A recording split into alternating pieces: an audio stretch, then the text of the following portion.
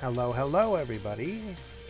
Just finishing up a few of the back-end pre-tournament things that need to get done to make sure it launches properly. So please be patient and kind. Appreciate it.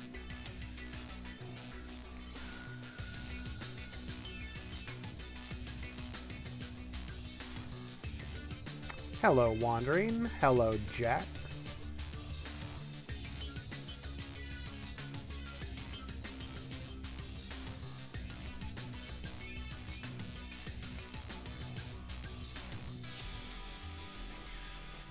Should be just a couple minutes. Right at the beginning, or right at the end, rather, of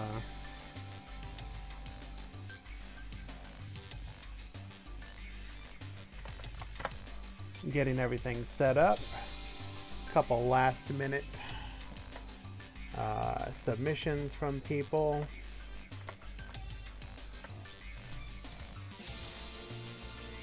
You know how it goes. Nobody can get anything submitted properly on their own. Ooh, looking like we're gonna have some decent turnout today as well. That's good.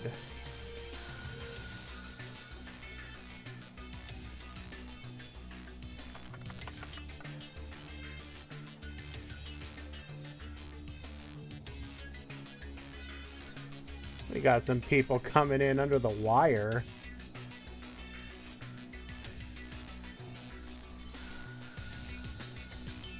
The real sweaty is getting your deck list under the 10 o'clock time limit.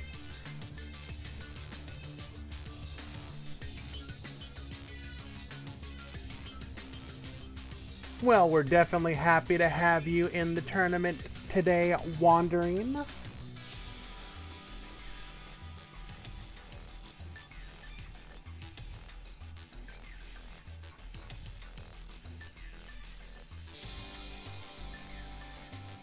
Hello, Akirik.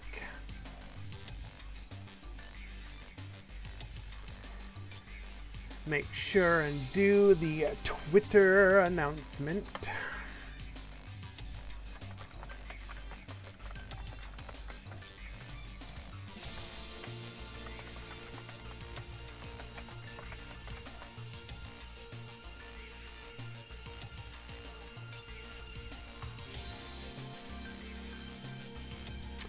Alright, looks like the 10 o'clock timer has passed.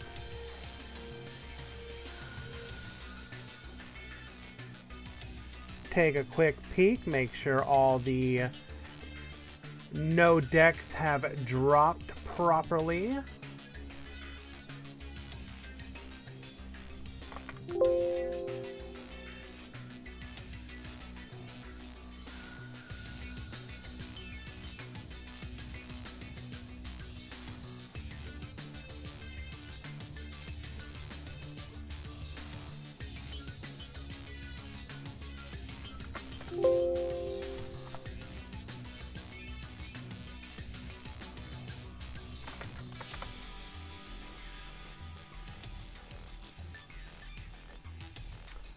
Evangelion, I will get to you in just a moment. I do apologize. We are right at the point where we need to get the tournament started, so...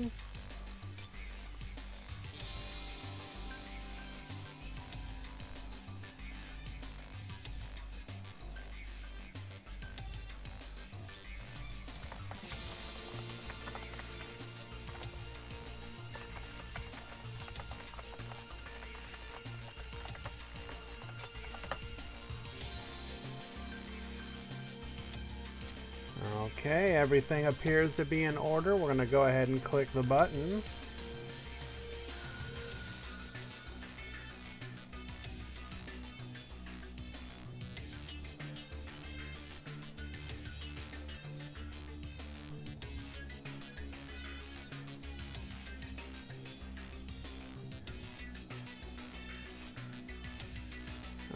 Okay, the tournament has officially begun.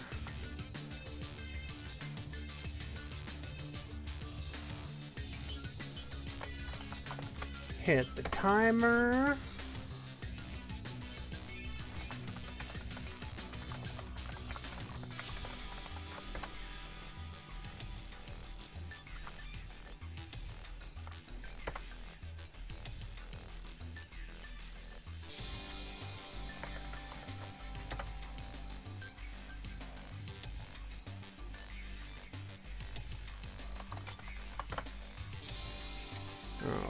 Okay. Make sure this is gonna work. Perfect.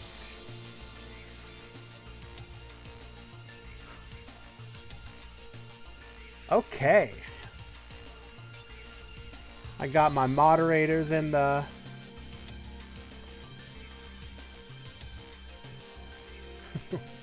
got my moderator team with me today. It looks like it's going to be Metal Overdrive and who?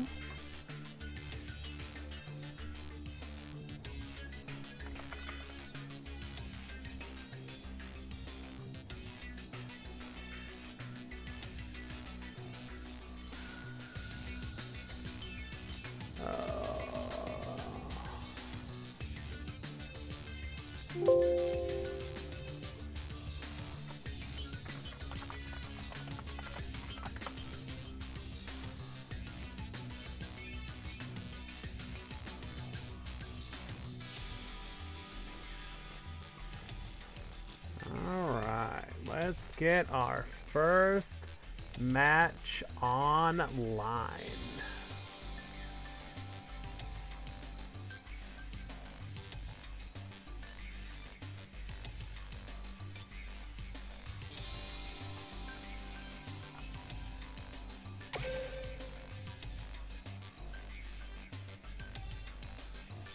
Okay, got ourselves a matchup.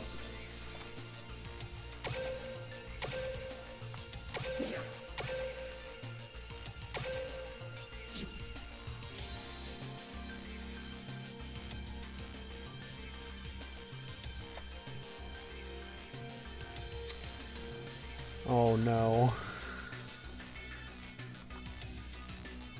Oh no. Baby girl, what is you doing? Alright, we have a different matchup. We're gonna go to this one first. Playing on a different version. Oh, don't tell me there was an update and I didn't even notice.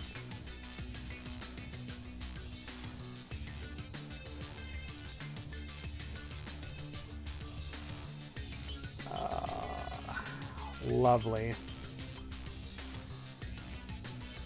Well, we need to go ahead and update really quick.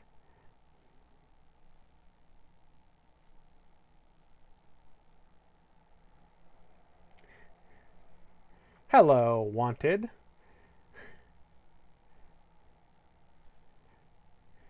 Now I'm the bad one.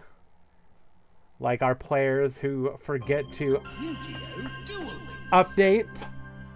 Streamer man forgets to update.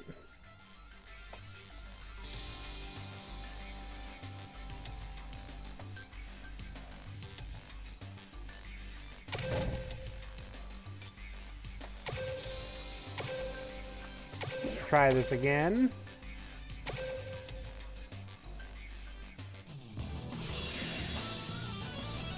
Am I British? No.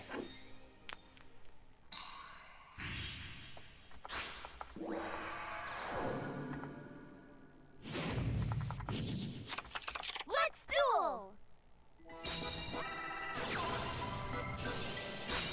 Okay, we are gonna start off with a toy vendor discarding Fiendish Rhino, drawing Elemental Hero Neos. Well, we appear to be watching the Darkness Special.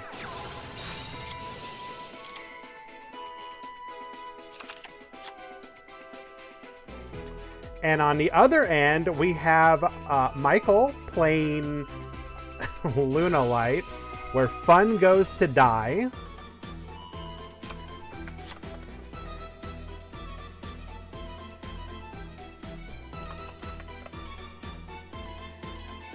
We're going to go ahead and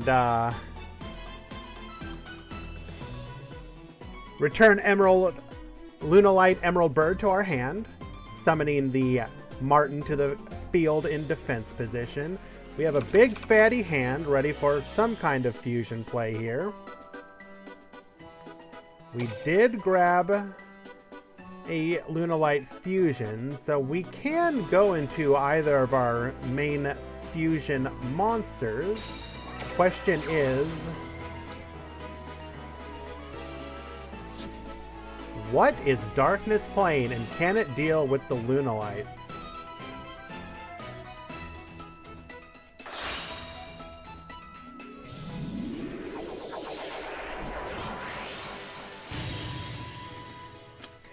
We are going to go into Saber Dancer. Saber Dancer, of course, being untargetable, which means that whatever Darkness is going to do is going to have to be able to beat over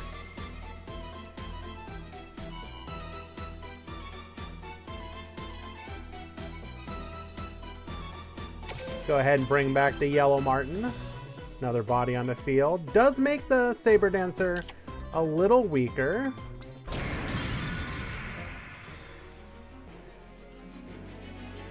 Edge Imp Frightfuloid. So it can just become a big boy. We're going to go ahead and normal summon Tour Guide because sure, why not? Does Fiendish Rhino have any... Are we running anything in deck that can deal with...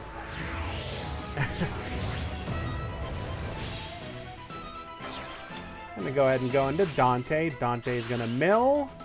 We mill a Neos Fusion, Frightfur Fusion, and a Fluffle Bear.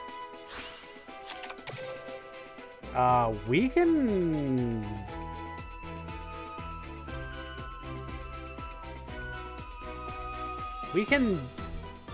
What are we doing here? So it's just about making big beaters, right? We can... Are there any Frightfurs that can get big enough by themselves? Most of them need the boost. Dante is going to go to defense mode here after attacking. How many players today? I think it was around 50. We're going to activate another Tenki, get another search going. White Rabbit, that will bring a monster back from our graveyard. Additional fodder for a fusion play. Don't really worry, don't have any real concern with that back row.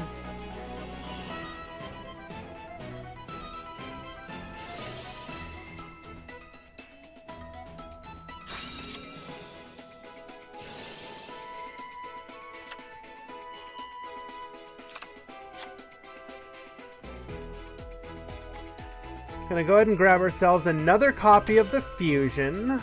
Now, we are level 1 and level 4, so we can't do a Malevolent Sin play, so we are gonna have to go for a Fusion. However, at this point, we're just gonna make 2 big Chungus Saber Dancers, probably. No, wait, well, now we can just go into the Malevolent Sin play.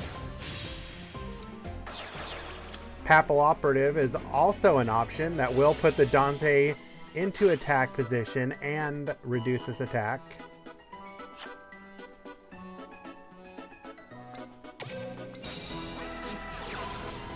And that's just going to be game. Whatever that deck was, we did not get to see what its actual potential was in game number 1. Perhaps Darkness can enlighten us in game number 2.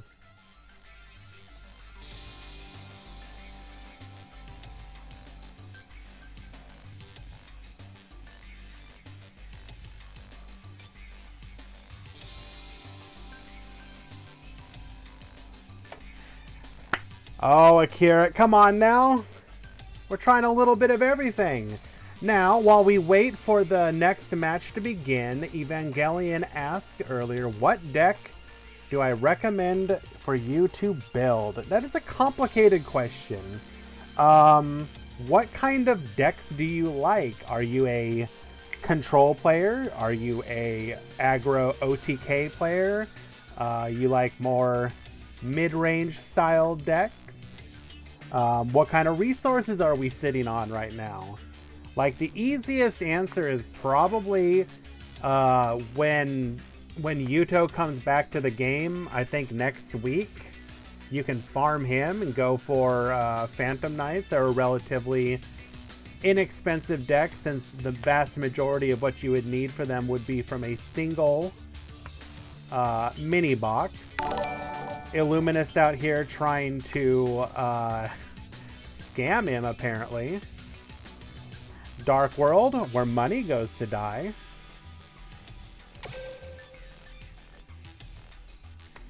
Yes, if you enjoy shoveling money into a pit from which nothing will come out and you will gain nothing, then definitely consider Dark World.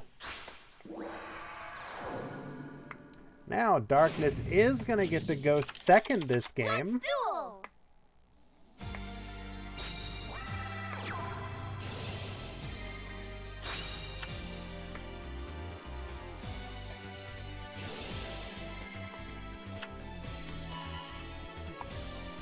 Incidentally, good to see you again, Illuminous. It's been a while. I believe I saw you in the most recent DLE stream when you made your triumphant return.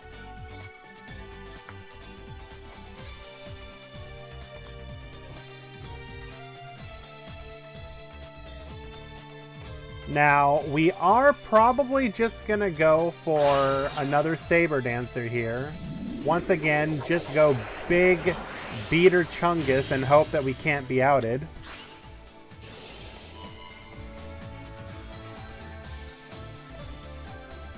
Now, traditional Fluffles can get over 3,400 with their... Okay, Neos Fusion is not going to do it unless we have a really interesting play. This doesn't deal with the Saber Dancer.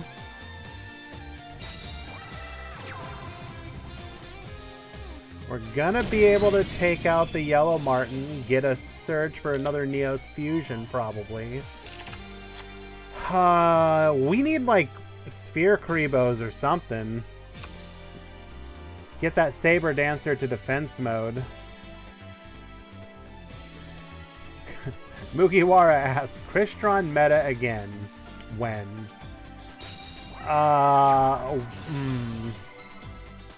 Is there a time that would make sense to bring Crystrons back or give them some new support? We got a good chunk of their support, didn't we?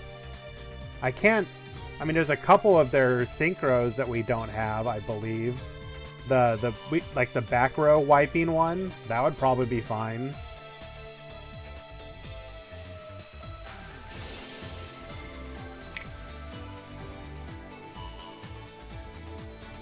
We're gonna probably see another Papillon Operative play here.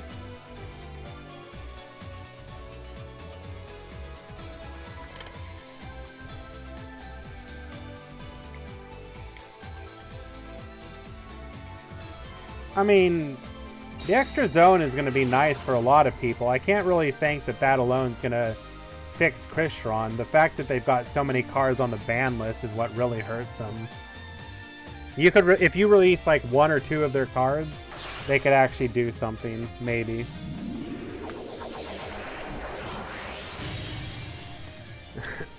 Cat Dancer, we're going to go ahead and reduce that Neos down to 0 attack. We're going to enable ourselves a double attack and just go straight in. This is lethal outside of exactly a Sphere Karibo, or... And we're just dead.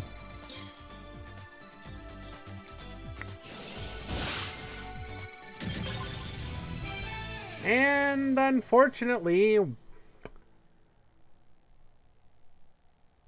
that's just it. We did not really get to see what it was that Darkness was going for there. Some sort of Neos fusion amalgam with fiends and frightfurs. Ah, well. Good try anyways, Darkness. Appreciate you. Let us go ahead and find another match. Ooh.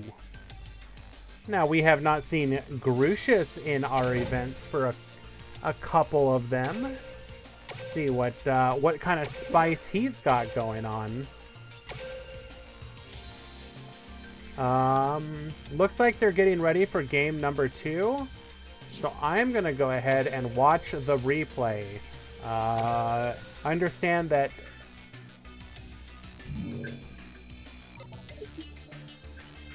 Grucius did win this one.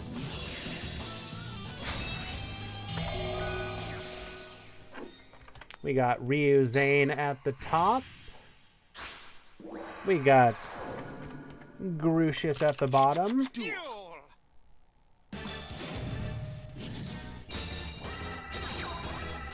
We are playing 30 card Ancient Gear Battle Ready versus what appears to be Gandora. Ancient Gear frame, discarding box for a copy of Ancient Gear. We're just gonna attack in. We have prep defense, Karma Cut to remove it, and then Ancient Gear for game. So, prep defense cannot be destroyed the turn that it is summoned. However, Karma Cut deals with that real efficiently. 30 card Ancient Gear. What are we doing here?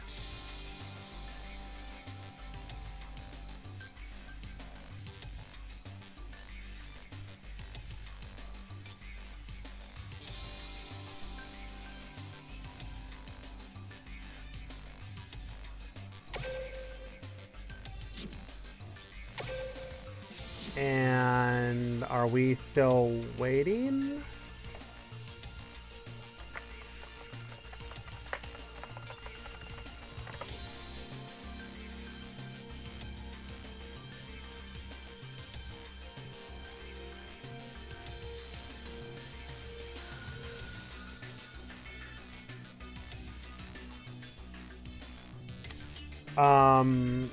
We appear to have a shadow game here if they're not playing.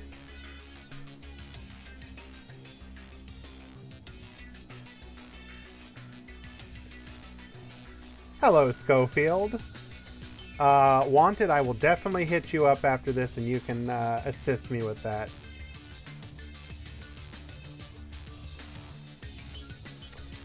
Well, I think we're going to have to dip out of this one because they appear to be in a shadow game. Let us find another one.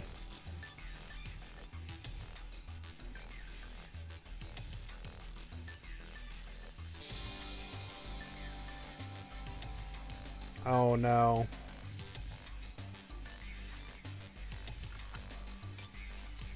So, I have another one that will make certain people happy.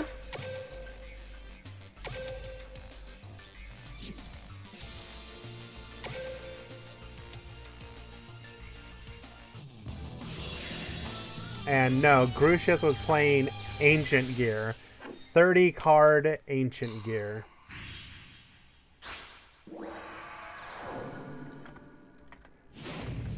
We got Shaft versus Ovada. And Ovada is currently up a game. Hey, Akirik! You love to see it, bro.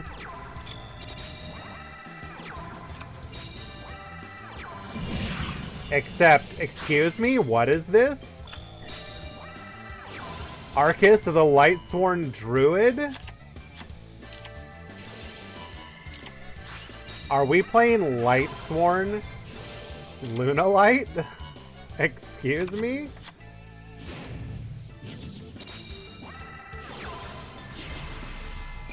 And we Book of Mooned our own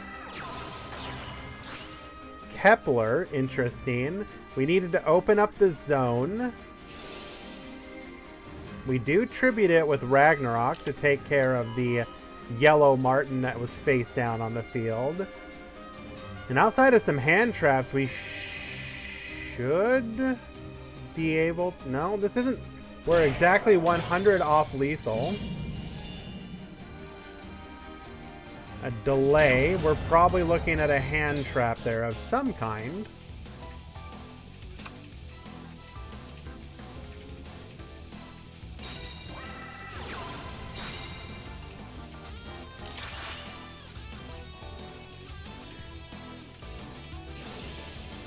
We activate Solar Recharge, sending our Arcus, milling Yellow Martin and Fusion.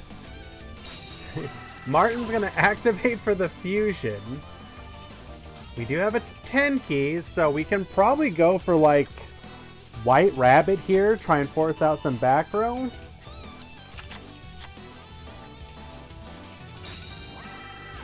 We're just going to hard open or hard activate our Fusion.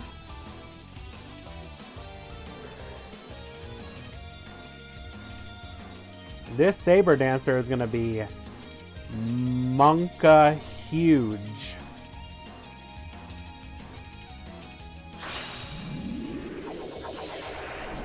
We send double Crimson and a White Rabbit. We're going to be able to put both of those monsters to 0, and a connecting attack will be lethal, cannot target. However, Bottomless Trap Hole just says no.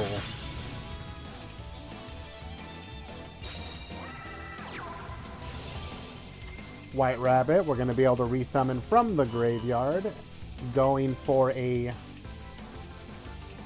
copy of the Crimson Fox again. Probably going to bounce the rabbit after hitting this back row. We cannot target due to the protection from Crimson Fox.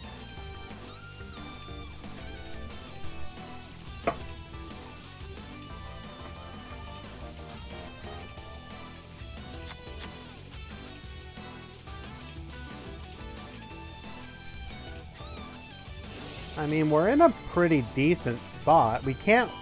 Oh wait, what am I talking about? We're in serious danger zone. Never mind. So by putting these both down to 0, if that was a Book of Moon, we could not book ourselves to protect us.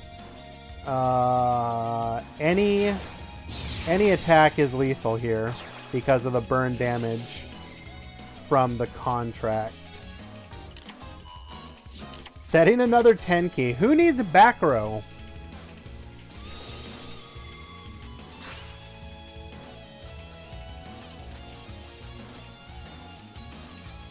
We need like exactly a hand trap again. And we're dead.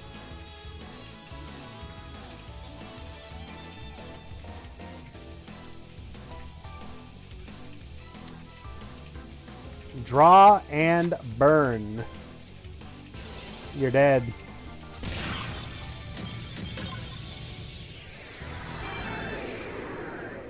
We now have a 1-1 game.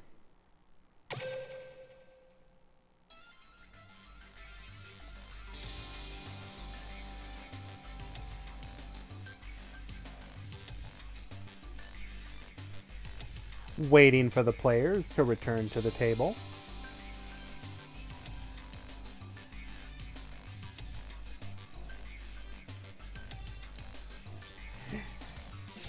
Don't get me wrong, I'm not particularly a fan of Lunalight, but it is interesting to see what these players are doing to innovate. Like, Lightsworn Lunalight, interesting. We're really working overtime to deal with the many hits that the deck has.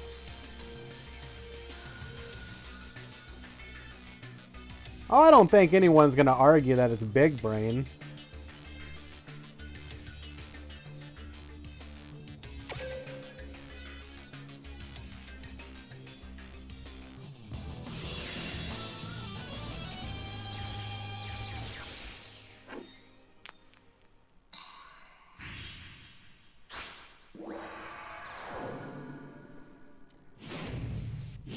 Once again, Lunas are going first.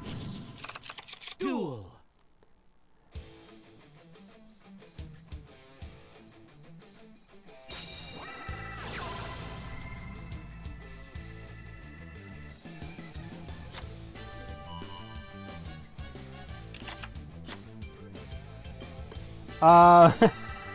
So there's one of our moderators, goes by the name Atlas, and he is also a big fan of Lunalights and will defend them. Trust me, combo Lunalights are real good, bro.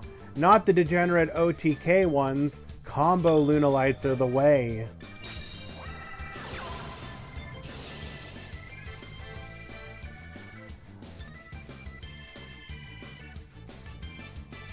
Yep, Atlas.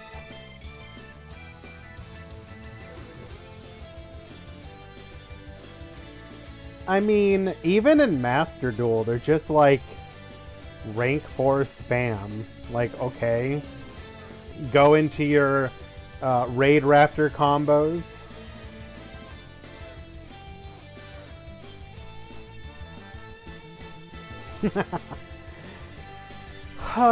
So can we OTK here? You gotta figure most Lunas are probably playing some kind of hand trap. They're also using grit, so actually getting through that lethal damage can be exceedingly difficult.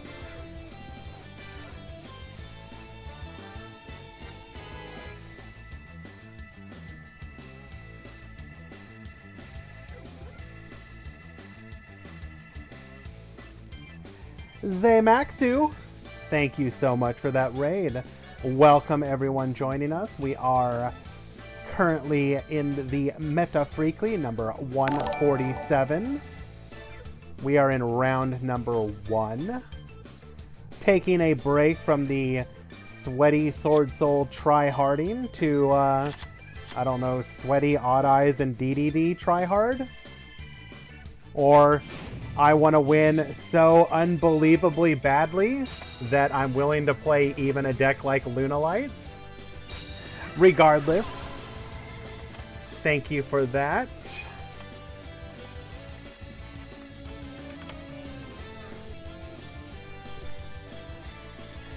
I see that you were also playing a little Duel Links. What were we doing? Were we doing a little bit of climb? Maybe enjoying the Duelist Kingdom event?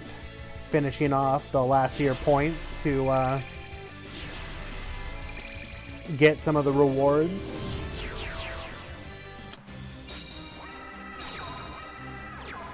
We are just going to wall up.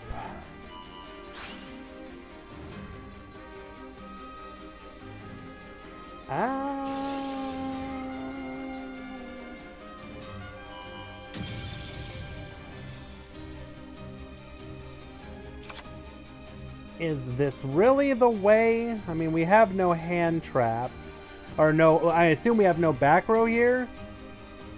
So we were really concerned about the crackback with a Lunalight fusion. Going into a Coach King Jan trainer. We are looking to draw here. We're looking for back row, and we do not find it.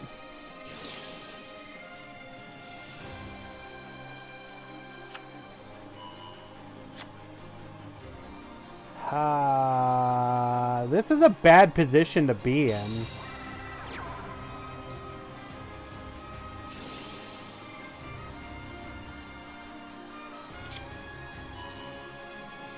We're gonna grab the witch. It's a little better, but still pretty dangerous.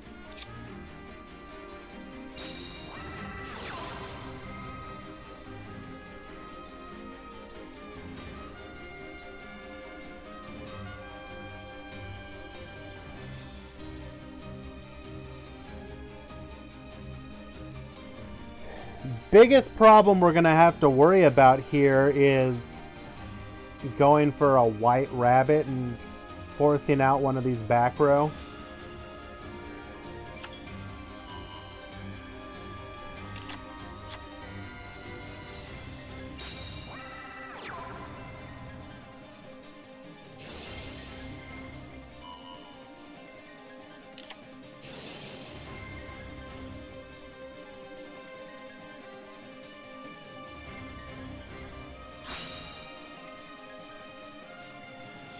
We're going to go ahead and take out the white rabbit.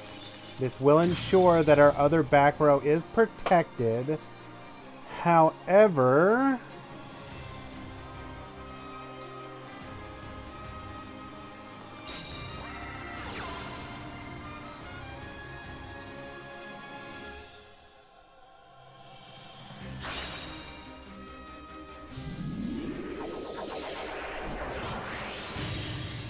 So we go into a cat dancer. That back row should, in theory, be able to protect us.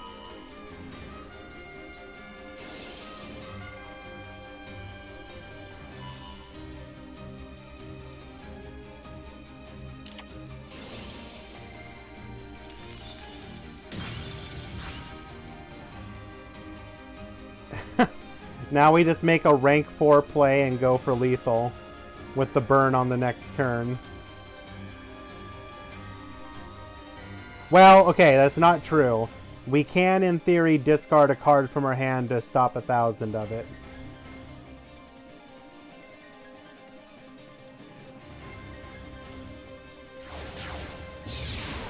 But we probably just go for Rebellion, right? Steal from the coach trainer.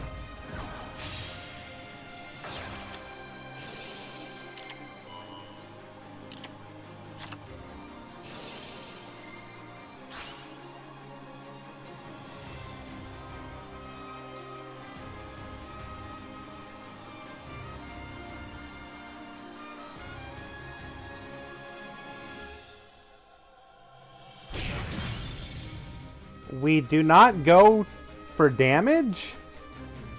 This feels like an incredible misplay.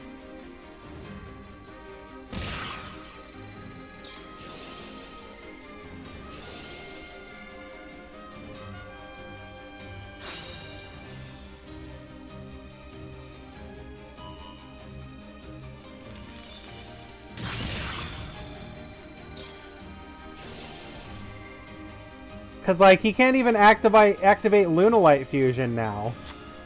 His back row's clogged.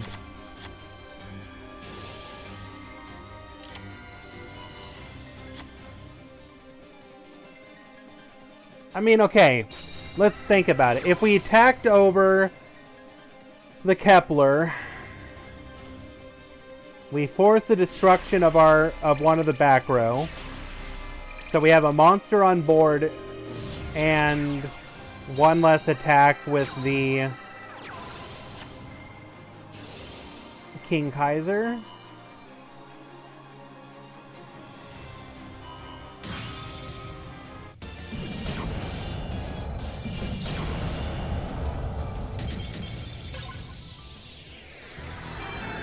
Yeah, I mean, but did he have to clog his own back row? I'm kind of confused what the purpose of activating that was. Or is it mandatory? Are we mandatory? You can. So we didn't even have to. We chose to clog ourselves. Regardless, that was a pretty good match. Congratulations, Obata. Reminder to Shaft, if you are hearing this, we are doing top 4, or excuse me, top 4. We're doing 4 rounds, top 16, which means all X1s will make it. So even with a round 1 loss, you can still win it out.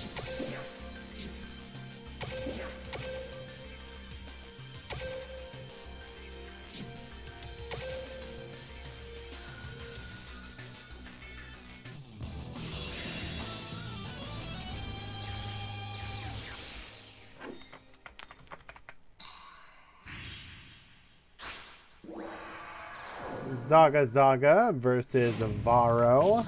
Both players are currently up a game. Duel. Card of the Soul. Wait a second. Excuse me? Today I learned you can Card of the Soul for the Doom King. Armageddon. Excuse me?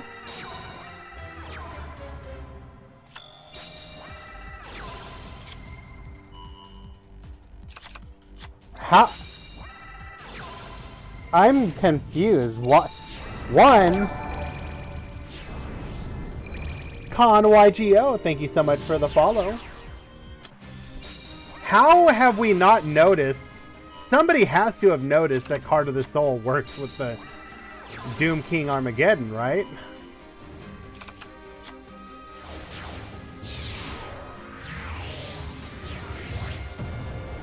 That's kind of funny.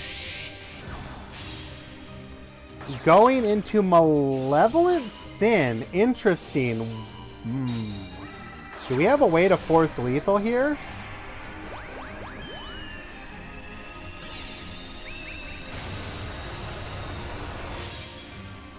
Going into Meteor Burst. Meteor Burst gonna bring out the Genkai Magician. We're gonna go even further beyond into the Ebon Illusion Magician.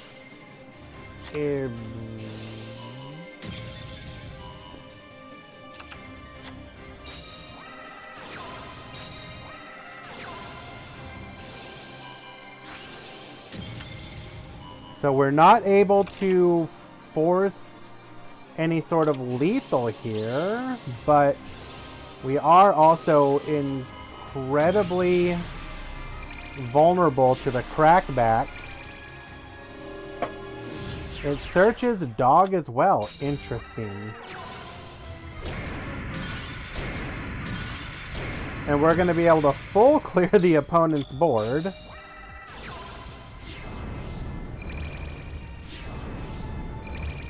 I think this is looking pretty bad for Varro.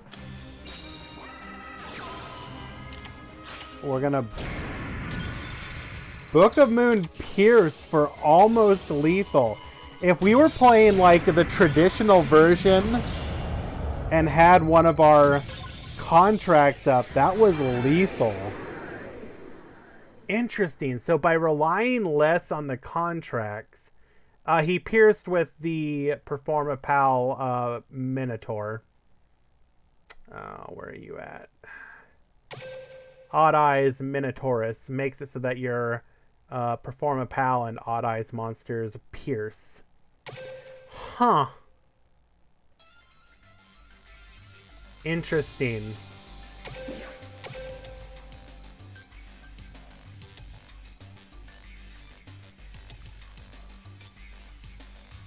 Yeah, it'll be interesting when we look at the deck list later and perhaps see if what that card's being run at. Is it just one or more? Looks like that was the final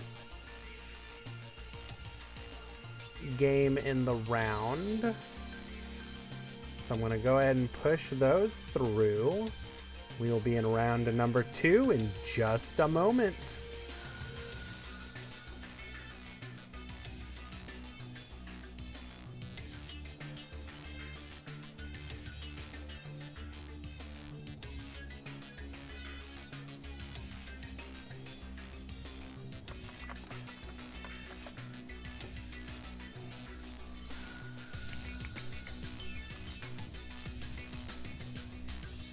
So what does that do? It gives us one additional way to get to our Doom King. We run 3 Kepler, 3 of the contracts at 6. So we have essentially 7 ways then, if it's being run at 1.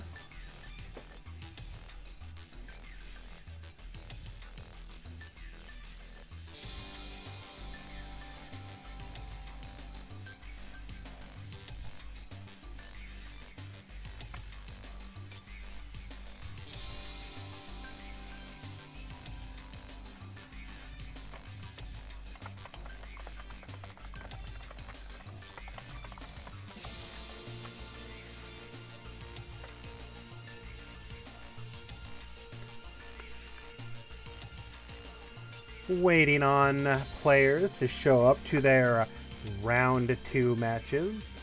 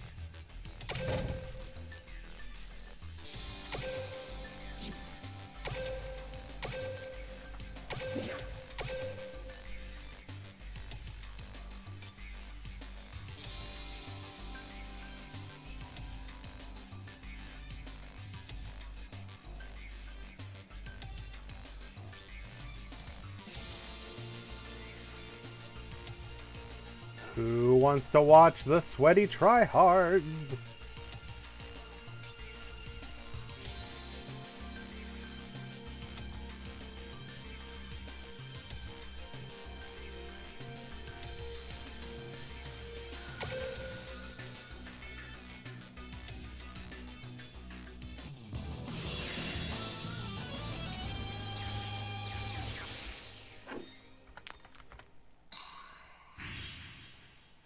We have Jax versus JYZU. Duel!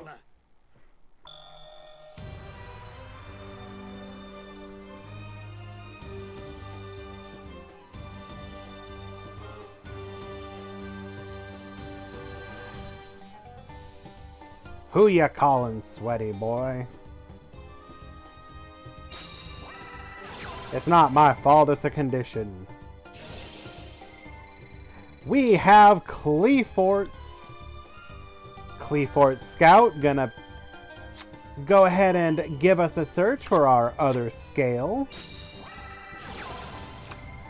We're gonna further extend with a copy of Summoner's Art. Hello?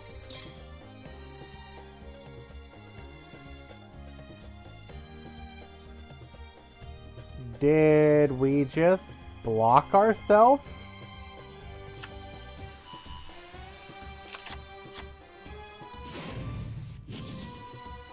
Oh! Interesting. Pendulum extra charge.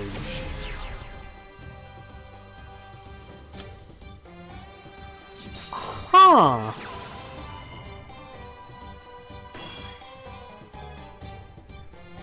So we get an additional search, we put it to our extra deck, which we can then immediately summon. Huh. That's kind of clever.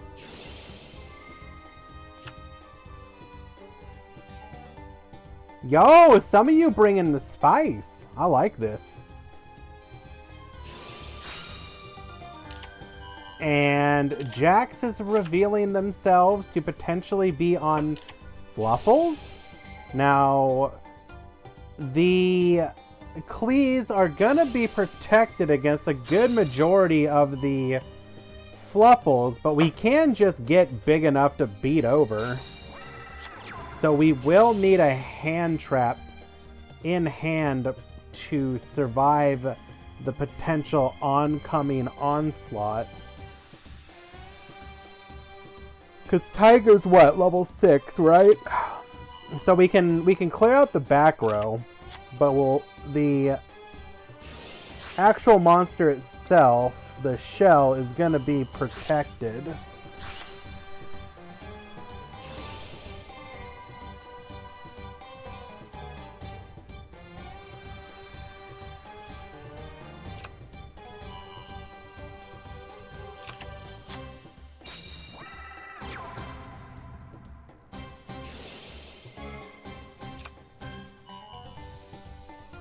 So we're going to go ahead and summon our Owl. Owl will search Polymerization. And away we go. Probably have a Cat in hand. Cat will allow us to extend further into an additional play afterwards. There's the Cat. Tiger get poppin'.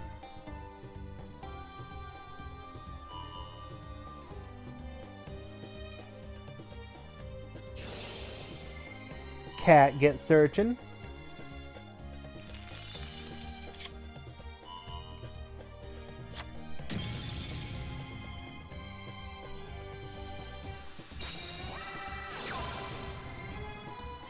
The second summon.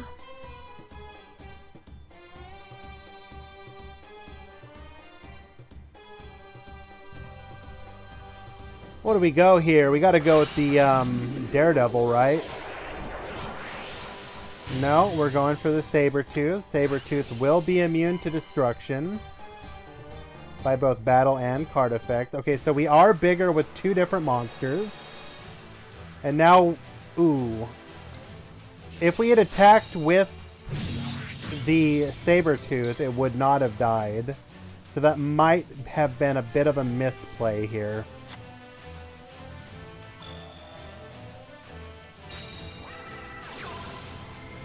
Yeah, that was definitely a misplay. The Sabertooth should have attacked because even in this scenario, it doesn't die and you still have the monsters on board. Like, because now all the shell has to do is attack here. That's going to remove some attack. No. Oh, we're just going to go for lethal.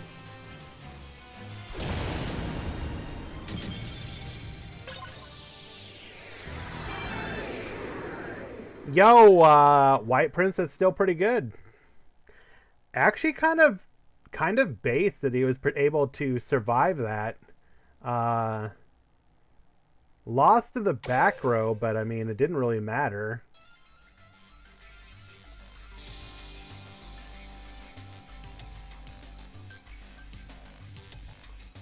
Yeah, and as Puzzle is saying, it was probably obvious that there was white. But, like, what do you do in that scenario? There's, like, not a lot you can do.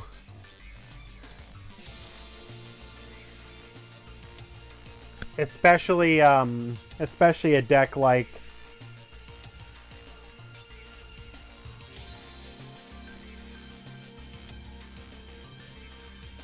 Fluffles, sorry about that. Had a mod call. Especially a deck like Fluffles, like... You don't really have a lot of plays beyond nuke the board and then attack a lot.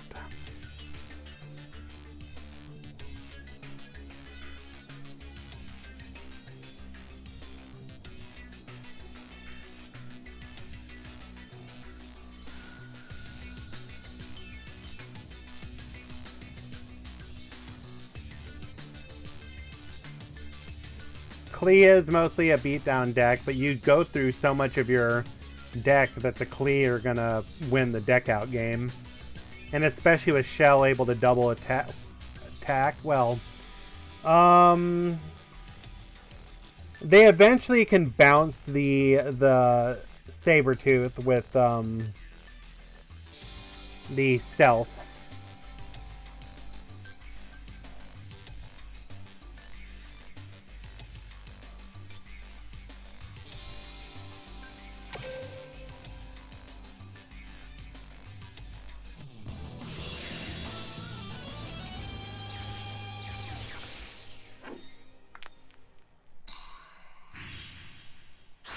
Yeah. Eventually, Klee will get the resources it needs and just go for game. Duel! Once again, Jax will be going second, so we'll have the opportunity to... I'm gonna have to try this, though. Klee extra charge.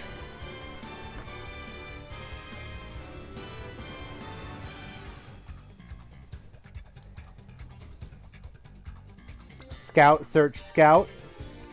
Play the scout. Scout, get searching. Get another one. Extra charge it to the extra deck.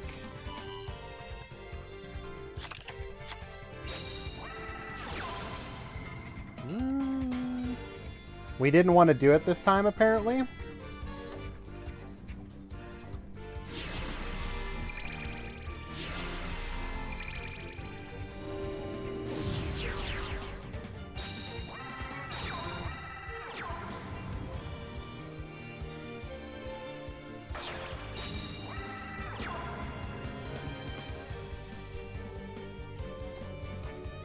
So we're going to go ahead and get a draw 2 off the monolith.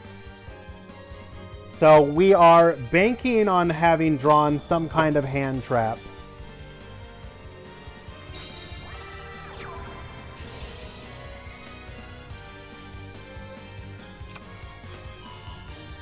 Doggo gets searching, gonna grab the bear, bear's gonna grab our vendor, and we are off to the races.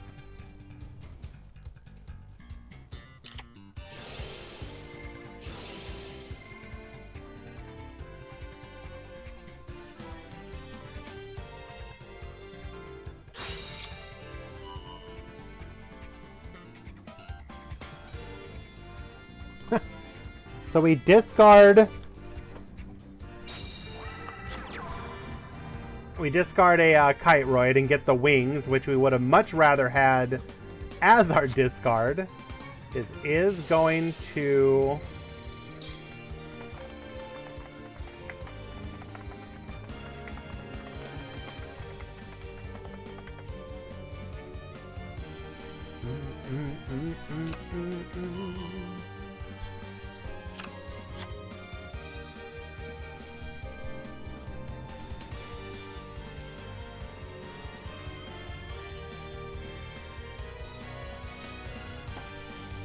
Now his extra charge should be live now.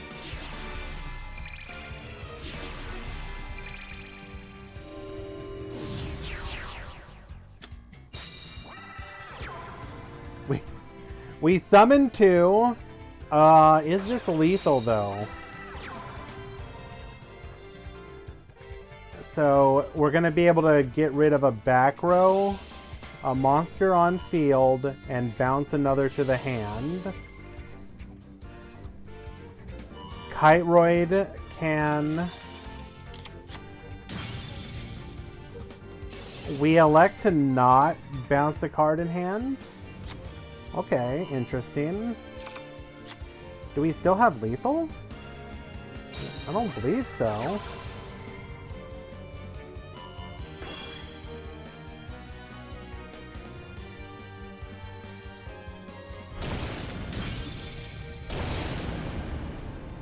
Oh. Wait, what?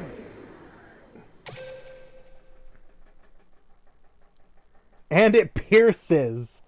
Oh my goodness, this boy does everything.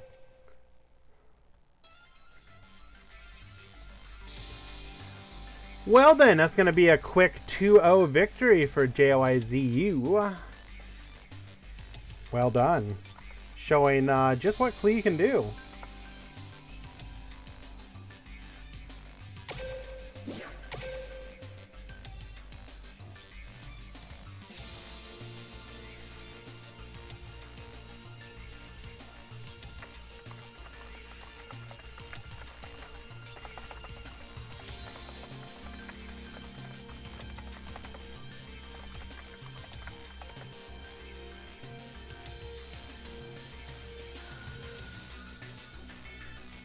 All right, let's see if we can find us another match.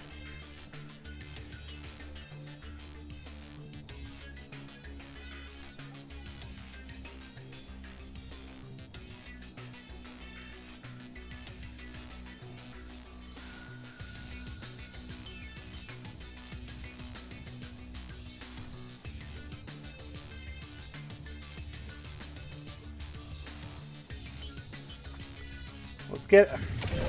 Which flavor of OTK do you like, my friends? Because I can tell you right now... Hello? Oh, new dual room. Okay. Because however you like it, there will be some OTKs going on here.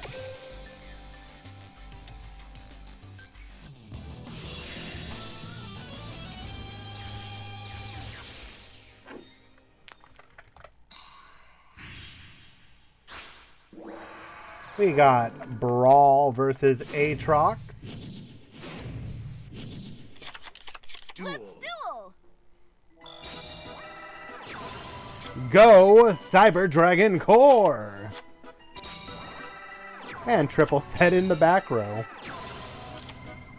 Can we survive the OTK?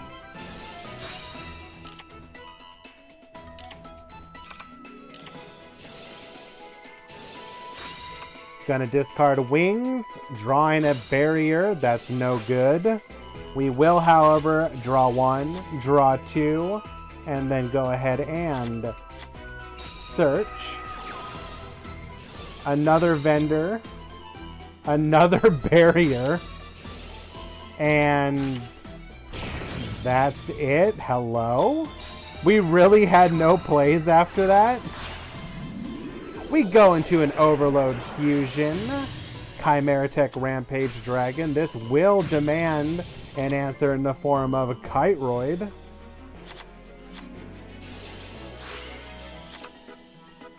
Attack 1, attack 2, attack 3, and lethal.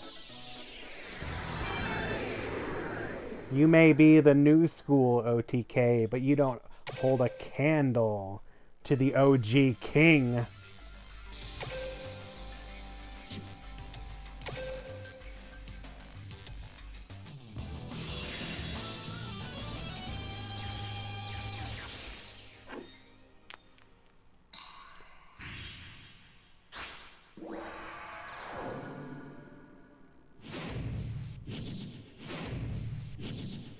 The most unbearable monster.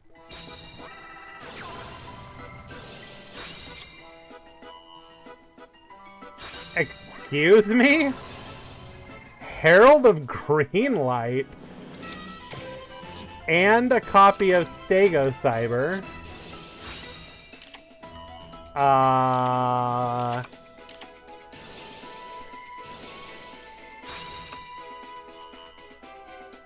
We are just whiffing on these.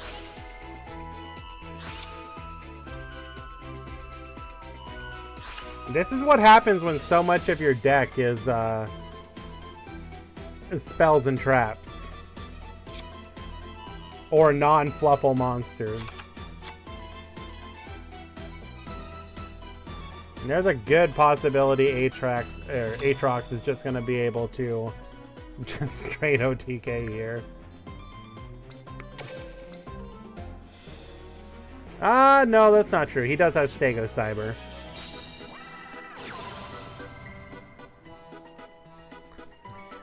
Stegocyber is interesting because even if you do discard it, it's similar to Kiteroid in that it's going to help make sure that you survive.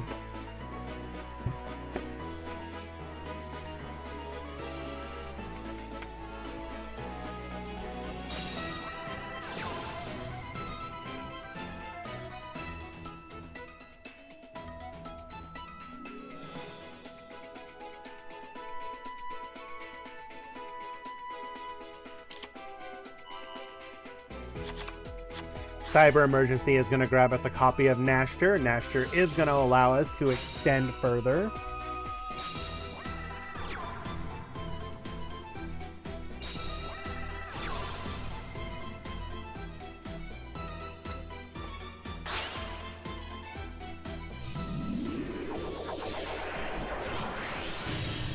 We're going to go into another Rampage Dragon. We're going to pop the Toy Vendor, which will get its search. Now we should be able to get in some chip damage, but I don't believe we can OTK here.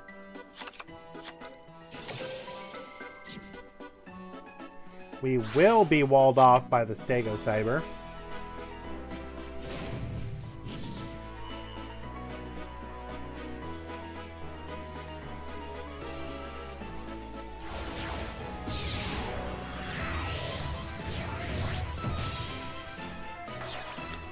We're going to go ahead and extend into the Nova. Nova's going to be able to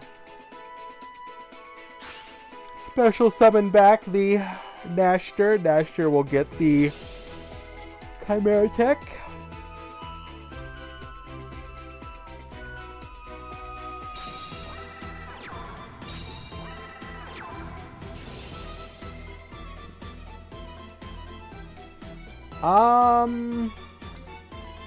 This will allow us to get lethal, though, because we can now beat over the Stegocyber with Nova.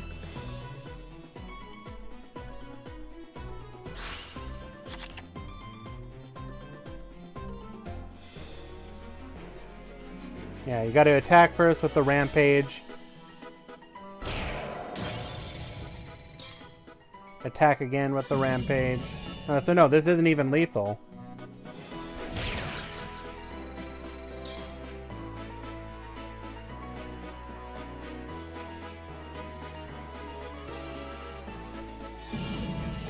Now we'll Stegocyber.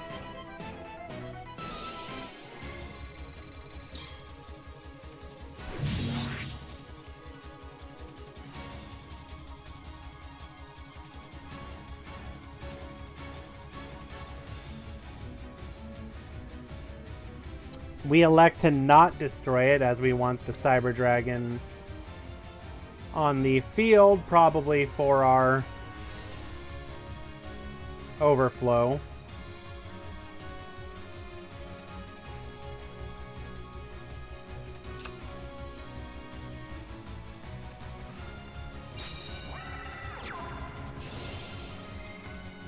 That is a good question. Now, sometimes the Fluffle players will play 1 or 2 Xyz, so there is potential that they could have a play that way. But the other possibility is that he is playing the skill that lets him just equip a monster onto the bear. So could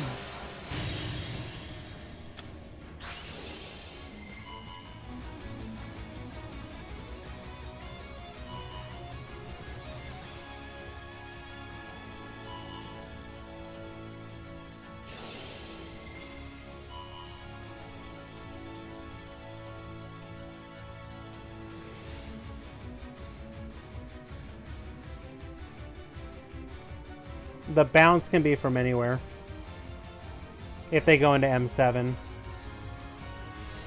If you're talking about the skill, yes, it's from the graveyard. But it makes you stronger. So you're going to be able to make the boy big. So we can wipe the board here.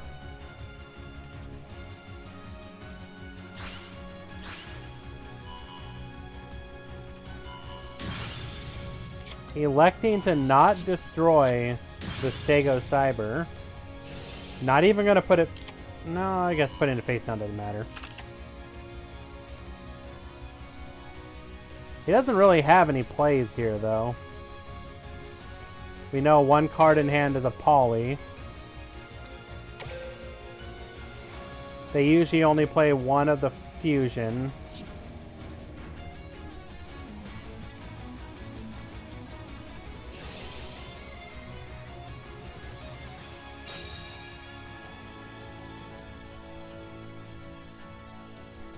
Wall up with the saber, okay. This is just... Well, we could be running low on monsters, I suppose.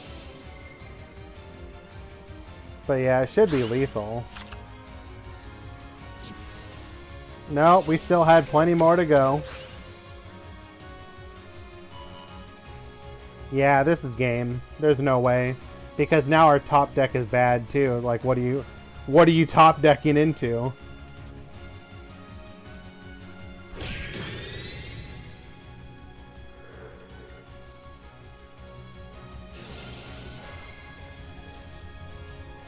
We are gonna baboose and then go in for lethal.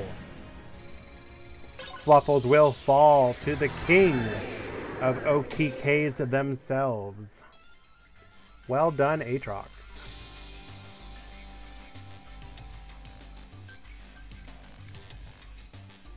Let us see.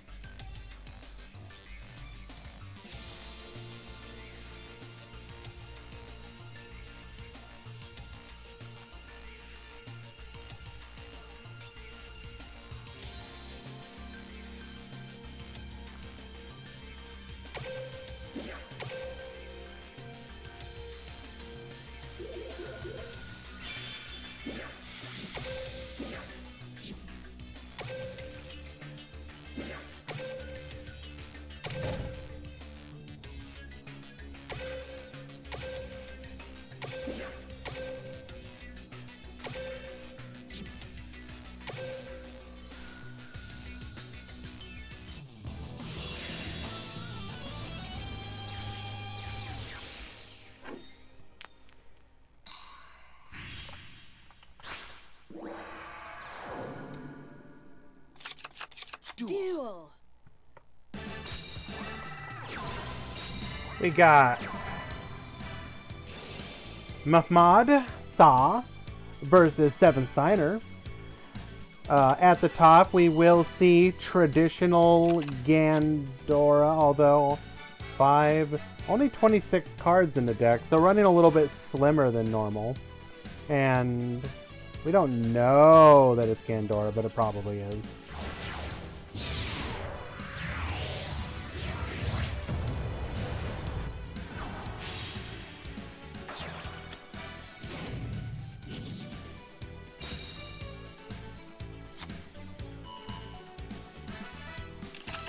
We grab a copy of Gandora. And we're going to go ahead and search for either Box or Kiteroid, whichever feels better to us. Now, both players here are actually 1-1, so they are aware of what the other is playing.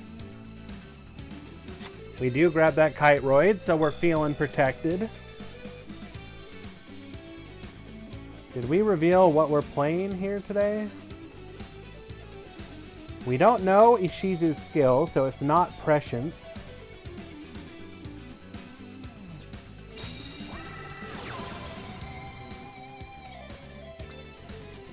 And another Cleafort.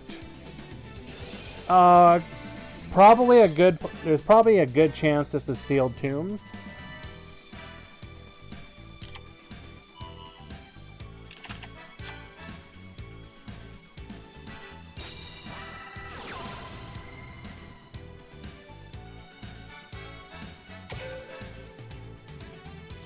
So we search a carrier, grabbing a monolith. We scale up. We're going to be able to get rid of the Gear Gigant here.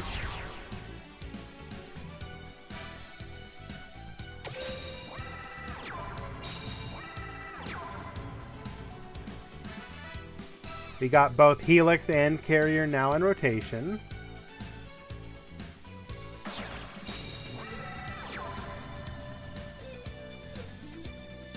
Grabbing a copy of Stealth, or rather Tribute Summoning.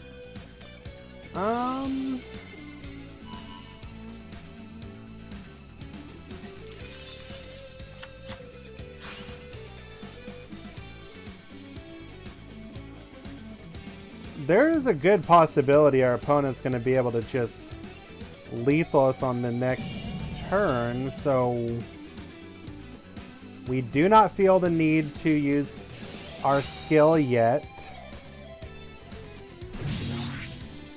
Also, that Kiteroid felt a little early.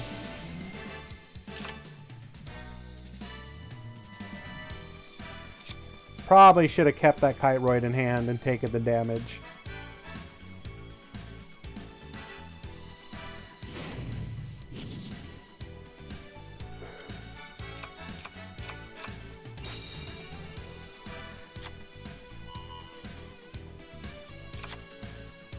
Gandora is in fact level 8.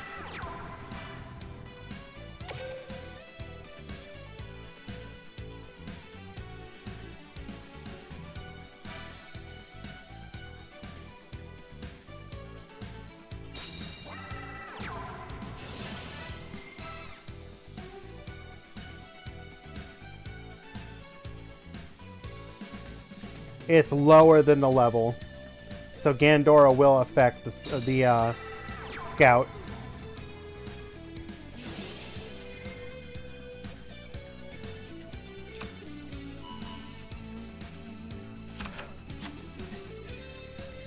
He may not feel comfortable going for it this turn yet, though. Because it will be kind of all in.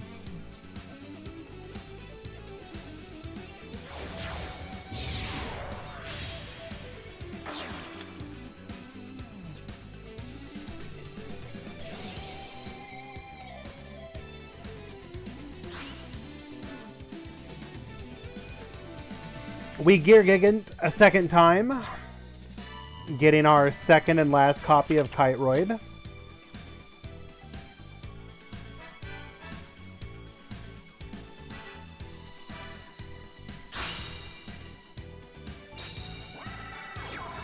Oh, we're gonna go for it.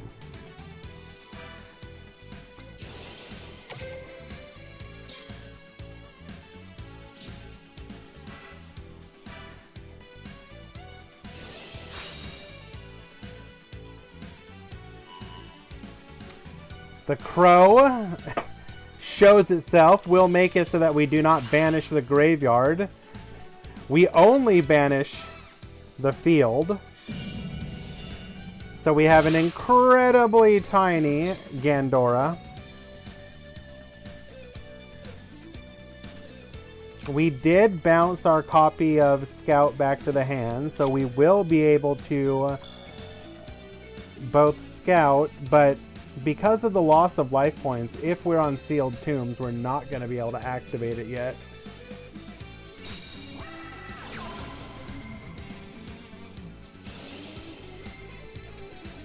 We would need one more activation to make it live.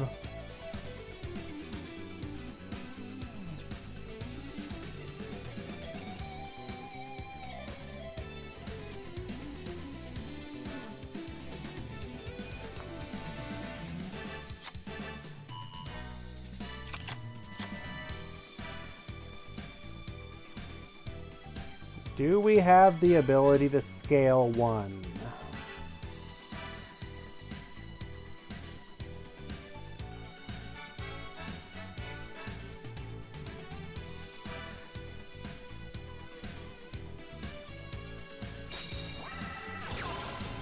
Our stealth will be able to scale here.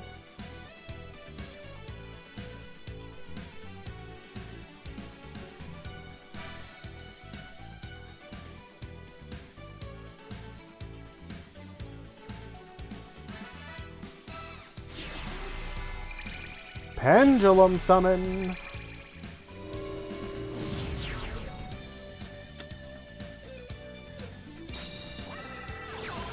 What do we got in our hand?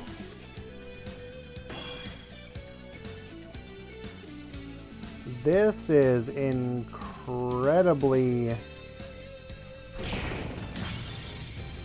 a very bad spot to be in.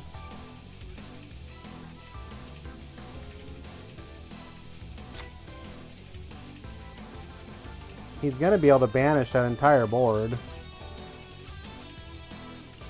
It will require the commitment of all of his resources, however.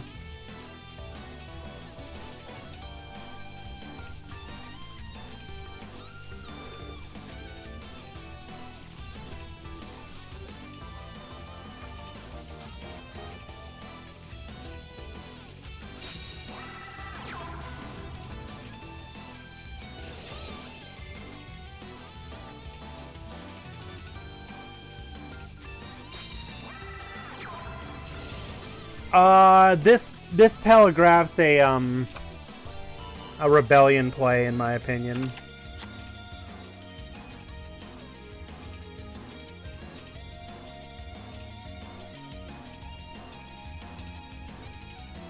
Well, not rebellion doesn't even work. He's immune.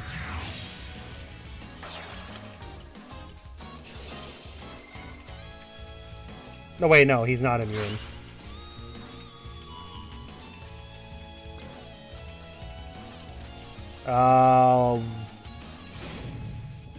Now we have to have like a hand trap, White Princess maybe. Would that even let us survive? That'd be minus 1200. We'd be 25, so that'd be 1300. White Princess would allow us to survive.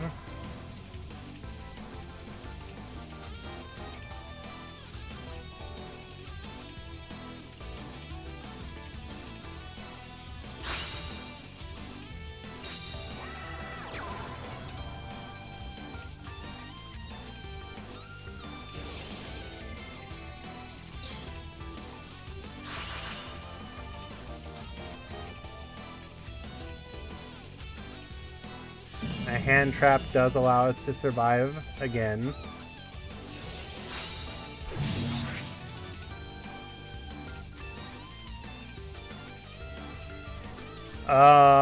Is there any way we can come back from this? Scout will do it. That is like exactly what we needed.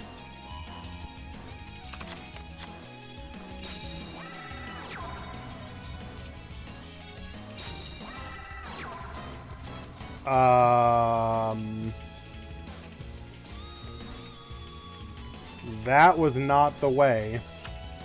What could that be?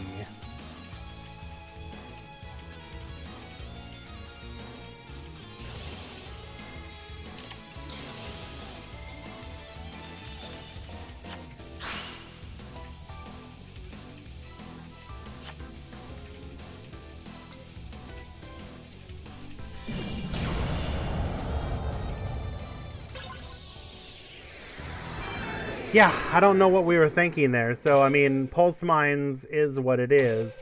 We went Scout, Search Helix.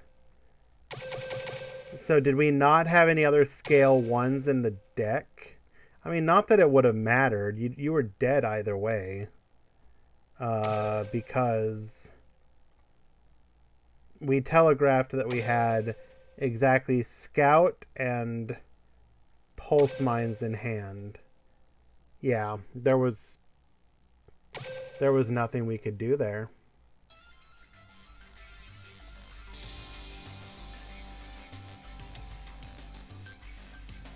Well played to both duelists.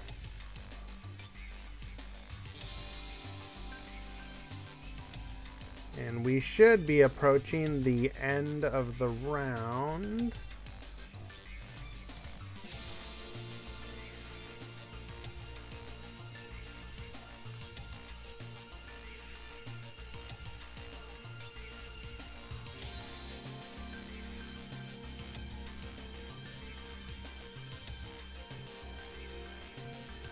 And do we have some people not reporting their games? Hello?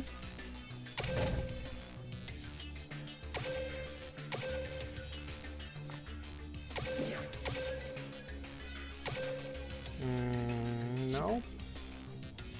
We're just only on game 1 somehow.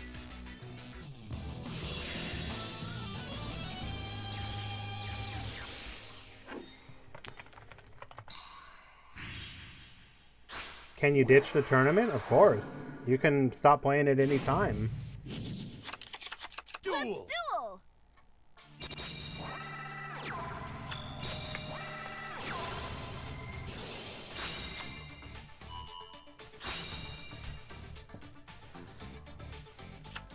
The number of times I'm seeing discard things that we need. Oh my goodness.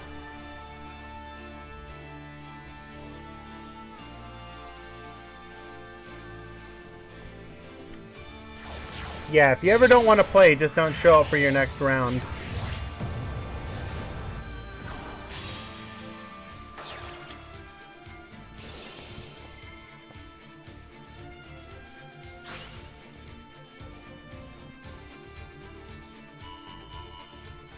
We want to take out the toy vendor. Are we gonna try and push for lethal? I don't think there's a way we can lethal here.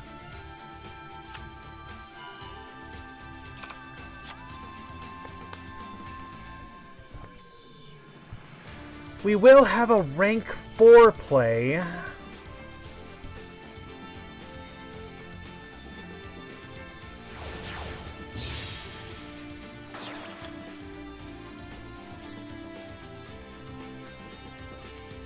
Yeah, if he had boots, or not boots, but gloves.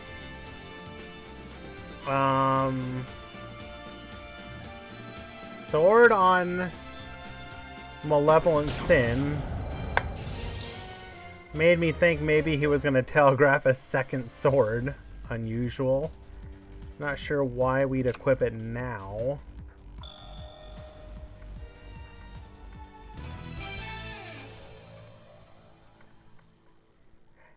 Regardless, Wandering will win. I believe both players are currently up a game.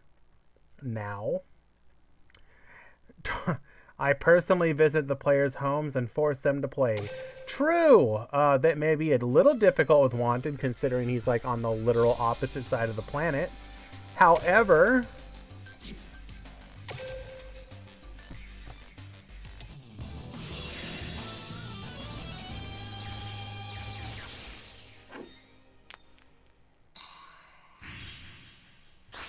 Darkness going second. Are we gonna get to see what your deck even is? Duel.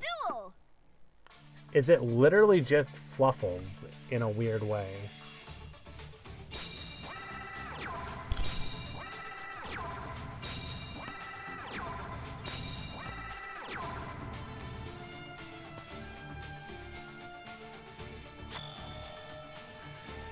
We get another full set and set one pass. Okay.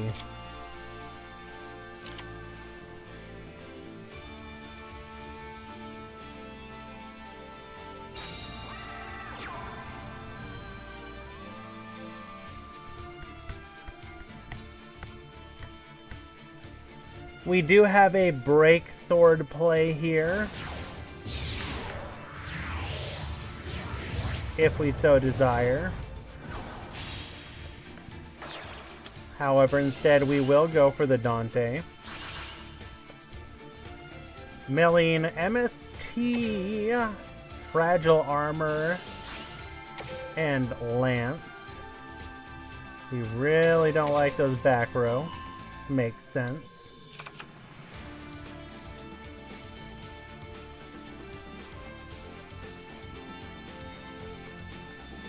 Don't have a lethal play here, though, so we will just get in.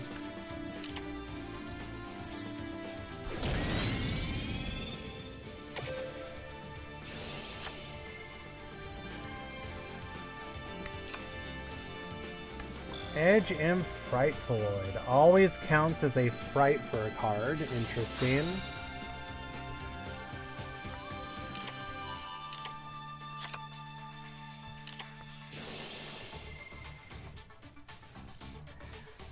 Toy Vendor, we have seen MST, so we might get a punish here. Discarding Necrofear, drawing and discarding Necrofear. To special summon a Necrofear. So we are on Frightfur, Fiend, Necrofear. What sort of abomination are you, my friend?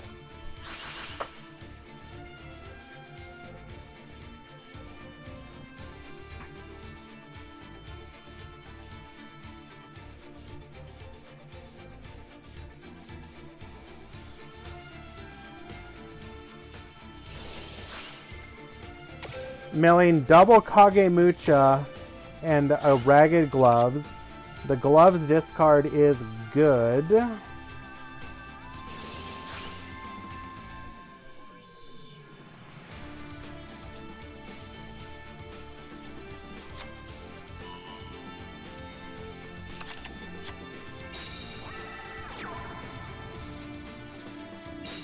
And we do have a copy of Boots in Hand. This will allow us to go into a Break Sword play. Break Sword can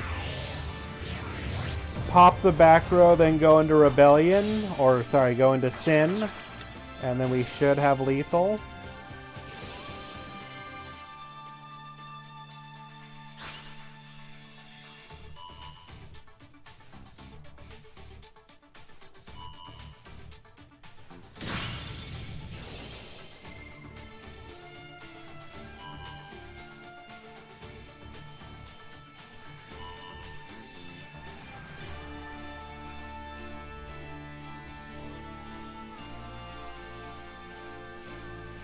After detaching, we can also either dump our swords or go for a search.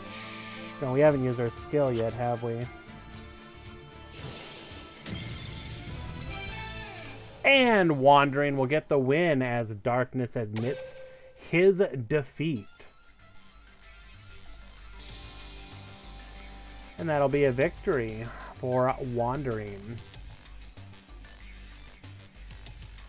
And it looks like, with the finishing of the other match in the round, we are done with round number 2.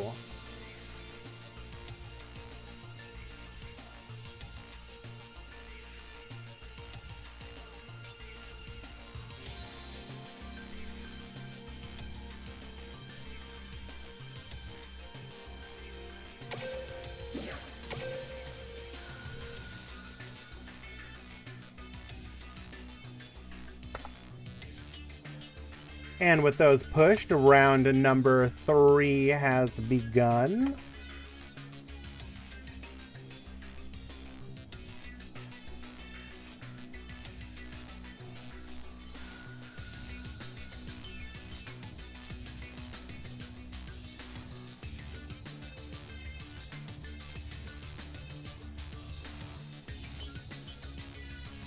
I will take this opportunity to use a quick restroom.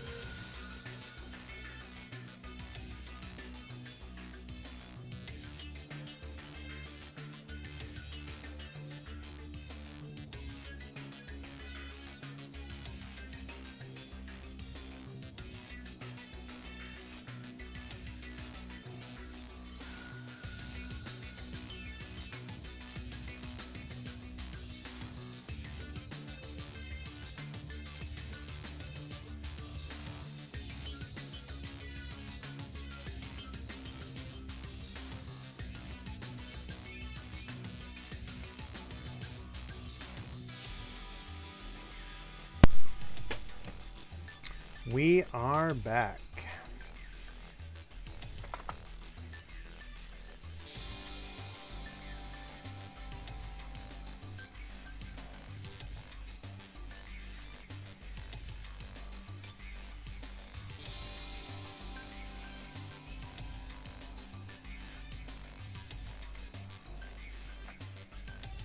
Ooh.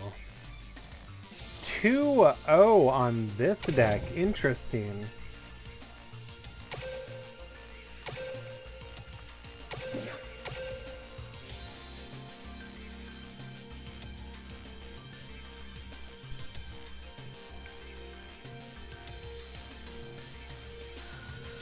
Is Harpy dead? From a competitive standpoint, yes. It is still a perfectly fine deck. If you take it into the ladder, you will definitely get King of Games very easily. But it has just finally been hit and crept enough that it can struggle against some of the top decks in the meta. Ironically enough, it has difficulty against decks that can swarm with bit. It's essentially the Blue Eyes problem. Harpies really struggled when Blue Eyes was meta. And now you have a deck like DDD, which is putting out big Chungus beaters just like Blue Eyes did, but even more consistently and easier. So it's the same problem, just with an accelerated timetable.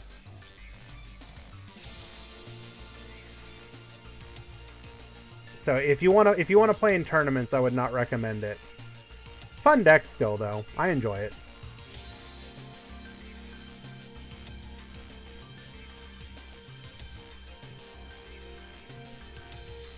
Waiting for the players to get on the table.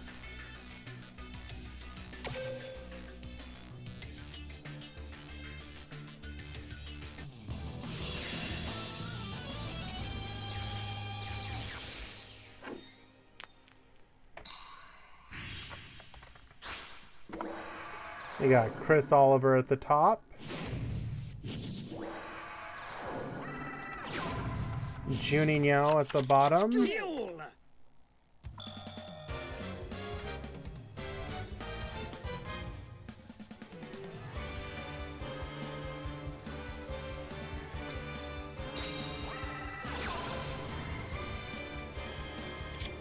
Both of these players are currently 2-0. Undefeated. Juninho was last week's Meta Weekly winner. He was playing Odd Eyes then as well.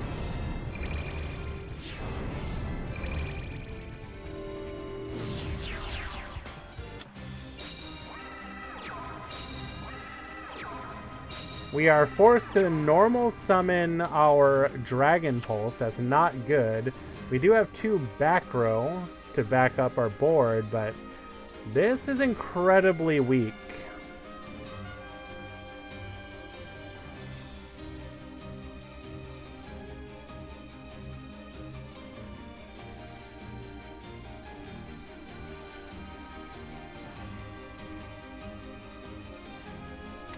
And Chris just passes.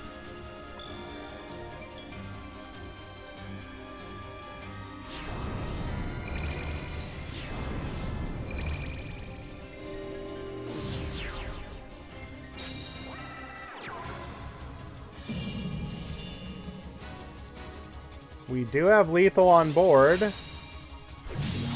Kiteroid will stop the first attack.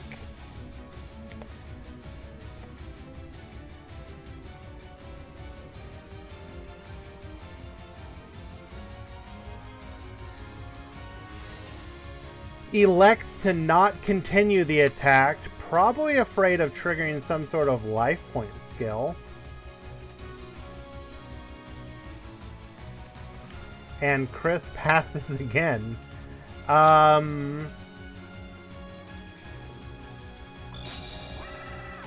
Must feel pretty...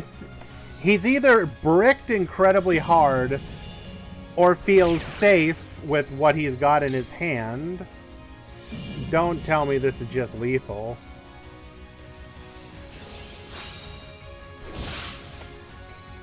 White Princess will keep this from being lethal damage while triggering whatever skill he's been looking for.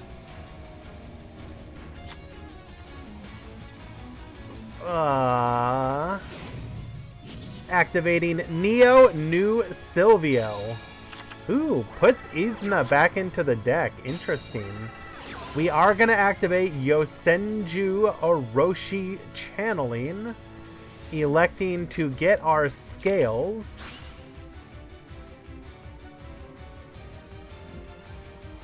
This is incredibly susceptible to any form of disruption.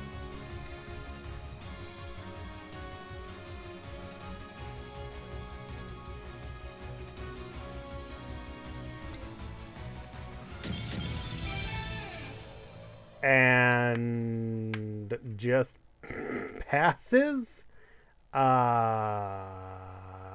Okay.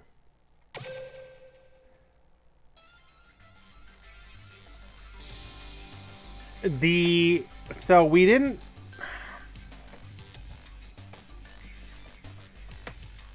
I mean, what are we concerned about?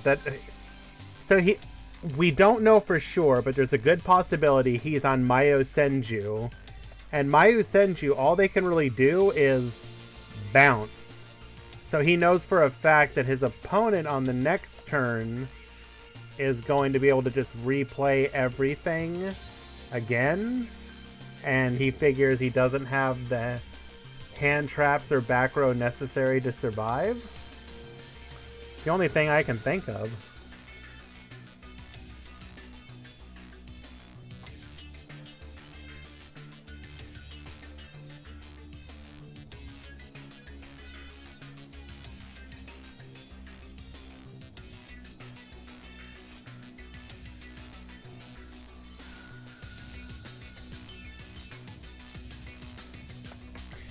I mean, even though that Odd Eyes board wasn't particularly intimidating, aside from the back row, you gave the Odd Eyes player way too many turns to set up his defenses and follow up, and you probably just figure, I don't know. I think you still should have tried, right? Like, what is your hand if you're not able to even try it? Huh.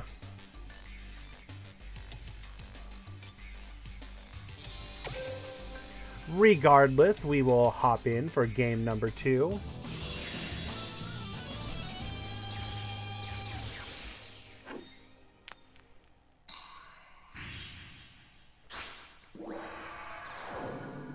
And Juninho will be going first this time. Duel.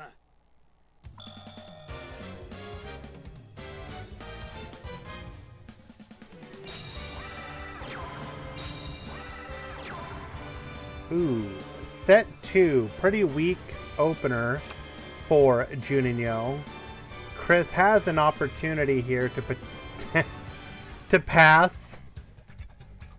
Ah, the Mayo Senju special.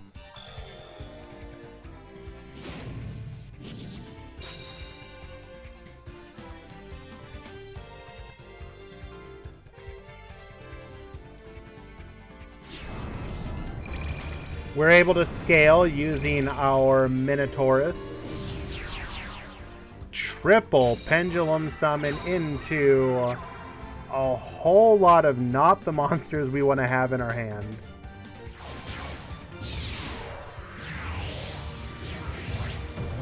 Good to see a roach here.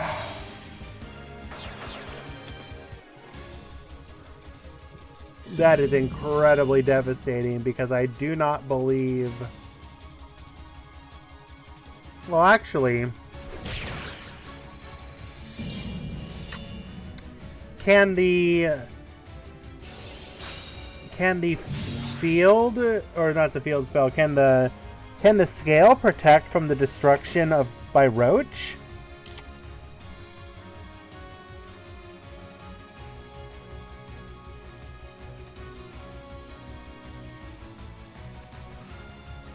And we pass again.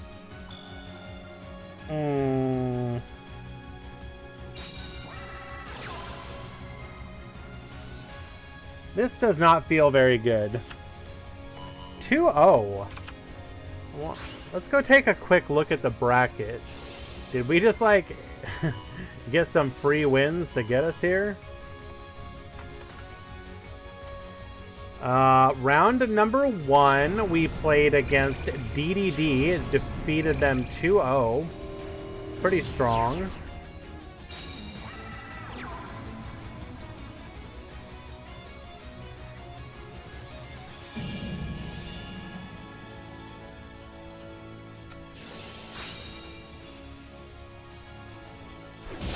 We're gonna go ahead and wipe. So we gotta have a hand of just hand traps, right?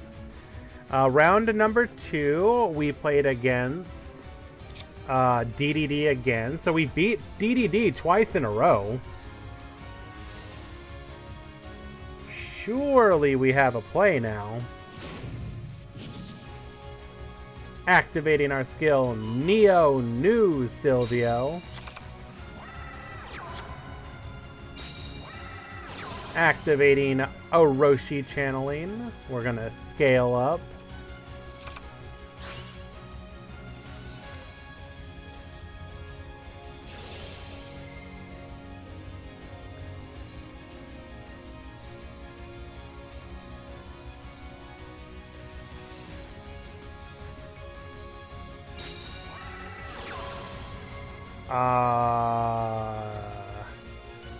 We have a second channeling. Shouldn't we have...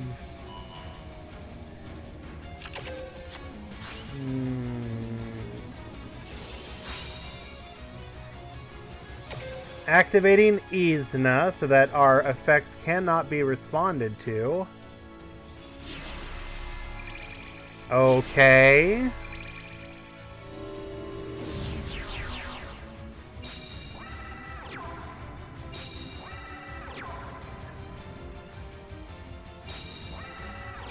Daibok, Hito, and Daibok.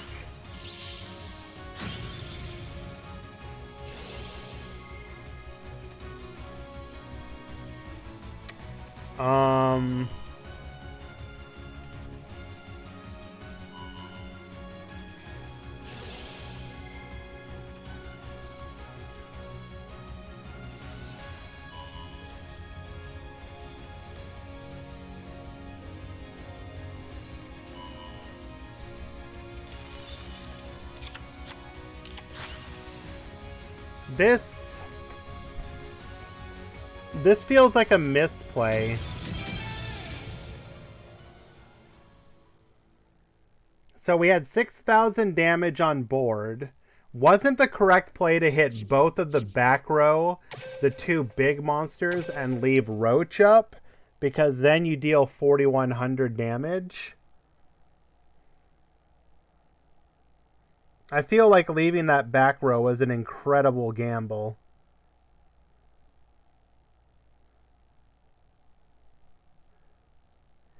Regardless, we tie it up 1-1. Hello, El Cyber Muerto.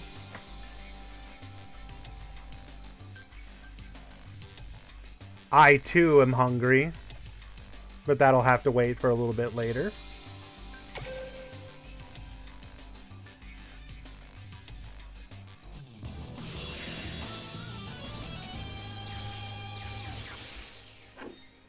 Game number 3. Once again, Chris will be going second. Can we make a play without having to pass?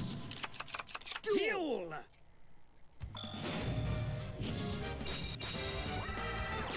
Ooh, but we are opening up incredibly well.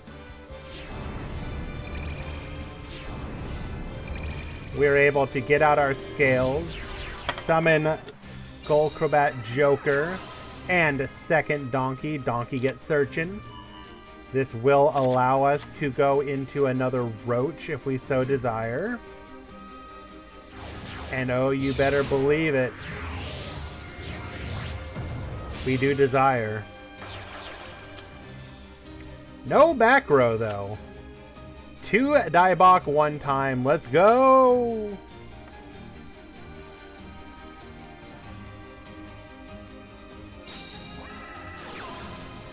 Oh. Oh. Hello? Are we doing it?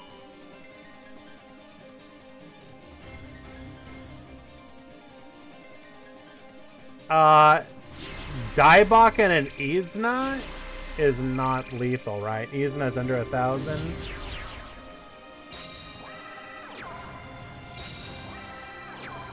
Why are we summoning the Hito, though?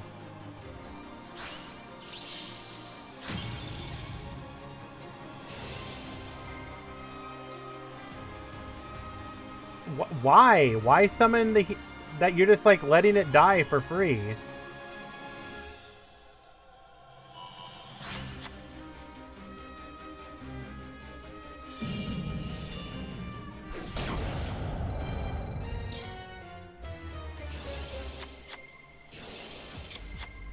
And we just... that last card in our hand has to be incredibly impactful, right? Why did we summon the Hito? That... you're just throwing resources away. I'm so confused.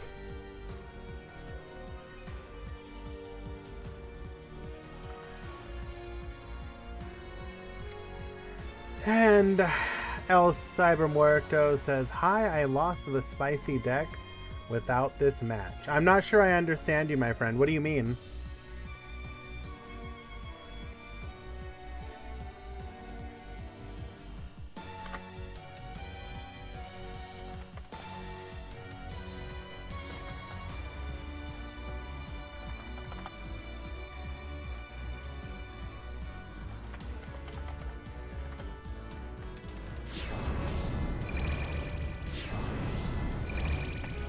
We'll Pendulum Summon.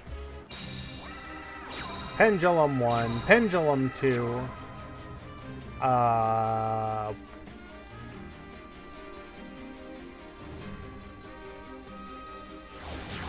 We're probably gonna go into the Doom Rider.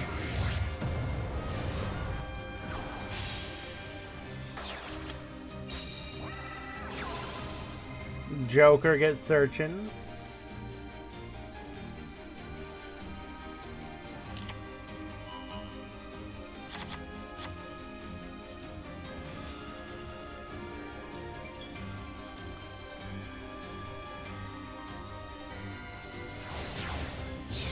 We're just gonna go back into Roach again.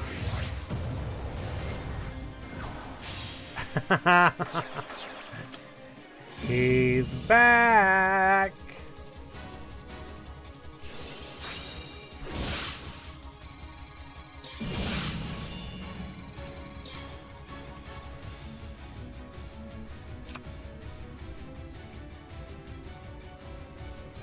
It got bounced.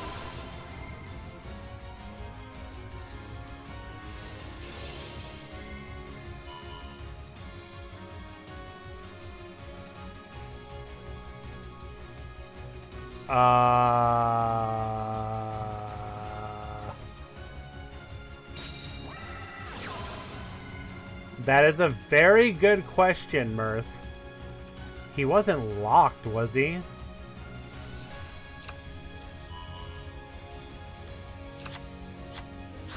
ICU, it was just shy of 50, I believe.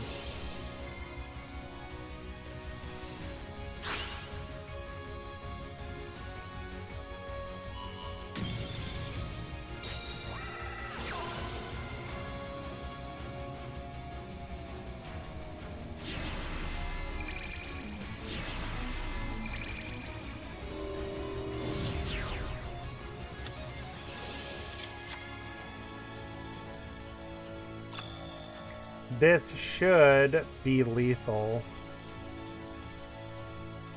He just needs one body on the board, and we know that there's nothing in hand to stop this.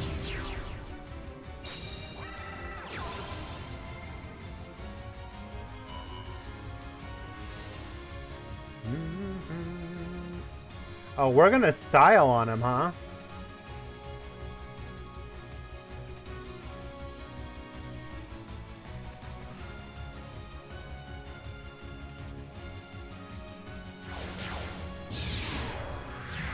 We turn our Doom Rider into a level 7 to go into Ebon Magician. Ebon Illusion Magician will allow us to special summon the Dragon Pulse. Dragon Pulse will be able to attack Banish. Oh, we're just going to banish the back row. We're just like, this is bully time.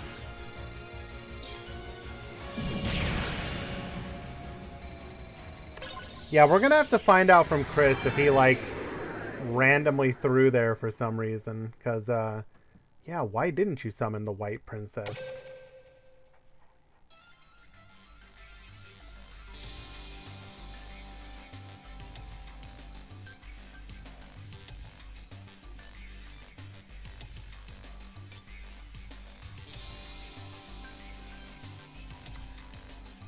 Let us see. Do we have any other spicy matches? I am incredibly sad to see that Grucius lost this round, which means he probably isn't topping. Big sad.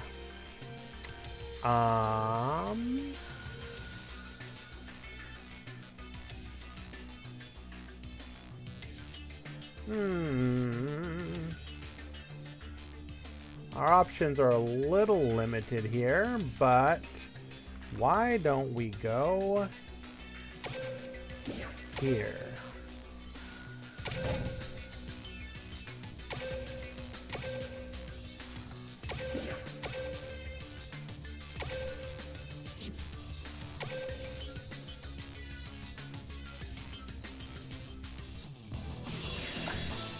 Now, Schofield, don't take it the wrong way, bro.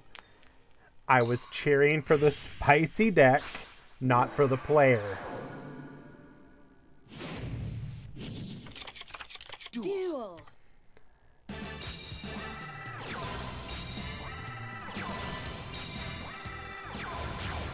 Gadget into box. Really unfortunate that we drew the box. Oh, I'm deleting that VOD.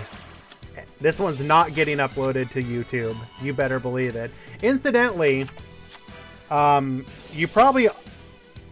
They're just the raw VODs, but I have started to upload all of the VODs of the tournaments that I'm doing to my YouTube channel. It's just of the same name.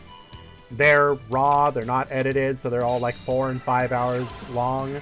But if you do want to go back and watch the events that I have hosted, unfortunately the VODs get deleted, so it's only the last 2 weeks. But I will be making sure to do this from here on forward. So if you do miss and you don't, I think you can watch them on my channel, but if they get deleted, like if you want to see older ones from here on out, it will be on my YouTube channel. Finally doing something with it after... Are we blowing up our own back row? Is that a vendor?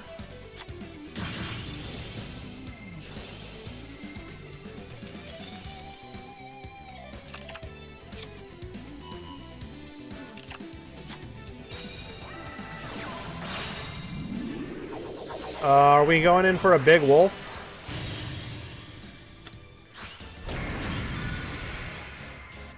So we got a 3-attack wolf. So that's attack 1. Sphere Karibo, attack 2.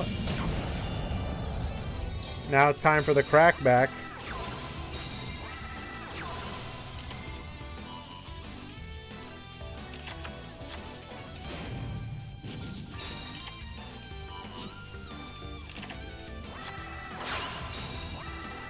Normal Gandora, get banishing. Hello? Lancia? Oh, we haven't seen you in a while. And we top decked the Fright for Fusion. Oh, what a chef's kiss.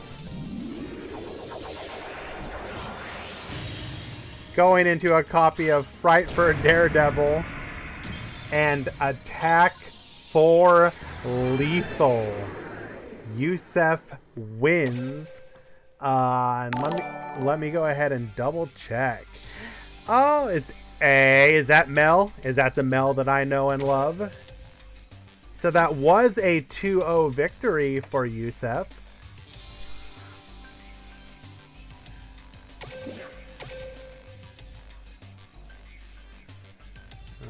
These players do not know how to verify their games.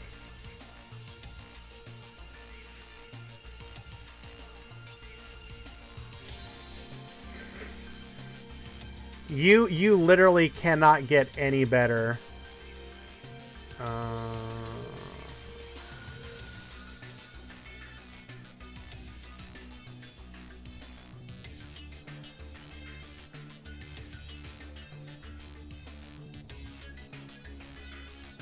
Alright, I don't know what's going on there.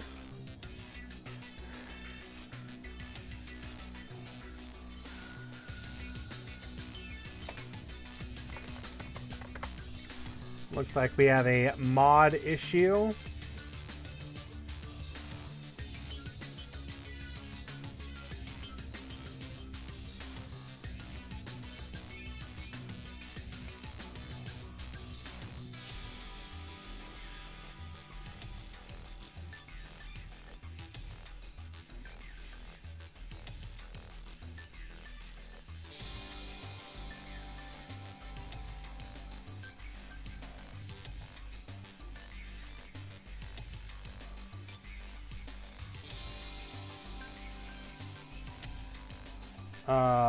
This is the last match in the round.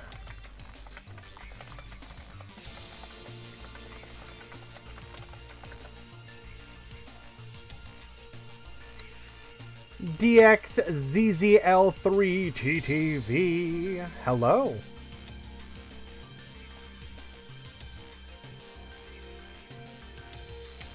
Okay.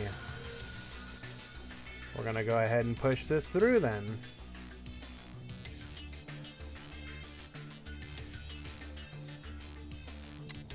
Looks like all the games in the round are just needing to be verified.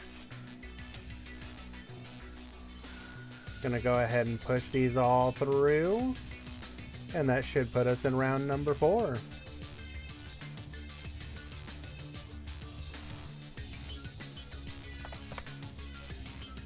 This will be the final round before Top Cut.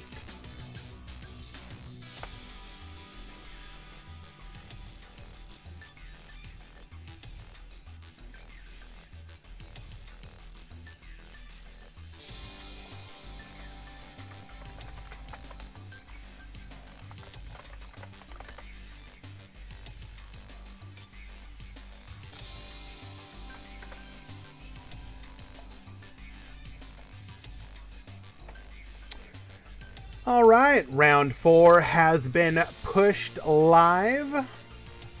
We are just waiting for matches to populate.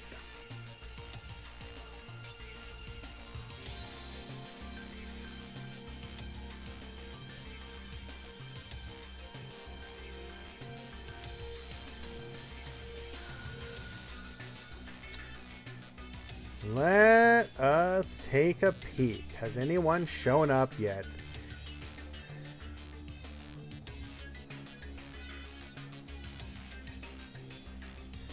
Do we got anything spicy? That's a mirror match. I don't know if I want to watch that. Ooh. Ooh, that's interesting.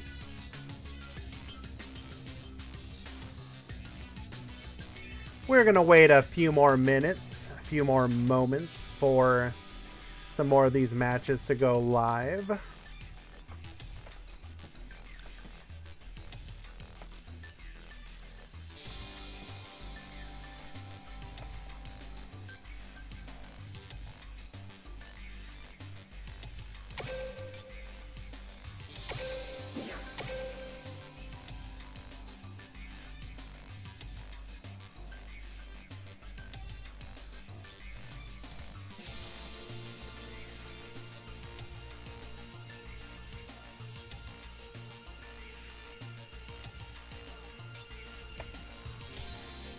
You are very much a meta deck.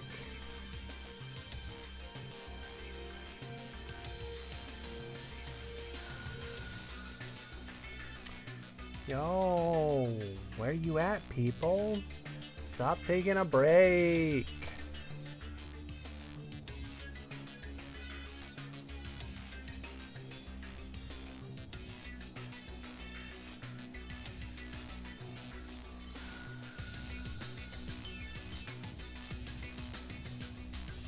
Well, I guess we're just gonna have to pick one of these. As far as mirror matches go, this one is this one is fine. Yeah, we'll go ahead and watch this one.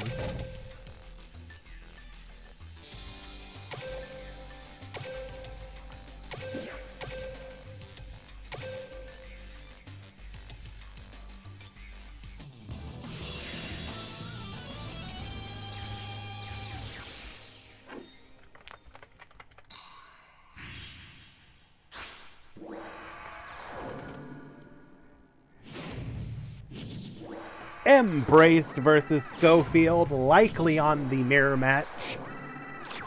Duel.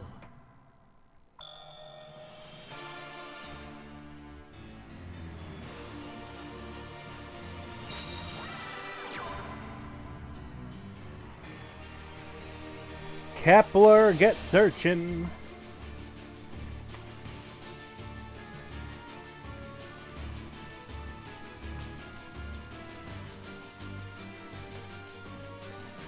Ideally, we already have a gate in hand so that we can search which. We do not, however. So we will grab the gate. Gate will make sure that the skill is live. We either already have a Doom King in hand or can search for the Doom King that we need to do so.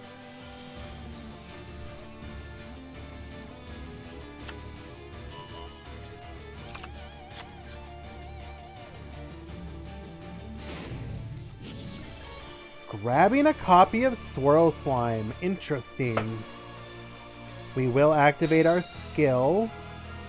Swirl Slime tells me that we have a Ragnarok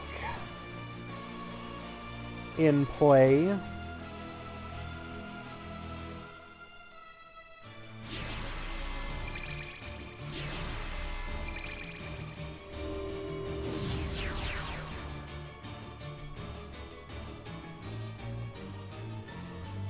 Although,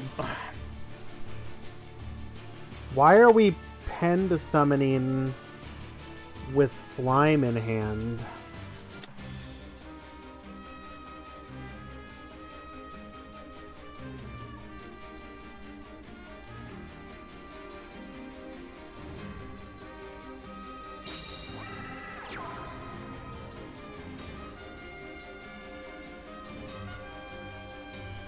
So we do have Thomas. Thomas will allow us to go into the Coach King plays.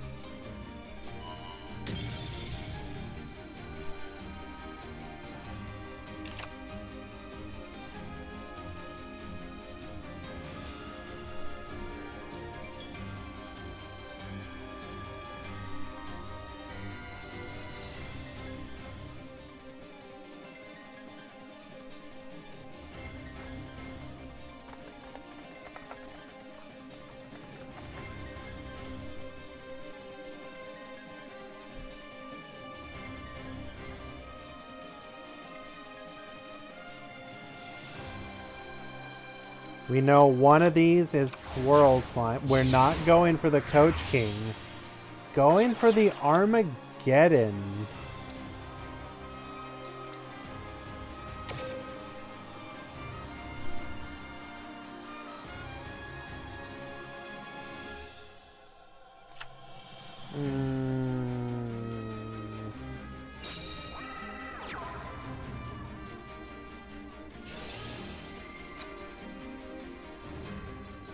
Interesting. We'll have to see where this line of play goes.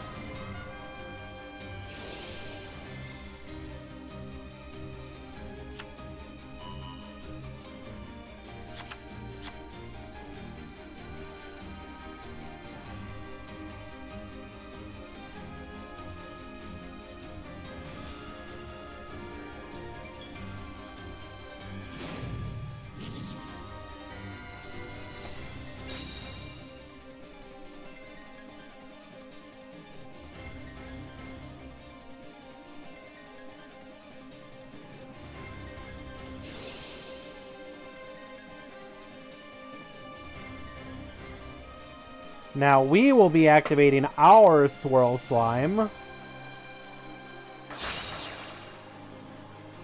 Using our Maxwell. Likely going to be able to get that Maxwell back.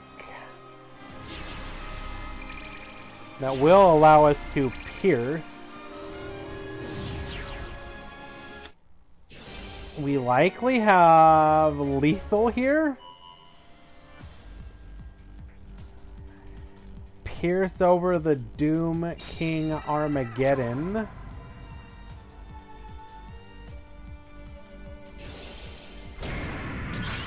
Was it a mistake to go in defense position?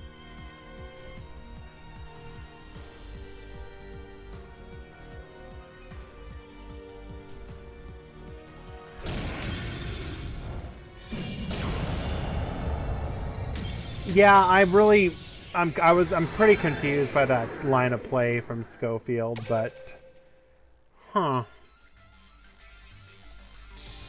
Embrace is going to go ahead and win game number 1.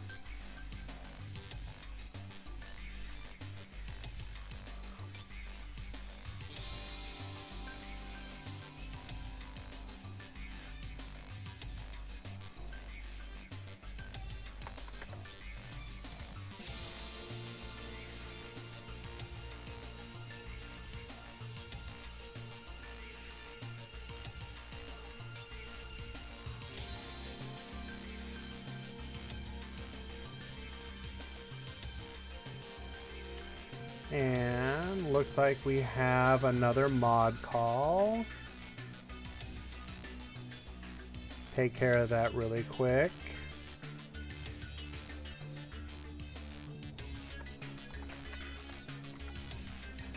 Agree.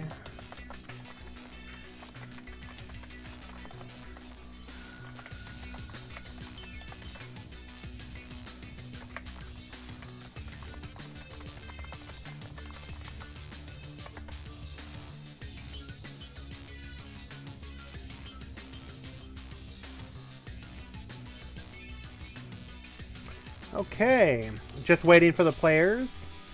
Nobody's cheating. And Schofield admitting that he does not have the selection box exclusive card. There you go. There's the reasoning.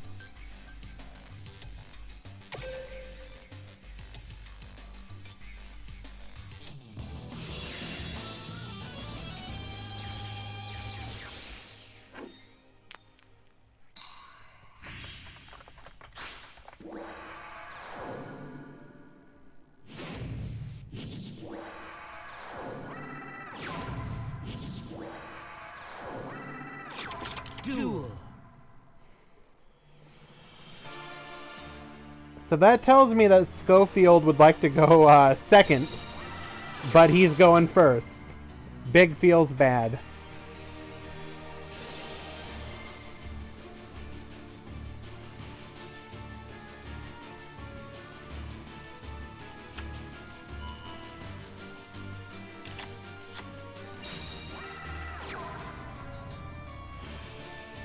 So what do you do if you do not own a Coach King John trainer?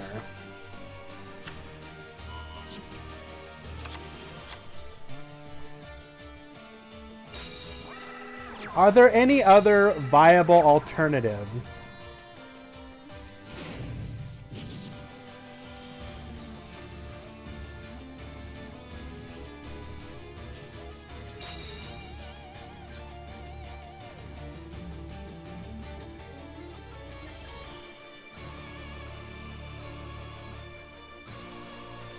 Hopefully they do release that card sooner rather than later.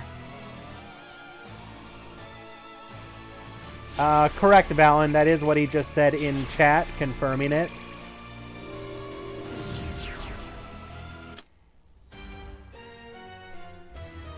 It is unfortunate with the improvements that they have been making, the fact that like Gian Trainer wasn't in the newest box does feel like a bit of an oversight. So hopefully it is.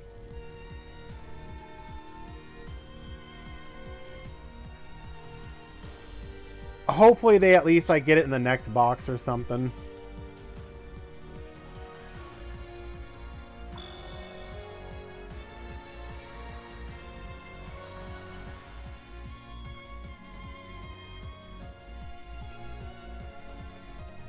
So we are sitting on a big boy and two back row, one of which we know is the witch.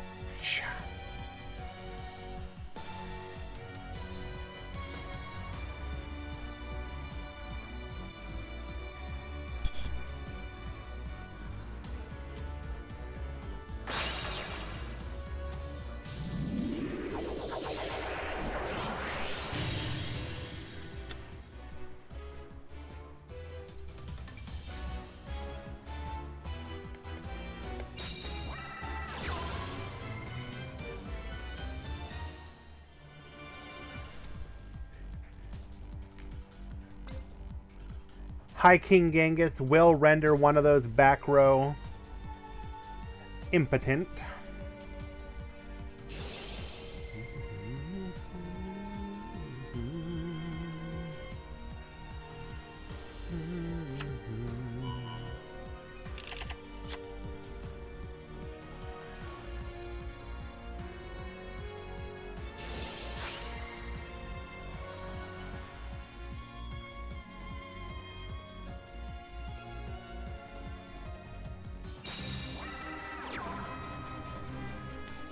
Summoning out the Doom King Armageddon, we're going to go ahead and bring back the Maxwell as well.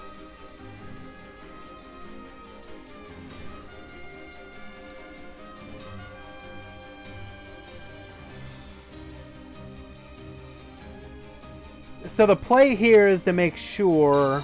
no coaching, we'll wait.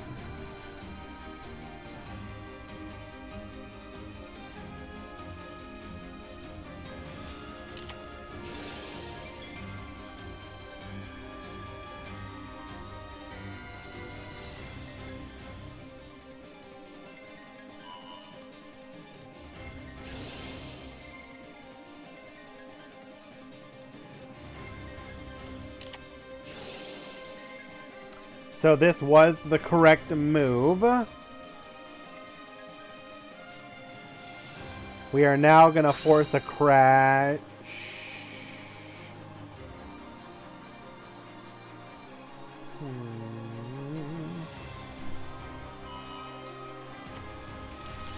Did we even need to destroy here? I guess.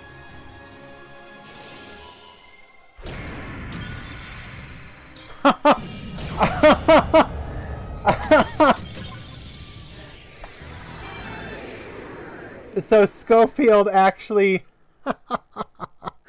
So he went to destroy, which caused the Doom King Armageddon to gain attack. Oh, so he needed to just not destroy.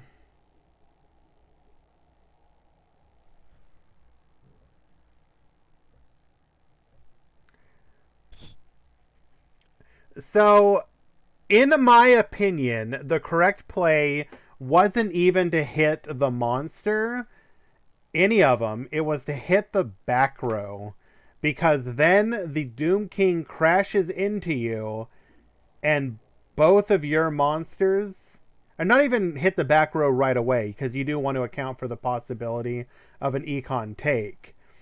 Let him crash into your Doom King. Then if they try and do a cheesy OTK play, then you can stop it. Could you have actually stopped an OTK play? I think Econ would have been OTK regardless. But if he goes to end phase and you hit the back row, and then you should have lethal on the crackback.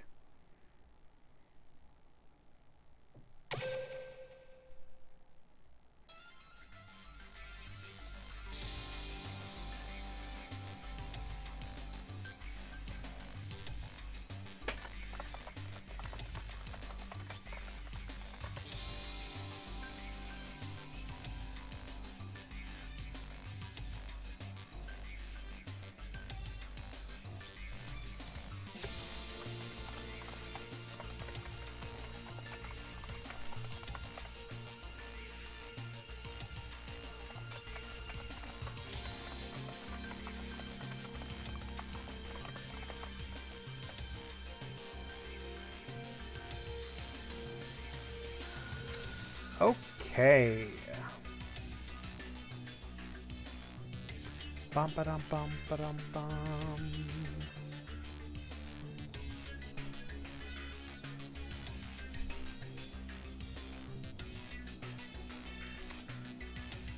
All right. Do we have anything else fun to watch? They are both on the bubble. That could be fun. How does this deck deal with that deck? I think we will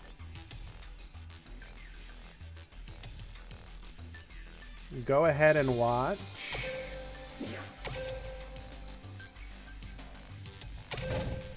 So we have not watched Super Big Down today, one of the staple players of the meta Freeklies.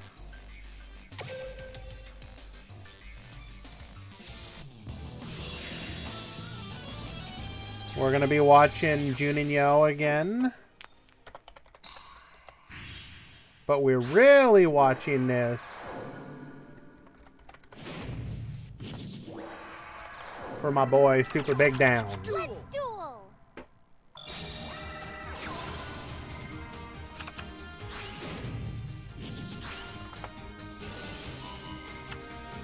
Undefeated Melodious. How is Super Big Down taking advantage of the meta to be undefeated with Melodious?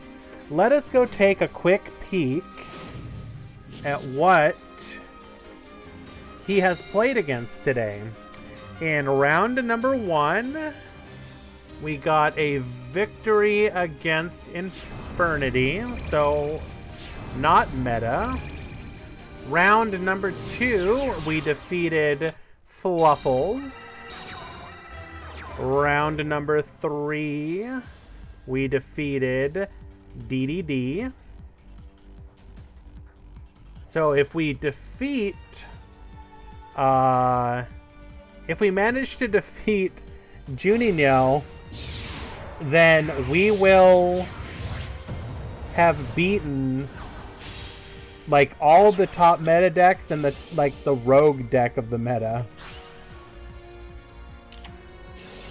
Shadow Imprisoning Mirror. That is going to be a fantastic hit to make sure that Ebon Illusion Magician cannot take out our Bloom Diva. We are in game number 1, aren't we?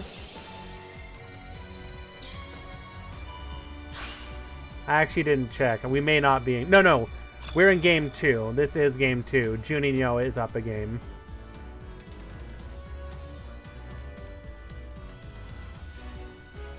Taking out a non-fusion area. The side deck cards are in full effect here. What do we got on the board right now? We have 750 burn.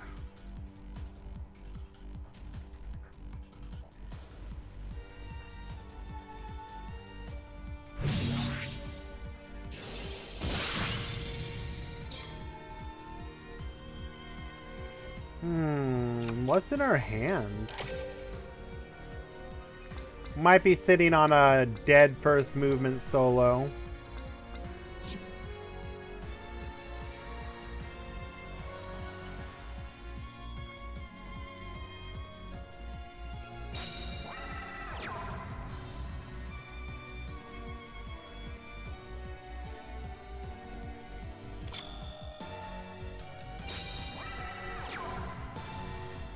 Set 1 back row.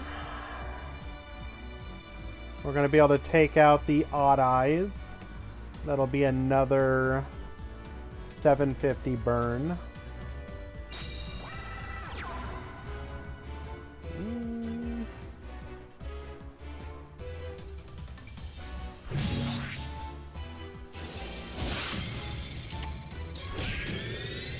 That feels a little dangerous, actually. Now, in this matchup, all he has to do is get his Zhang Ke Magician onto the field. Oh, wait. Never mind. Take back everything I was about to say. He is negated. But without the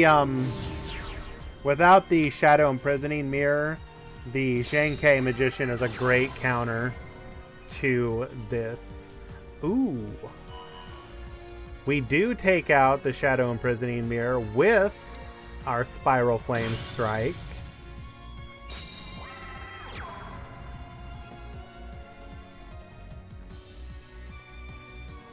A score here would be real devastating, but we do not have it.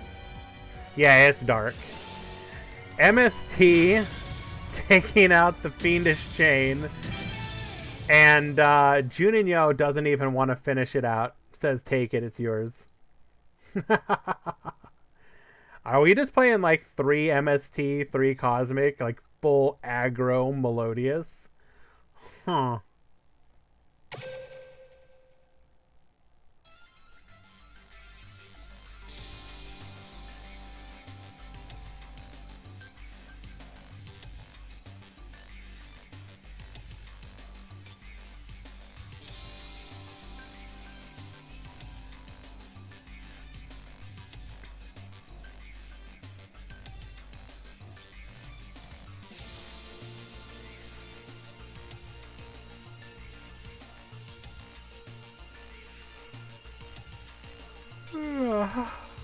Excuse me.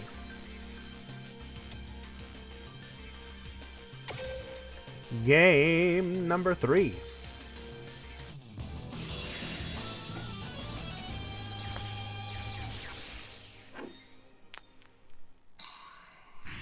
Mellow going first. They will get the setup, which means they can... I was going to say they can potentially disrupt, but...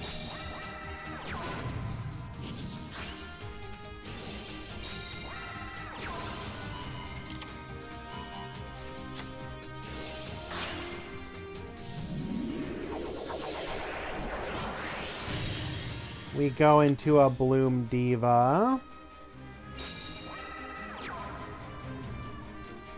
Summon the Sonata. Sonata on field feels a little superfluous. Khalid, Givy, thank you so much for the follow.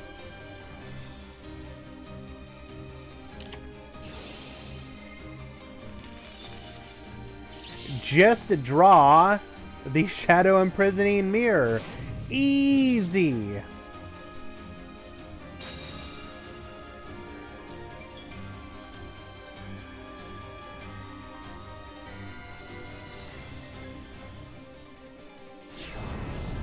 Blue Jay, I don't even know him. You're from Oman? Well, welcome. This is the Meta Freekly. The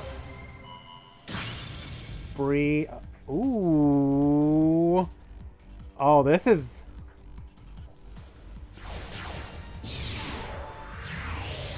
Yo, this is pretty bad for Melodious.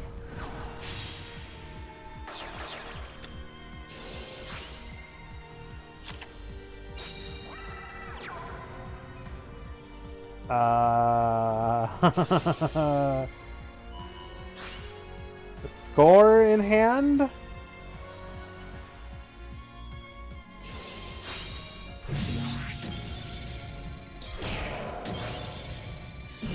So we do not die, but we literally need to top deck like exactly like Ostinato. Or maybe, technically I guess first movement solo could get us back into the game.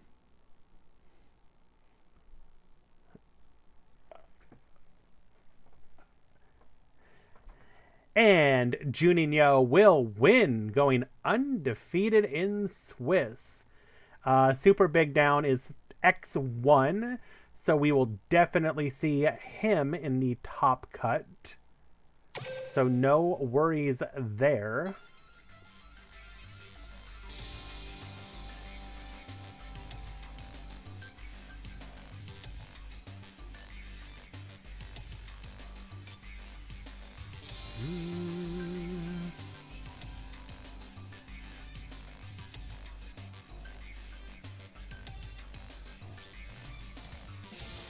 And it would not be a Meta Freekly if we did not spectate the king of the Meta Freekly himself.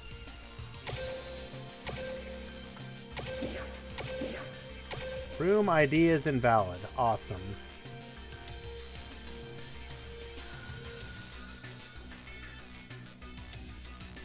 Cool. Already over. Well, I guess we're watching him in the top cut then.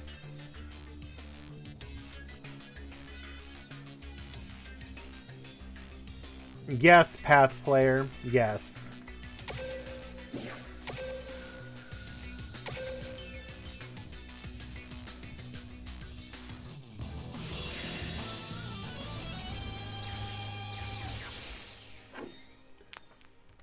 We have Zeref versus Zagazaka.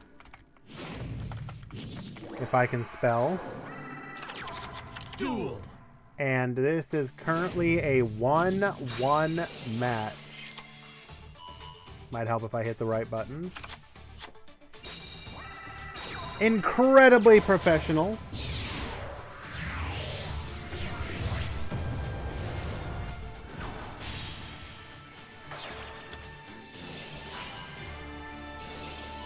Both of these players are currently X1. The winner will be guaranteed to move on to Top Cut.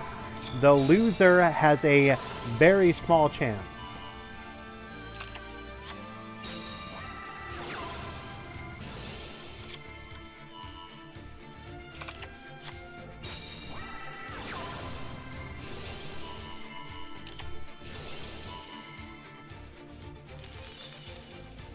We're gonna take... Ooh! So we successfully take out the Fog Blade. Genghis is going to hit the field. Swirl Slime summoning out the Doom King Armageddon. Phantom Knight Sword. We're gonna go ahead and negate that. Now... we are gonna force protection.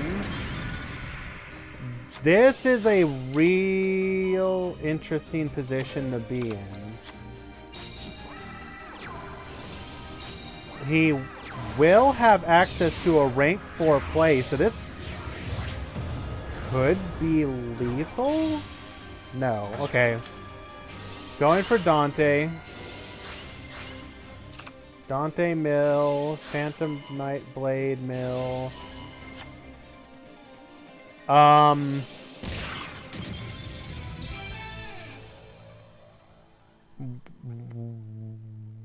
What?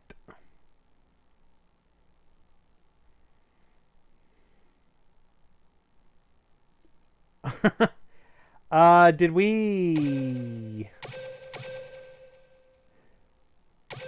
That felt like an incredibly wrong set of plays.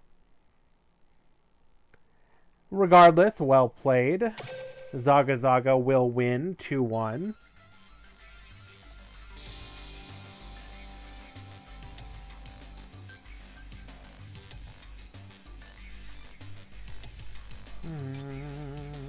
What do we have left in the round?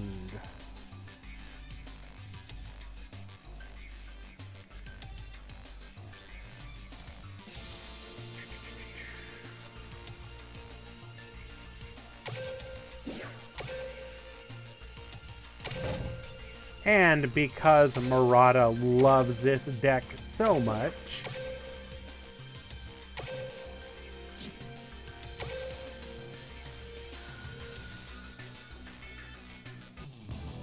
no, it just felt like it was the wrong set of plays, honestly. He could have done some things, he just summoned the wrong monsters.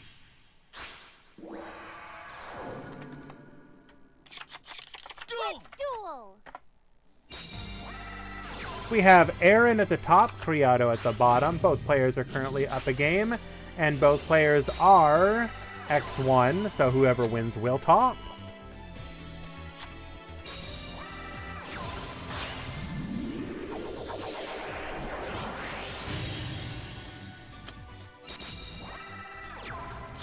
Going in... okay. No corpus in chat, please. Let's get back to what's going on here. We are going to go into Heliopolis. That is going to demand an answer in the form of a Floodgate Trap Hole.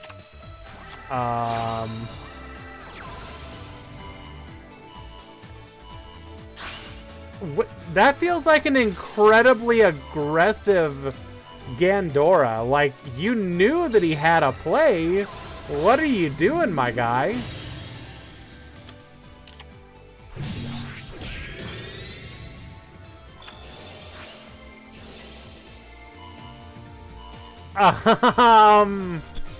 And then we attack and...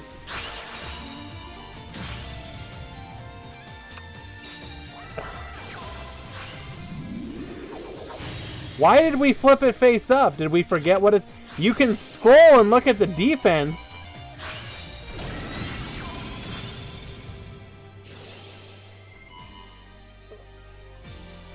I am honestly baffled right now. Gold Gadget's gonna float into Silver Gadget. We're not gonna attack over it. We're gonna Econ. We're gonna Gold Gadget into Silver. We're gonna Silver Crash. We're gonna go into a... We're just gonna wipe the field into a copy of Monster Reborn. Oh, what a hell of a top deck. We're gonna grab Sonata back.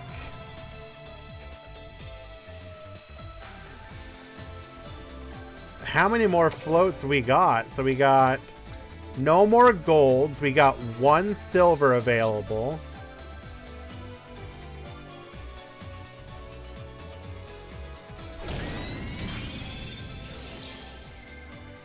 Silver will float into a normal gadget because we can't go for the gold.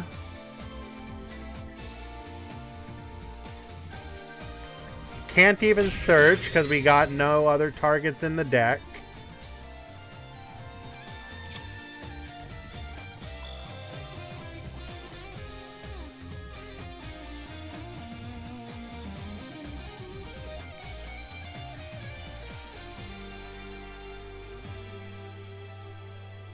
That Monster Reborn was an amazing top deck.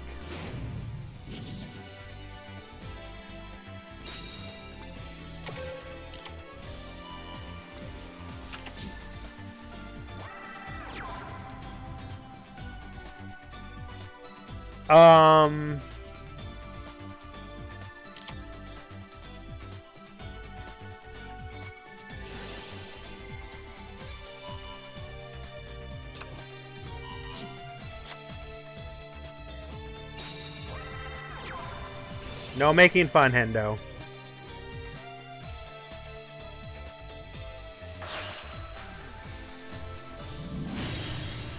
Gonna go Bloom Prima. Another Sonata. Oh, we just going in now. We're gonna float into a silver. The last one. Then we attack, we float. We have one more. We have at least one more gadget in deck, right? Green. No, we do not.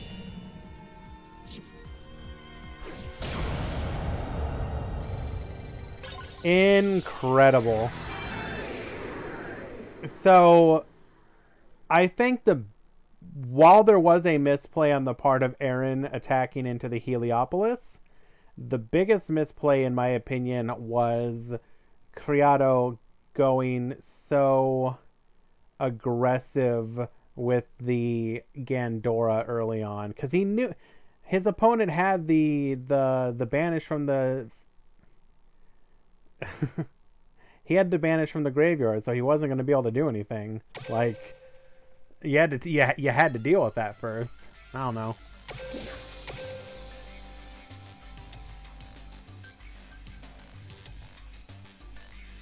Go ahead and push these through.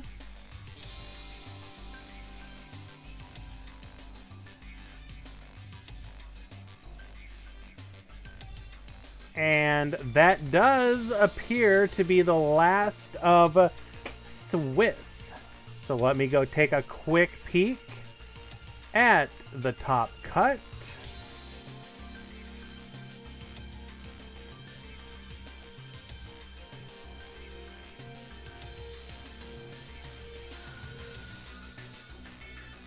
Everything appears to be in order. We're going to go ahead and click start.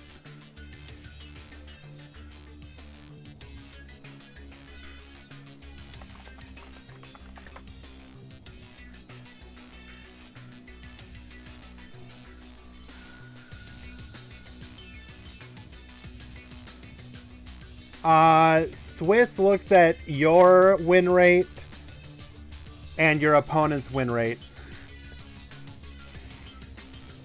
Rather, it's looking at the records. It looks at your record first, then it looks at the record of the people you beat, the record of the people you lost against, and then if there's still a tie there, then it looks at like the record of the people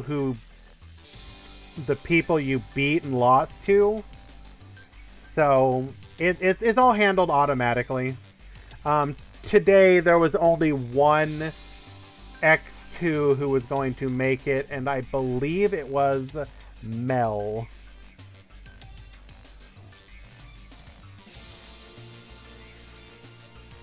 I believe all the other ones are X1s and above.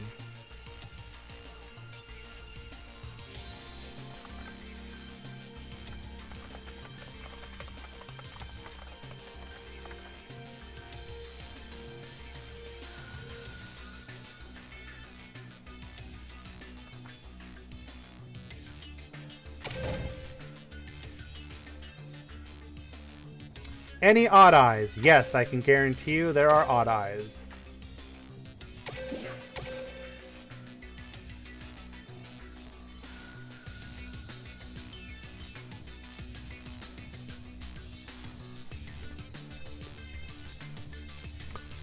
Bracket is not updated. Let me get that going real quick.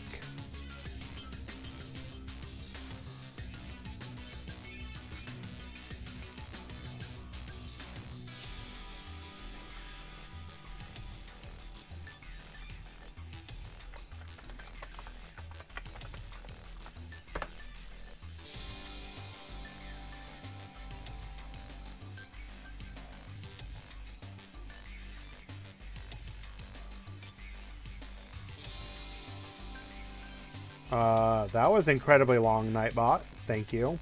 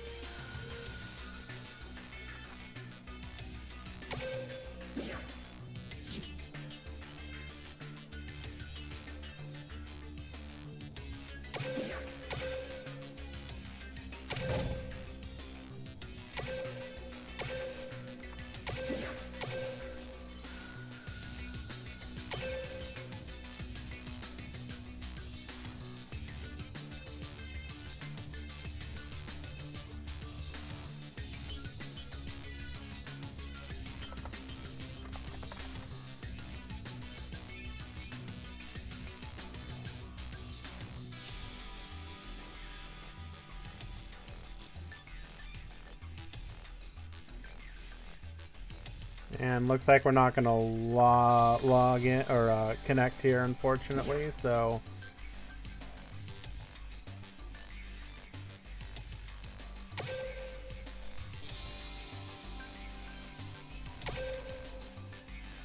try that again.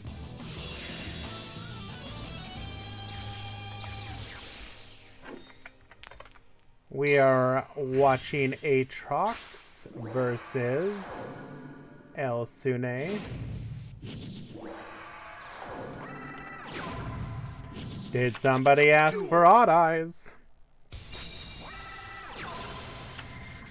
Aatrox will start off with his Birthright Cyber Dragon Core into Nashter. Nashter gets summoned. Nope, sorry. The Veer will summon from hand. We're going to make both of our low levels into level 5s via the skill, which we can do 3 times per turn. We're going to go ahead and get Nashter back onto the field. So we do have disruption in the form of a copy of Overflow. Can we deal with this Overflow?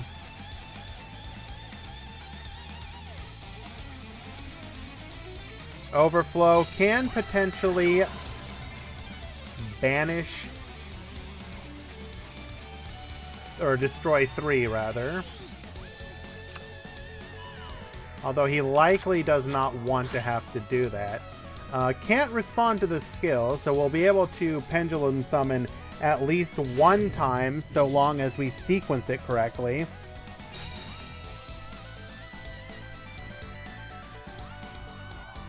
Well, Wandering, we do hope that you will continue to join.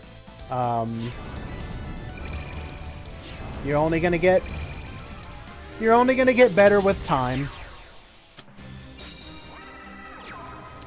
Going into double copy of Odd Eyes Pendulum Dragon.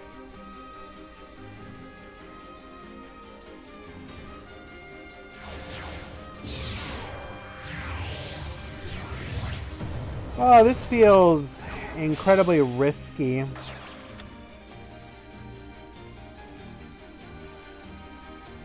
Only thing I can think of here is maybe we have a lance in hand.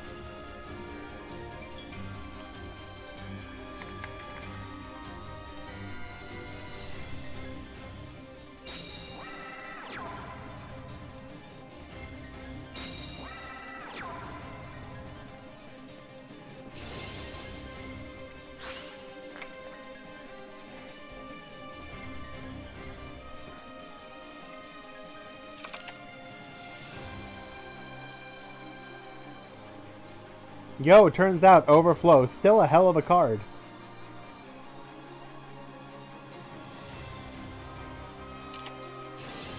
Before the attack, we're going to go ahead and activate our Overflow.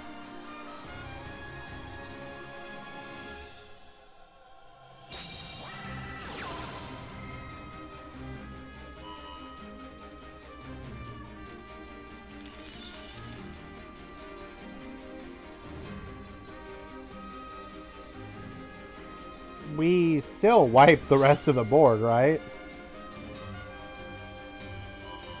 No, we're just gonna take out the Magician.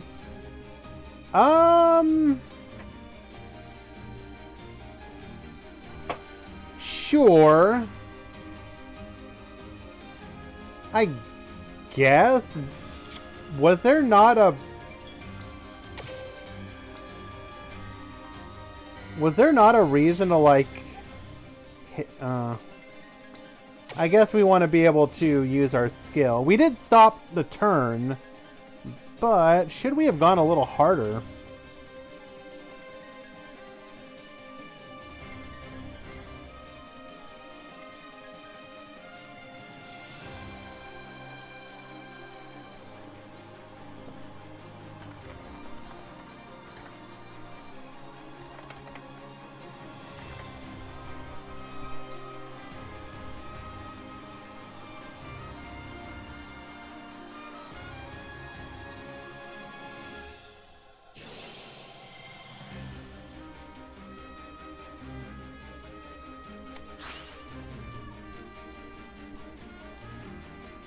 Boosting ourselves up. That top deck is really good if we have Overflow or the cybernetic not overflow, the cybernetic fusion. And suddenly this is not quite as scary. One Book of Moon is gonna solve this.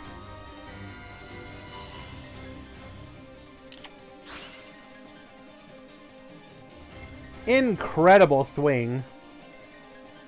Now we can pen summon back the Dragon Pulse Magician. Potentially summon whatever that is.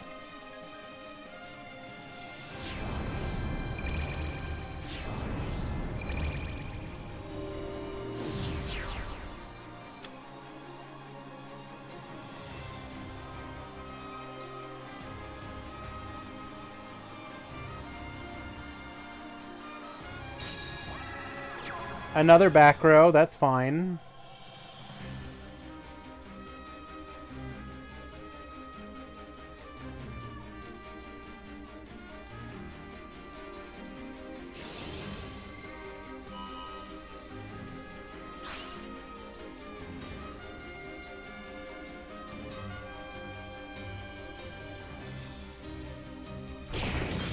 At this point, it's basically... Is there any coming back from this?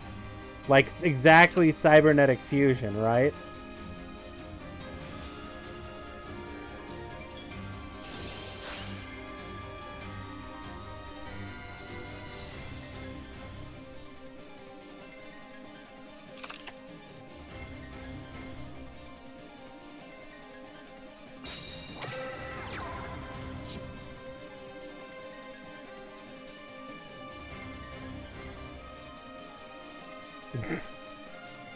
I mean, okay, I'm not even, like, this almost feels, like, kind of pointless. Like, let it be destroyed. It'll just come back. What does it matter? I guess if it's, like, a floodgate or something. But, like, who cares?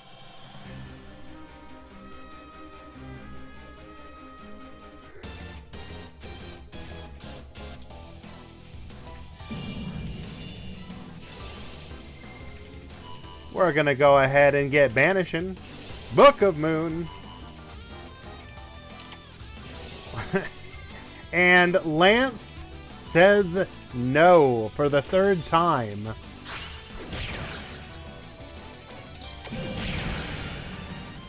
Just draw all 3 Lances. Easy. Elsune will win game number 1.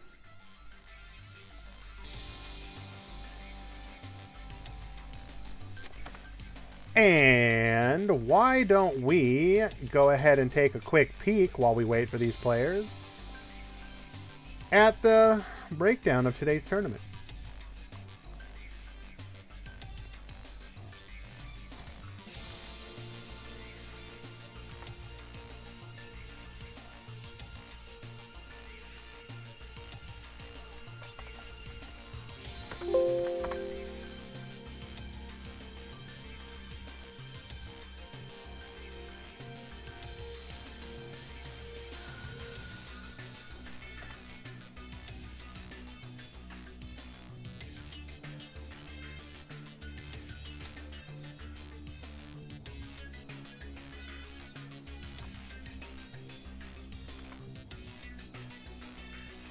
And let's see, breakdown.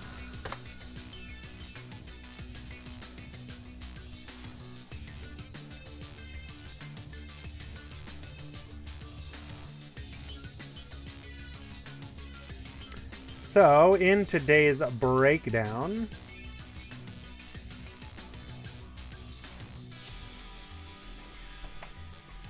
eight DDD, 7 Odd Eyes, 6 Phantom Knights, 4 Gandora, 3 Fluffle, 3 Melodious, 2 Harpies, 2 Lunalite, 2 Klee, 2 Yosenju, then 1 each on Infernity, Ancient Gears, Blue Eyes, Cyber Dragon, Deskbots, Heroes, and Necrofear.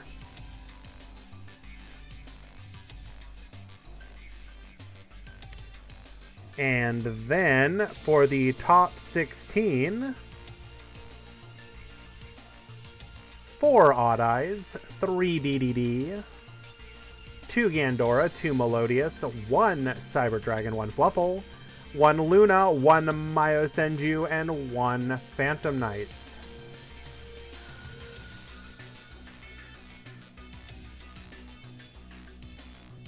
Boop.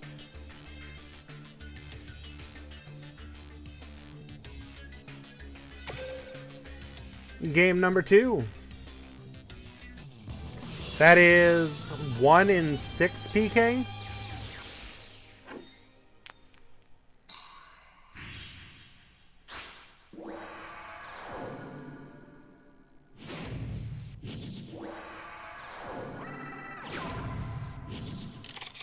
Duel.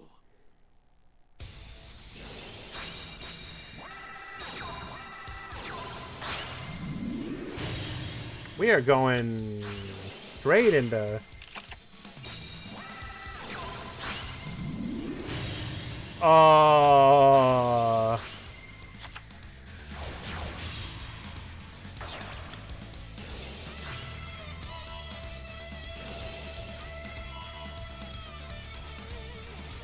both incredibly unfortunate and incredibly based at the same time.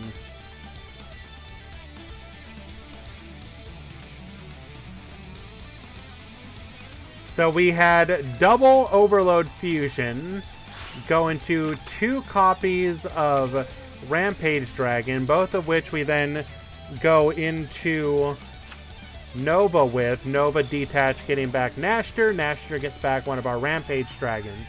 So now we have multi-attack on the next turn. We can boost ourselves, get back a monster.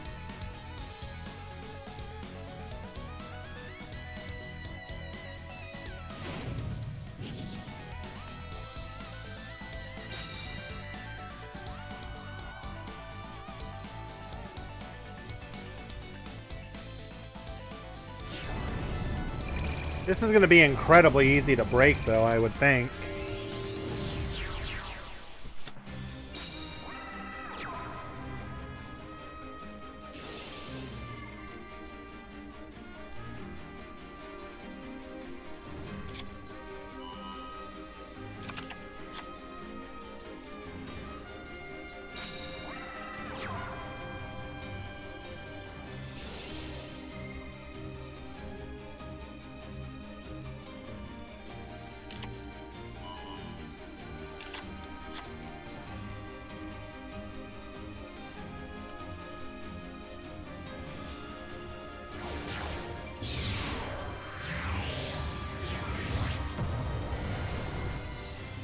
I'm gonna go and do a copy of Malevolent Sin.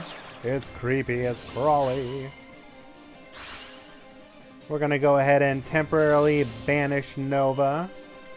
We're then going to extend even further beyond into a copy of Noble Dragon Magician. This will allow us to go into our Odd Eyes Meteor Burst Dragon. Summon out our Zhenkei Magician. This will allow us to extend further into our Doom Rider. Or actually, we're going to go Ebon here. Yeah, we're going to go Ebon Illusion. And that is just lethal.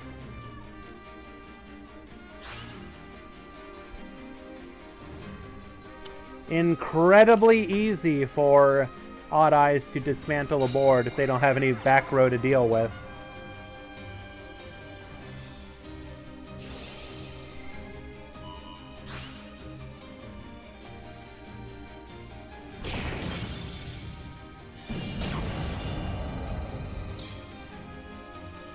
And lethal. Sometimes you just draw all monsters.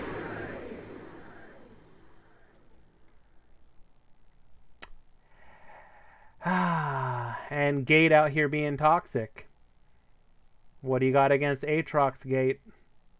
El Sune will win in a 2-0 victory. Congratulations.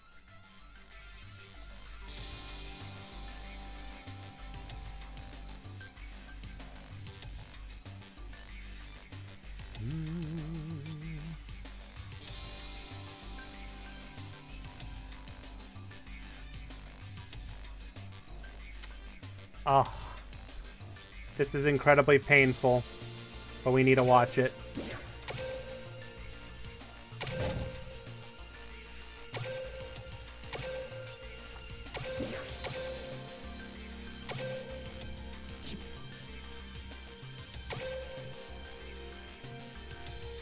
Oh, this is incredible. This is literally... So you're telling me there's a chance. We have Yusef versus Makopin. And Yusef is currently up a game.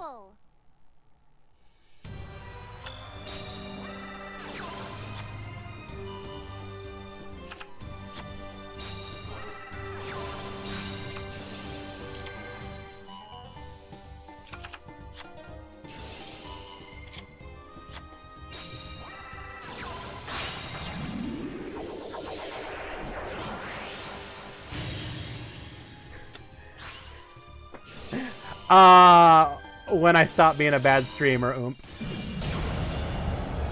Hello? Okay then, so just pass into lethal.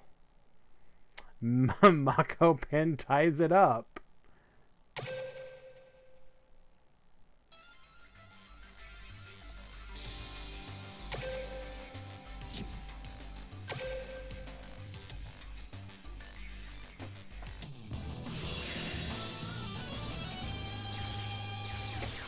What other tags should we have? Alright, chat. Start recommending tags for me to have. Duel. Depression, sure.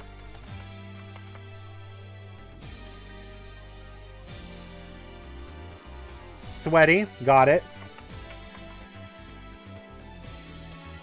No result. No results found for Sweaty.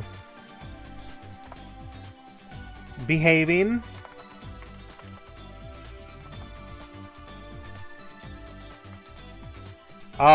The closest is behind the scenes.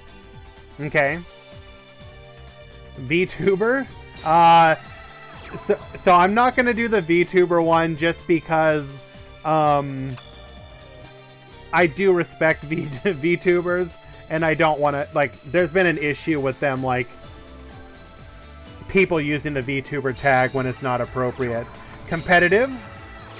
Okay. Cool. Can we do cool? We cannot do cool. The closest would be coloring. Wicked. No results found. Gaming.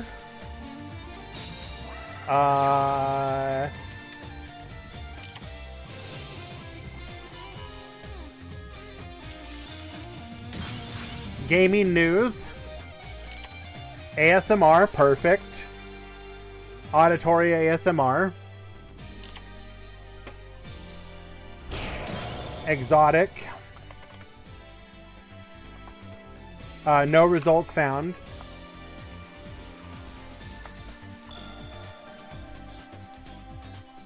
Hot tub. No results found. True. No results found.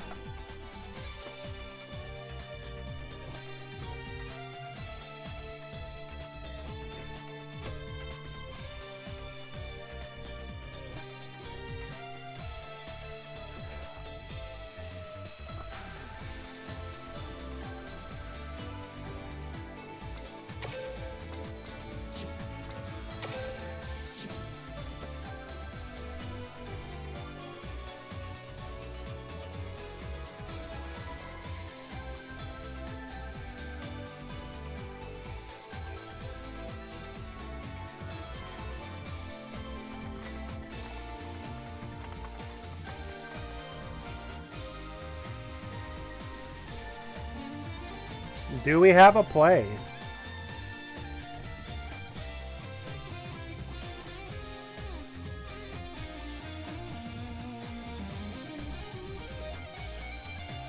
I mean, okay, so I will absolutely fix the tags when I have a chance. I was just having a little fun.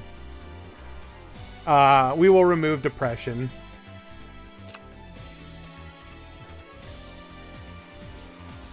I don't want to take advantage of people who for whom that is actually a thing. The rest can stay for now. I don't even know what behind the scenes means though. But sure.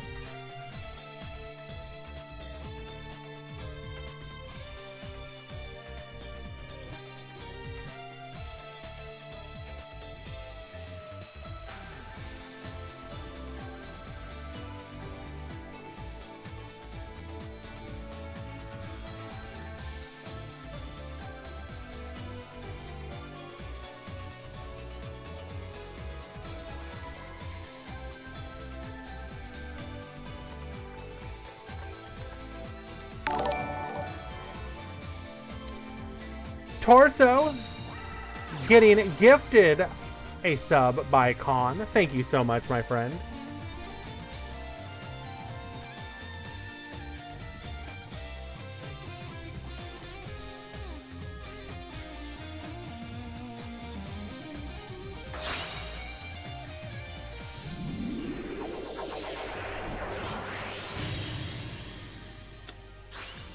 Cat Dancer, get dancing.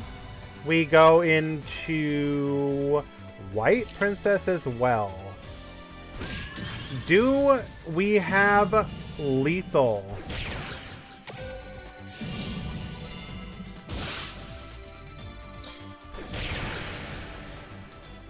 And just like that, Brick. Unfortunately, Yusef does not get to play, so Luna Lights will be Moving on to the top 8. Unfortunately.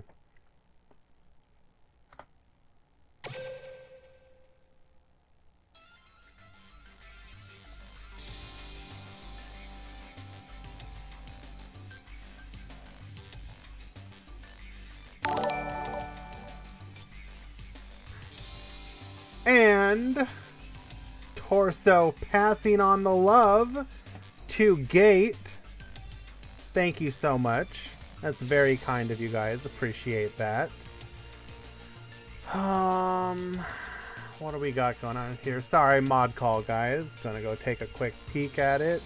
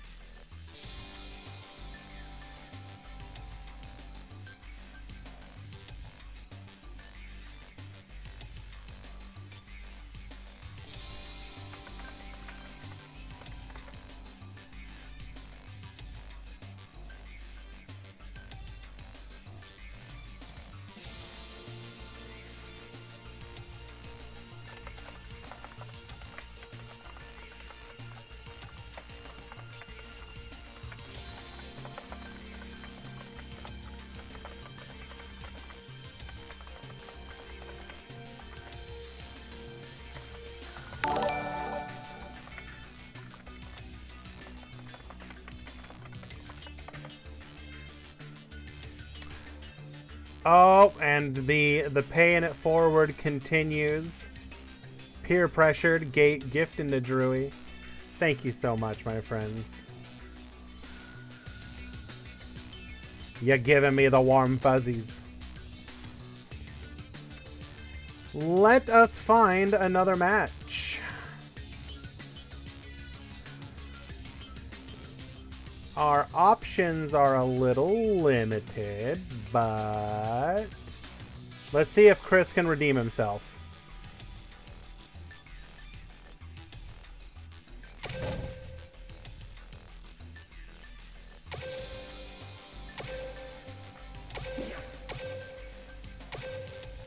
Oh, okay, I missed it.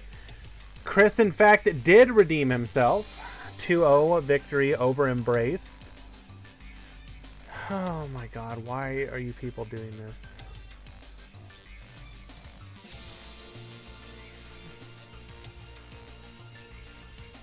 I don't have time. Okay.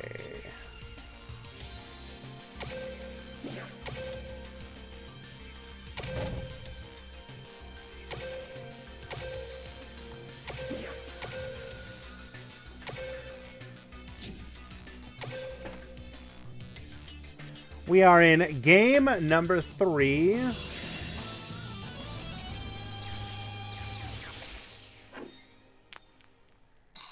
I am working on getting some more emotes. That's just what I had made by two of our emote artists in the DLM Discord, Easy MC and Natuk.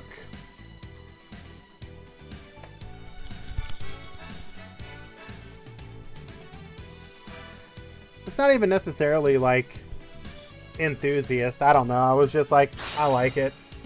And I had no idea what else to do at the time.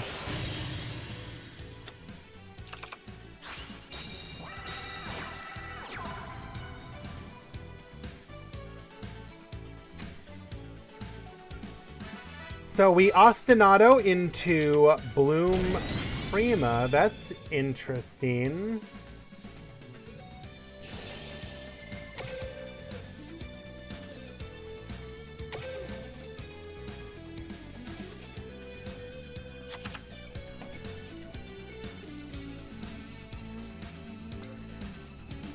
So we're just trying to grind through, but I don't...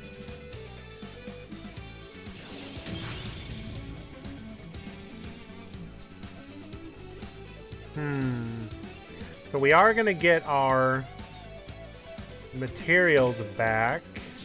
Probably just going to leave the Prima in the graveyard.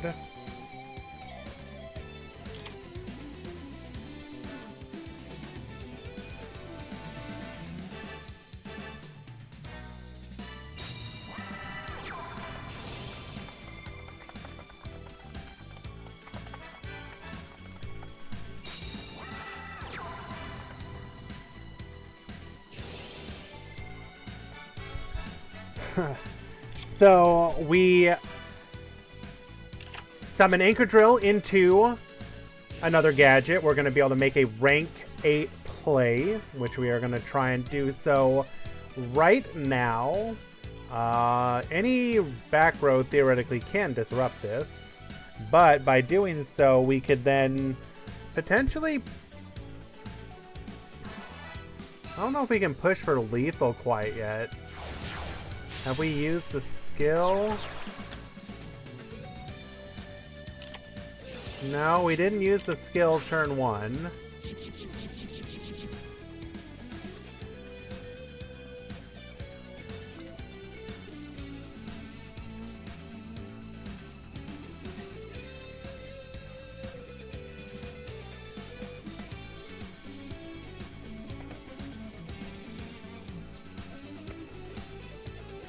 If we want to get really sweaty, we can try and... we can tribute over this. Or special summon our Gandora over this, rather. To just clear the field.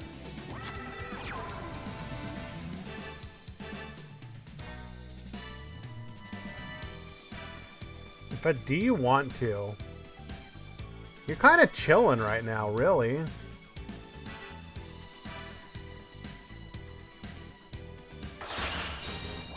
Oh, but we're going for it.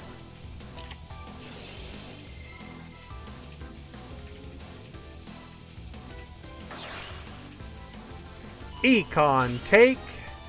Gandora will be unable to do anything this turn. It will be a pathway to the life points. Oh, nope, it's just going to get banished. Or discarded, rather. Summoning the Chopina from hand. That is really good. Chopina going to be able to get back the Soprano.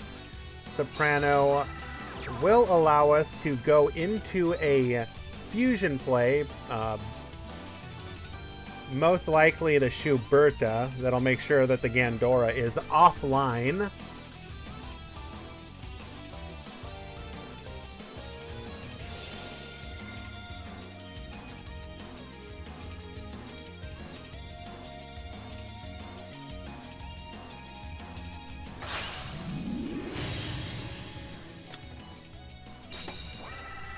One additional back row, go in, potentially force out any hand traps.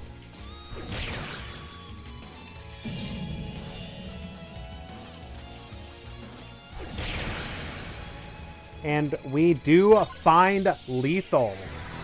Aaron will win it, defeating Gandora in a 2-1 victory. Well done. Melodious is incredibly strong against Gandora. Gandora is not like the meta deck to be worrying about right now, but the fact that Melodious does have an incredible matchup against it is going to help.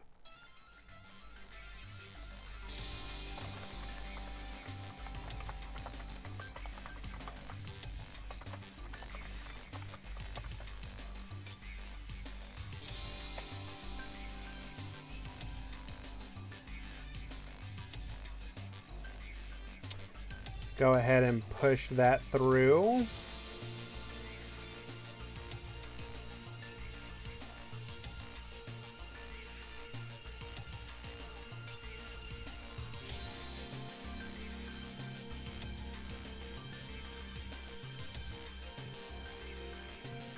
Looks like all of the top 16 games are completed.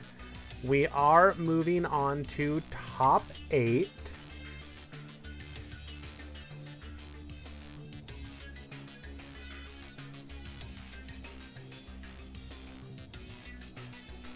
Yo, thank you, Pilot. Y'all don't know. Pilot also hosts some tournaments. Be sure to go check him out when he is live and not playing in our events. He hosts his own for Altera Union.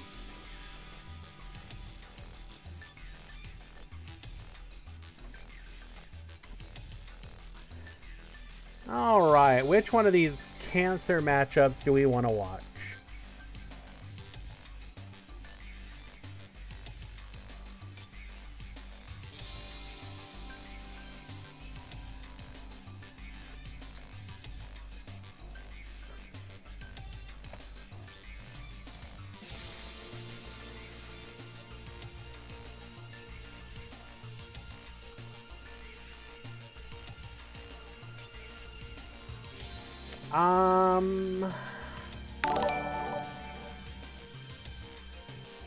Lorheim, thank you so much for the follow.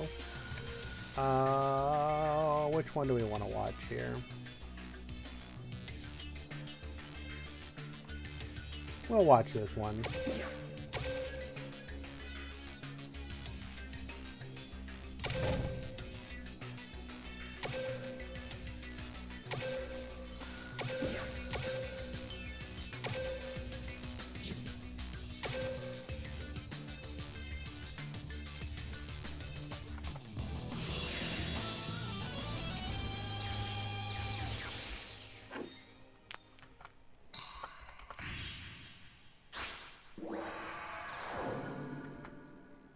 We got Mamad versus El Sune. El Sune is currently up a game. This is top 8 now.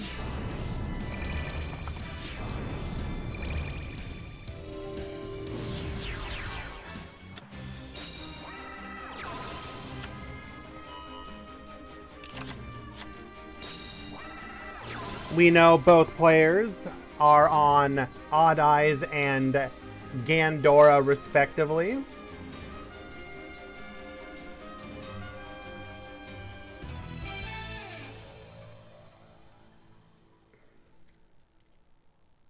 Do we take those?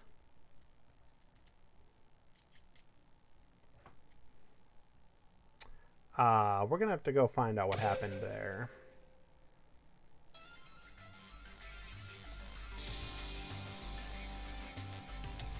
It's just that easy.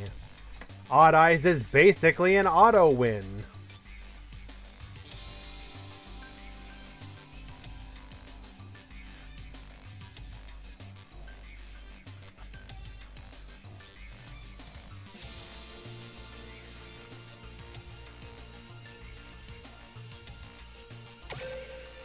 Literally unstoppable.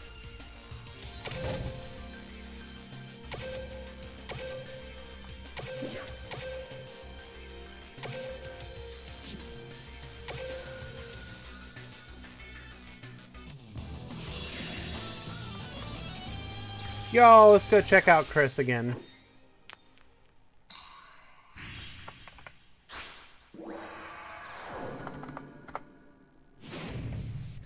Chris versus Zaga. Zaga is on DDD. Chris is on Passing Simulator. This is game number 1.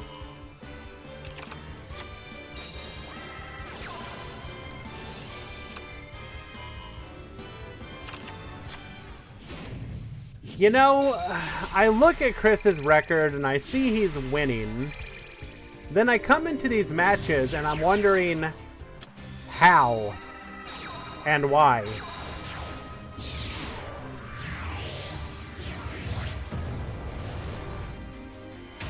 Number 22, Zombie Stein.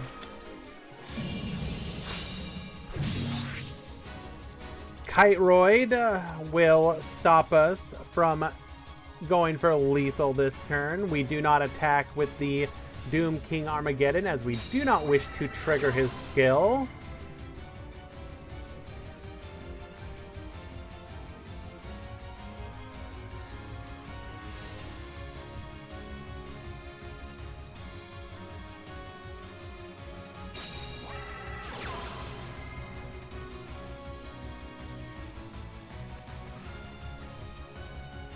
So we do have a potential negate here.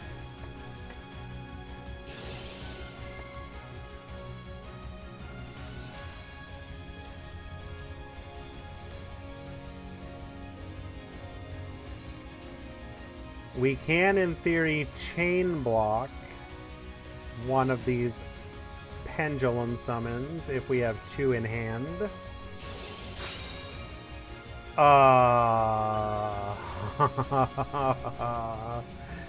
So we're gonna pend for 1.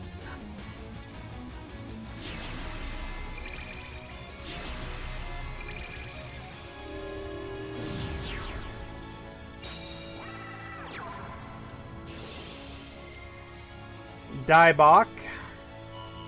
Get bouncing.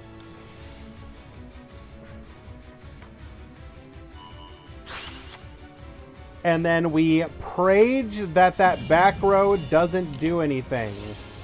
Oh, look at that, but it does.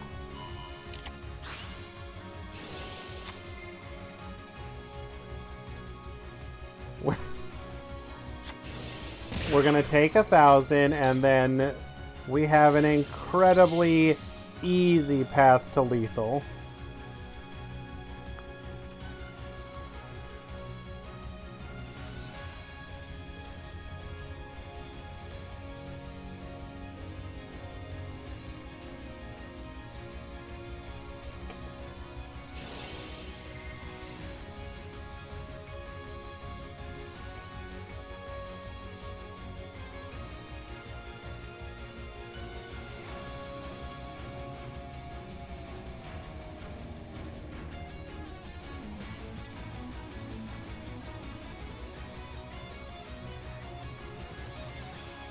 What are we searching?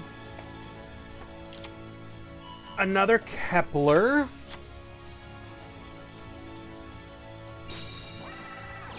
Kepler will let us search for the witch.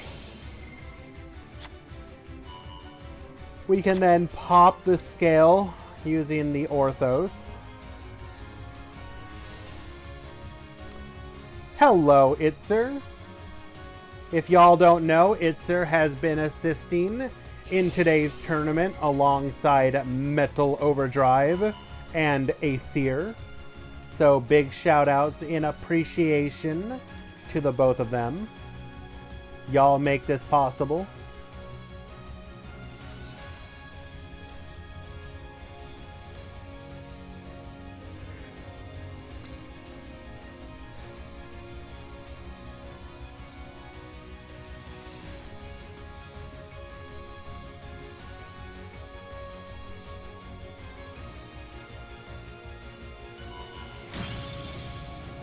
We elect to pop our contract. Interesting.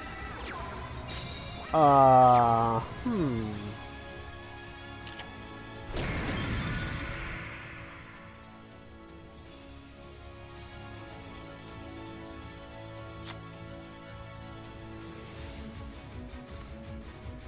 there's not, I mean, unless we draw exactly the scales and Orochi, like, what are we doing here?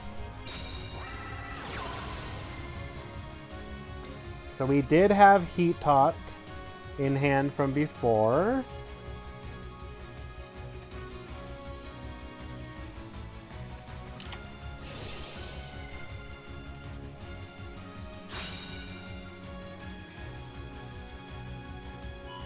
I'm gonna go ahead and destroy the scale.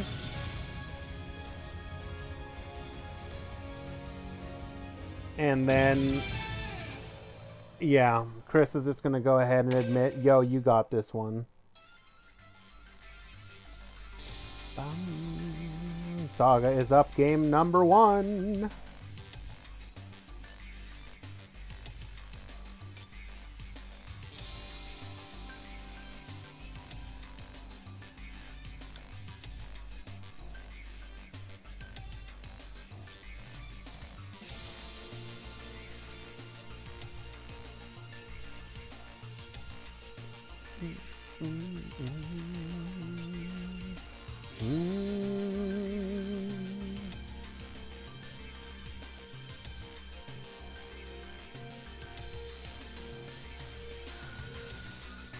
Waiting for the players to return to the table.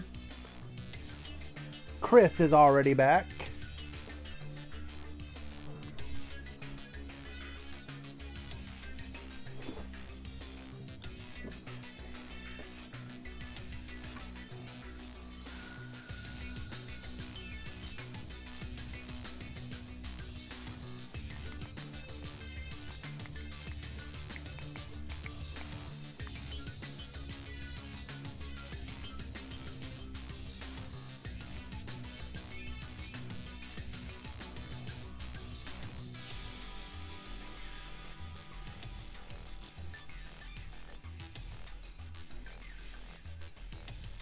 Where are we at?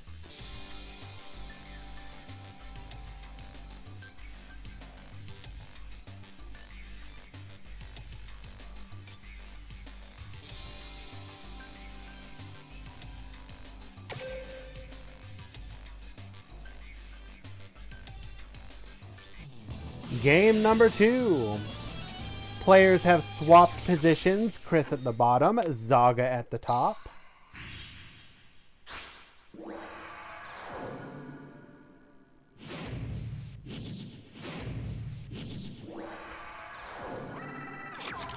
Duel.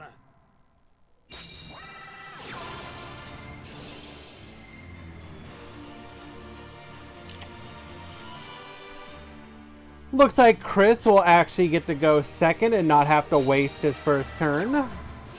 So it will be up to Zaga to build a board and protect himself.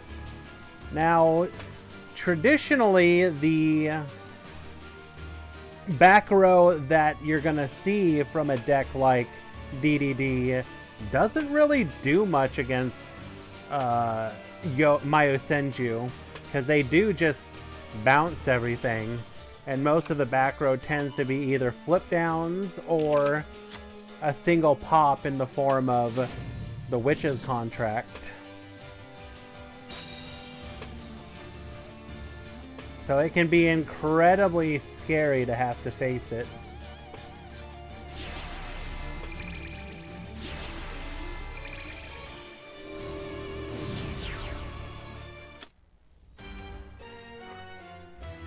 We summon 1.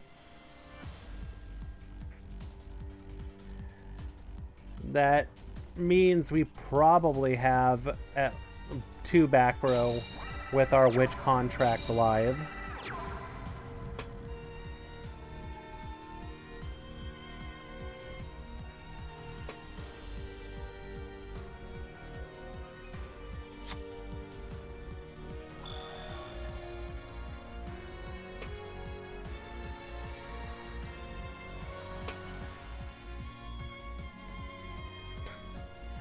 And passes.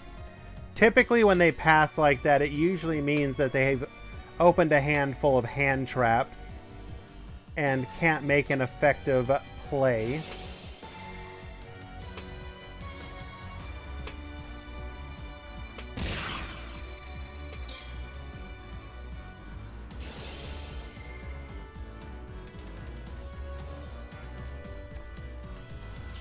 I mean, you say nothing, but there is absolutely no way that he can push for lethal here. No shot.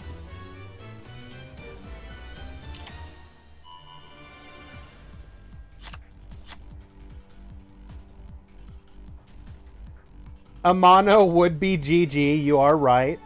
Some decks have been teching in Amano, specifically for situations like this. Should people be running more Amano? Is it...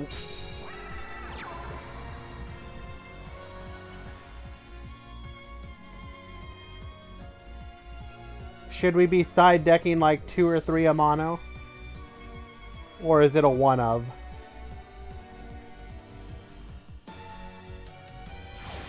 It is unsearchable.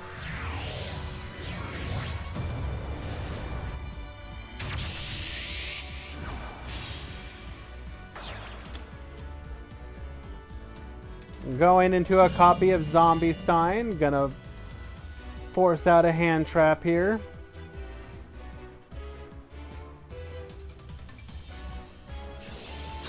Kiteroid will shut down the turn.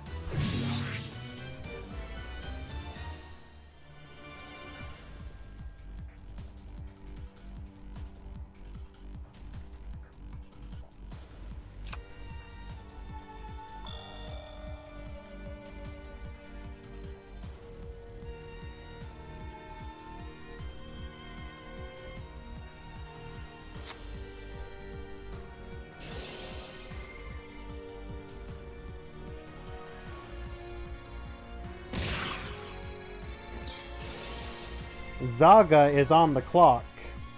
We're taking 1,000 each turn. And now, if we activate Witch, we're taking another 1,000.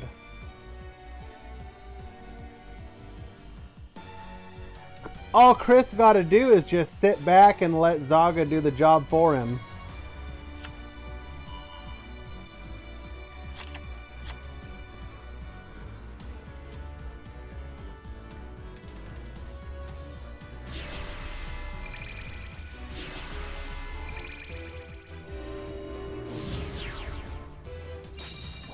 And summon 1.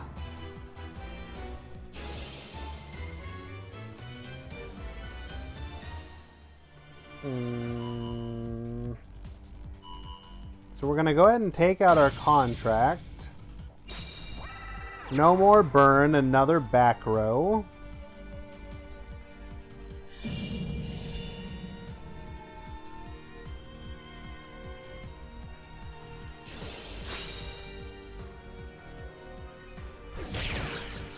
White Princess will mean that the skill is live, so we are committed to attacking with the other one. Activate skill, Neo, new Silvio. Show it to us.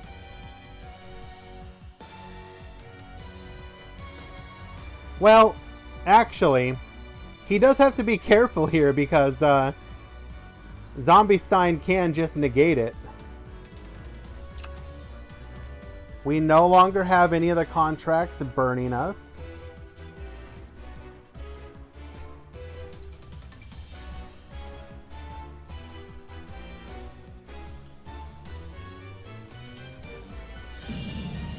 We're just going to keep applying pressure.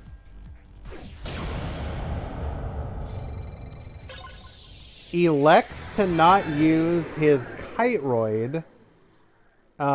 That must tell us that he had no other hand traps in hand, and Zombie Stein could negate the other hand trap.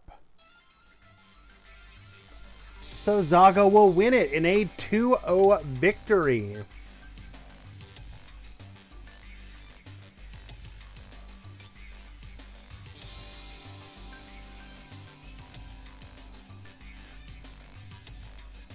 Go ahead and push those through.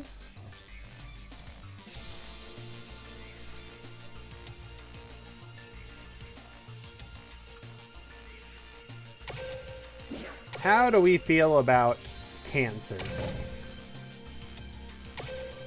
And the people who play as it?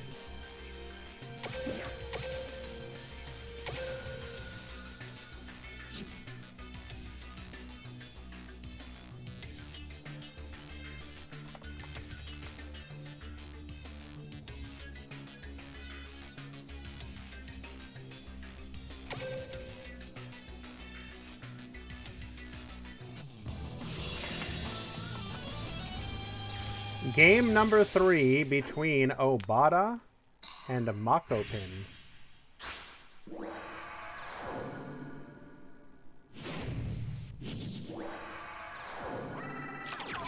Duel. Duel.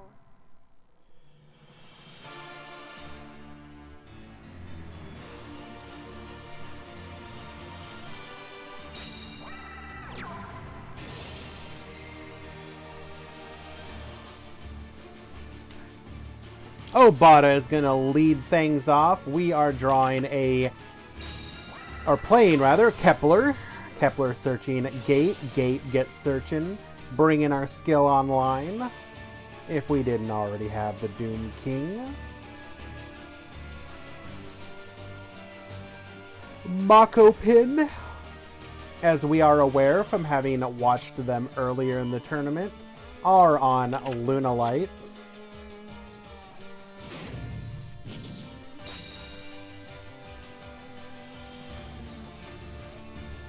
Hey Murata, how do you feel about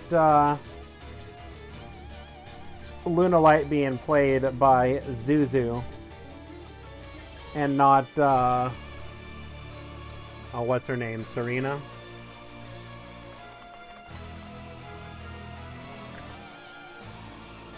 Selena? Serena? Are you okay with that?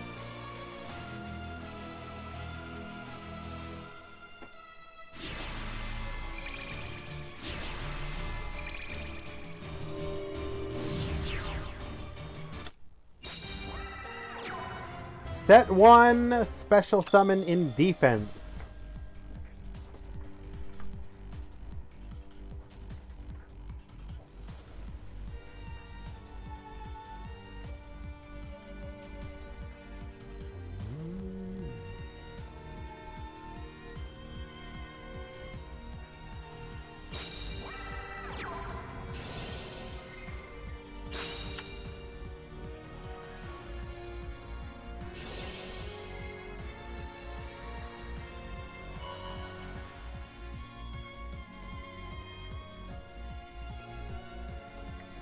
We are now immune to any sort of targeting effect.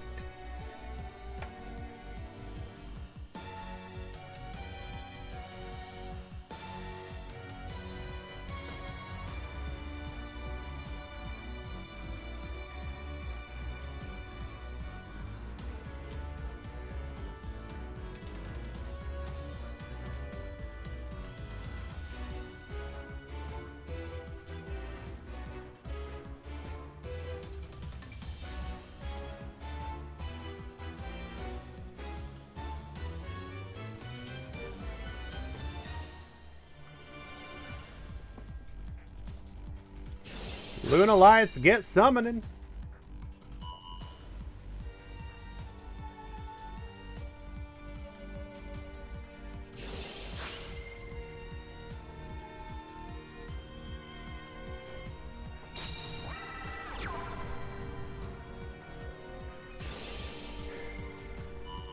We're gonna go ahead and rabbit bounce.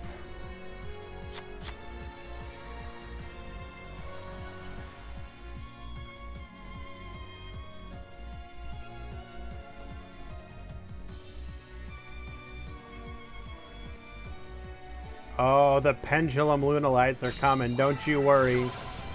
Don't you worry one bit.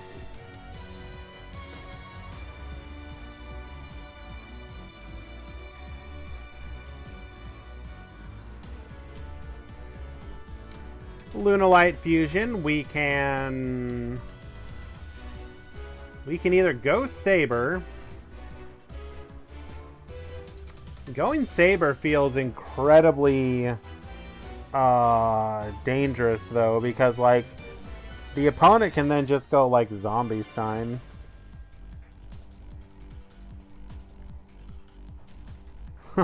What do you even do here?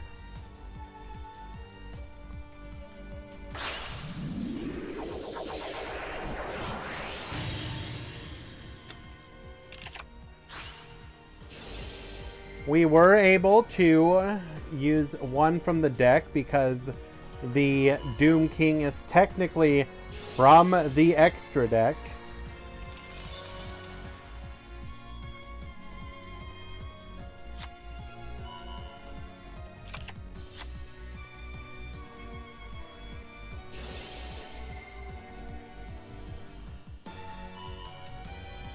And it's just lethal. Troll Despair.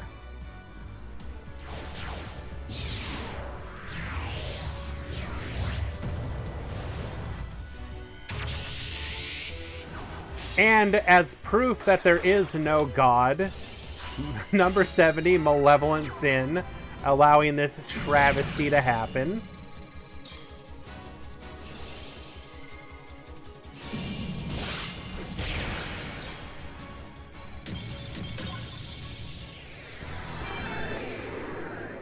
And Luna Light Lethal. Mako Pin winning it. Moving on to top 4 with his abomination of a deck. Congratulations. And may God eventually forgive you, because I don't think we will.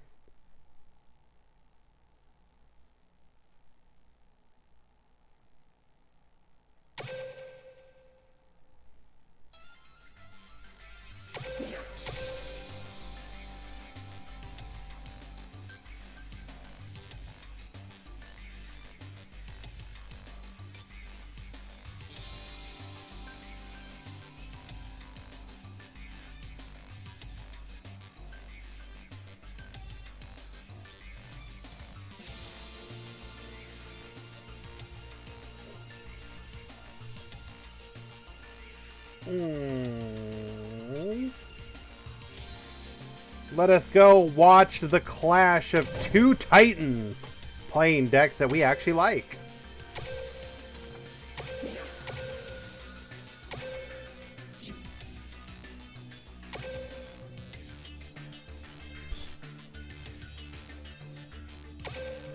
We just missed their first match, so we will be watching Refresh versus Zaga.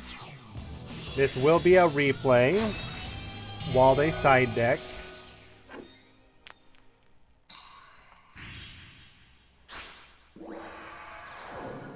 Yo, Bear Bloom, what up, bro? Welcome, welcome. We are in the top 4 of the Meta Weekly, or Meta Freekly, excuse me.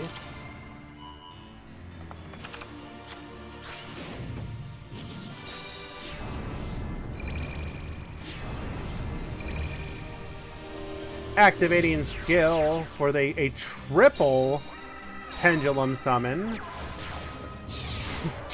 Jesus. All 3 of the odd eyes on the field.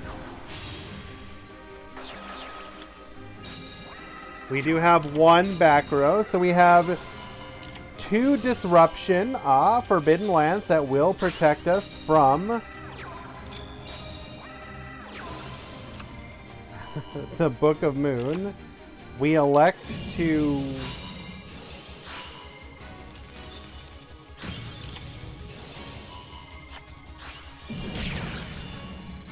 okay. So Zaga just hard bricked. So TLDR, Zaga didn't have any of the resources he needed. He had back row, one of which was in the form of a witch, which got disrupted as he attempted to use it by the pop from the Doom Rider. On the following turn, he would be able to go into other plays, such as probably another Doom Rider, for being honest, because I don't think they're playing the rank 7 Rebellion Dragon. But regardless, Refresh will win game number 1 in a quick victory.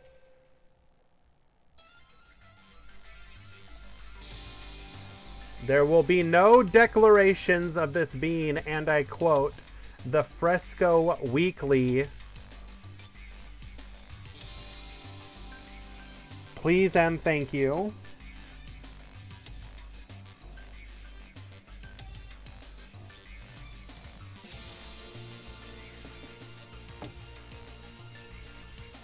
Oh, they're already back in it.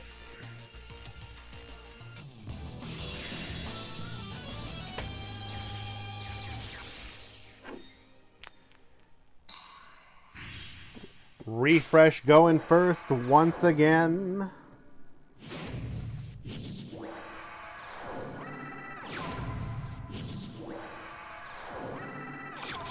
Duel. Are you saying that I should get an Odd Eyes and Gandora emote, or are you talking about in the DMC Discord?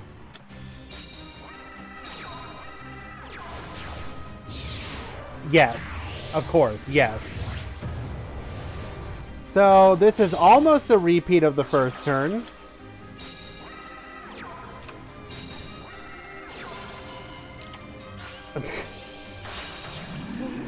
Oh, so this is almost card for card the same as turn number 1, except this time Zaga's actually going to get to play the game.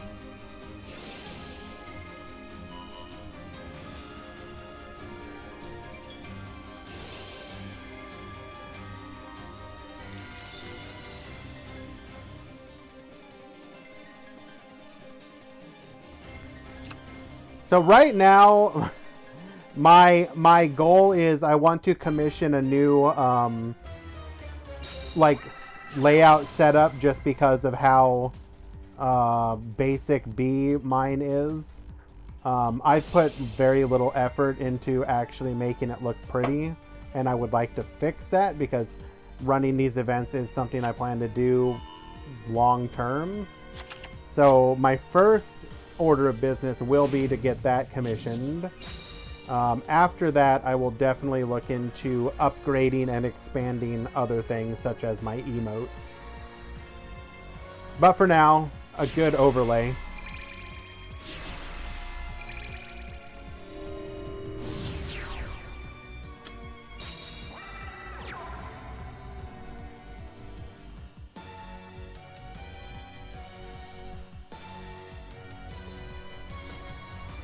We can render that back row useless. However, we do not have lethal this turn.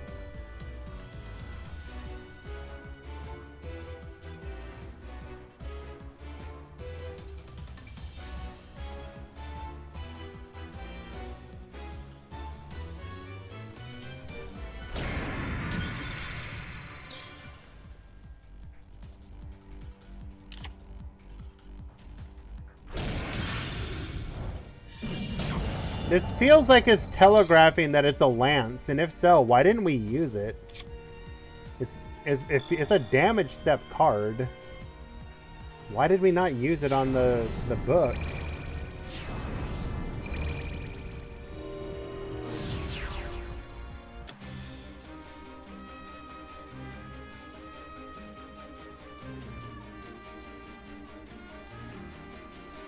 I'm confused.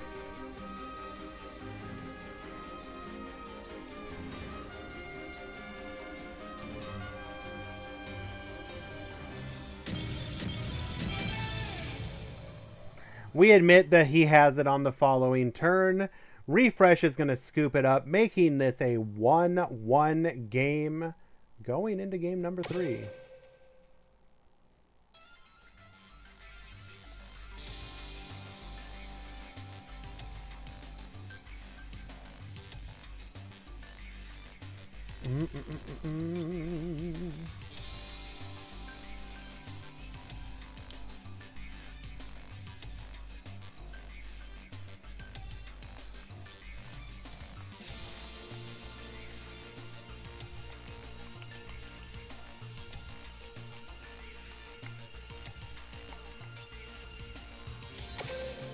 And yo, those boys are already back in it.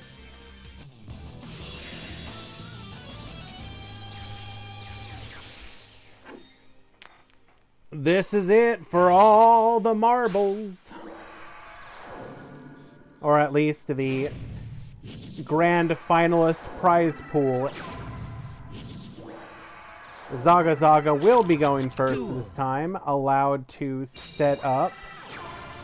And any time that you open Kepler, you're feeling all right. No, I'm pretty happy with the overall speed of the events right now. Like, we're just about to hit the 4-hour mark and probably have maybe, oh, I don't know, 30 more minutes, maybe 40 before we finish up. I mean, obviously that is a byproduct of 4 rounds top 16, but still moving along at a pretty decent clip outside of that.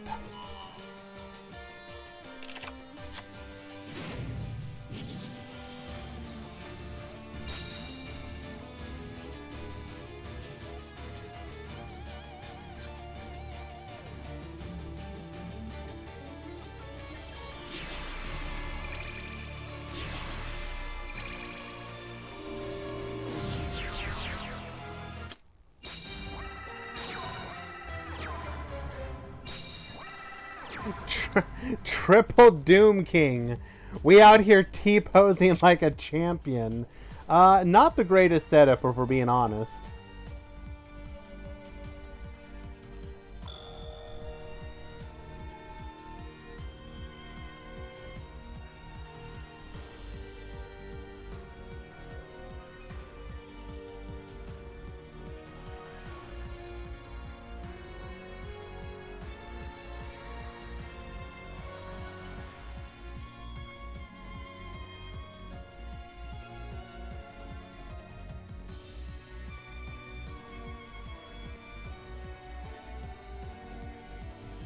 What is the game plan?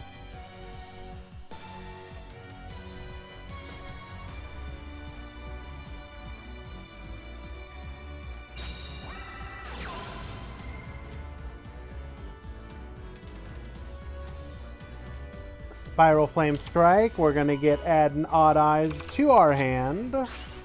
Skill is now live.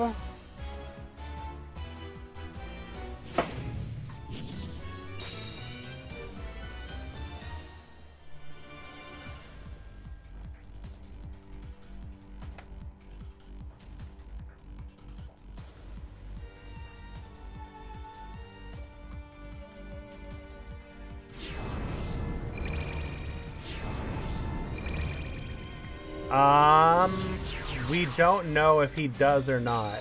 Show me a floodgate trap hole one time.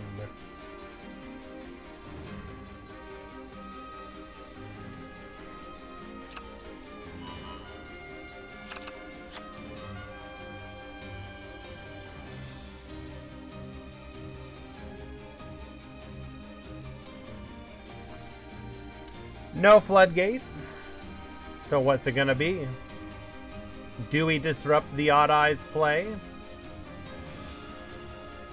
Can we disrupt the Odd Eyes play?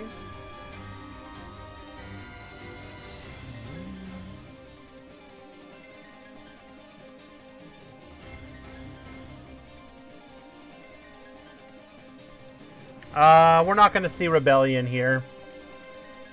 To get maximum value out of Rebellion, you have to use an Xyz. So he would have to go into a Dragon Xyz first, which would most likely be the Doom Rider.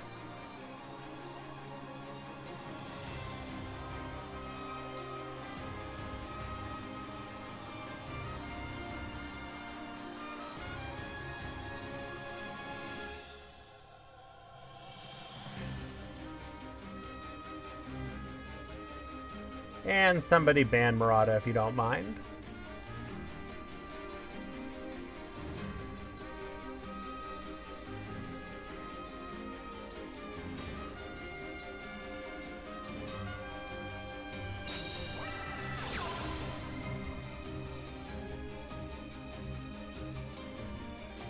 We're gonna go ahead and force that back row. Oh no! We're going for the Orthos, okay.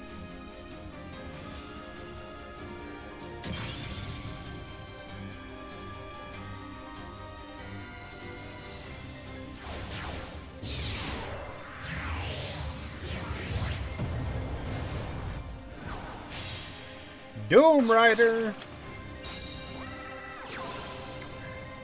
Joker gets searching. Probably gonna grab us a donkey or no. Oh, we're going for another copy of the Odd Eyes Dragon. We can go into normal rebellion here if we run it.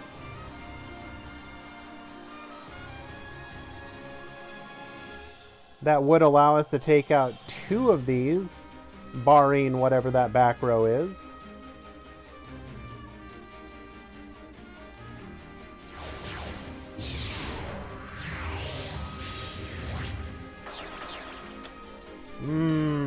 We go Roach, huh?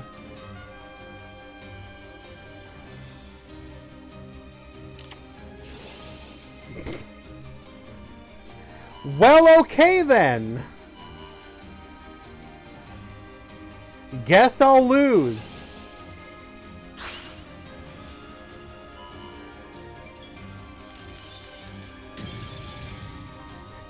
Yo, it's an oldie but goodie. Remember this one? Treacherous Trap Hole.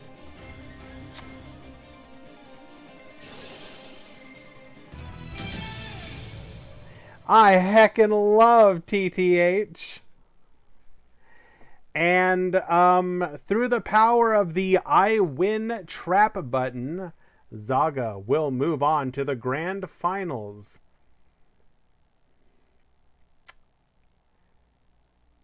I want you guys to understand something.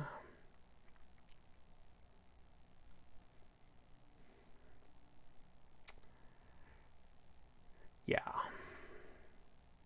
We're out of the money because of a heckin' treacherous trap hole. One friggin' treacherous. Well played regardless. You both are amazing.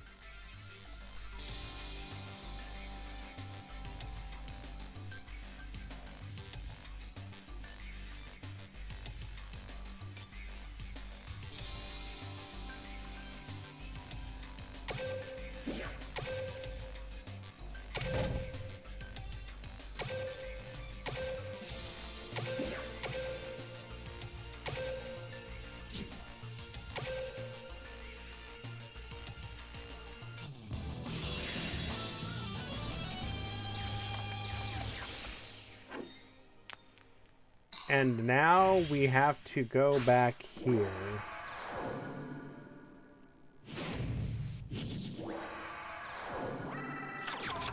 Let's duel.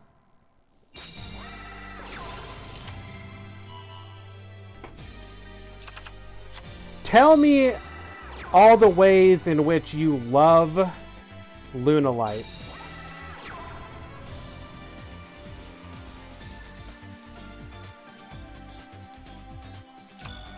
To be fair, this isn't the greatest Lunalight opener.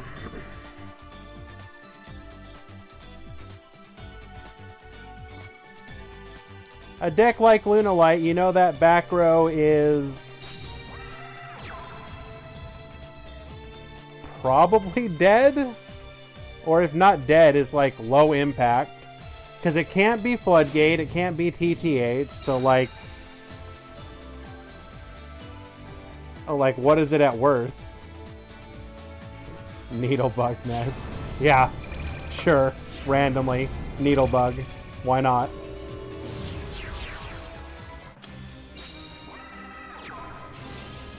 Second donkey gets searching.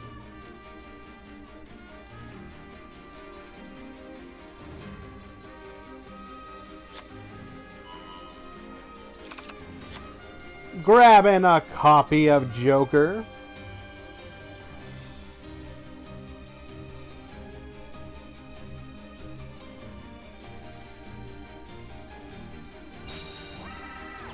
Joker gets searching.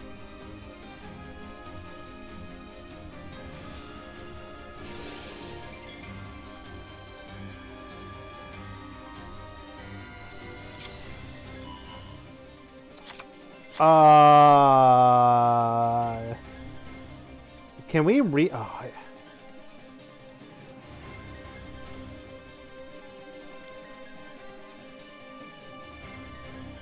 So there could be a white princess in hand.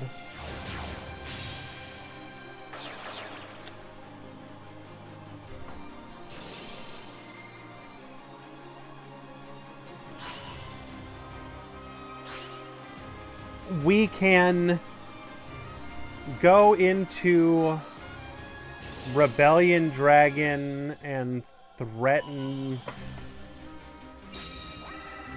We can force the battle phase, or go for the battle phase, try and eat up the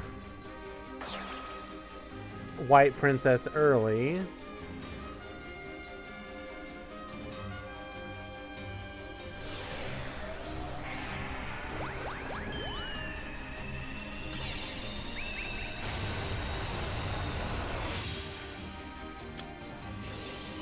No, we're not even gonna try it. We're just gonna go for the.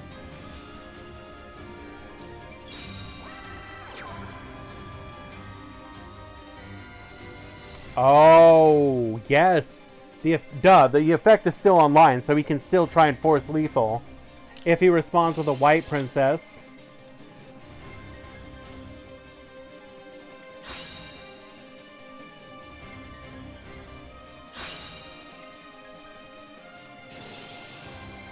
Crimson Fox will reduce. I mean, you target the Malevolent Sin here, right? Oh, that feels like an incredible misplay.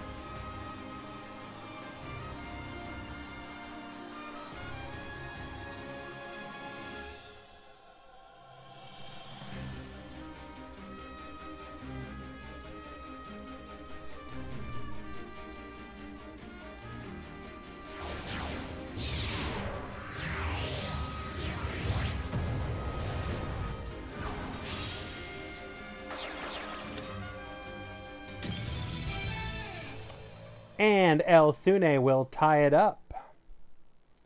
1-1.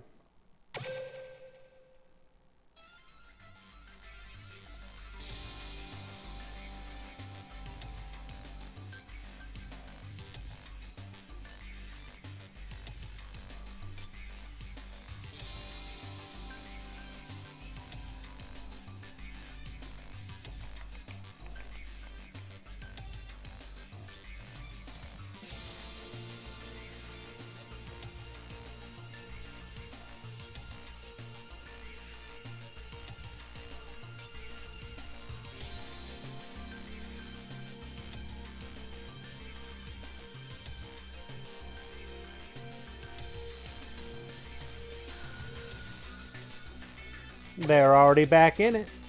Here we go, the final game.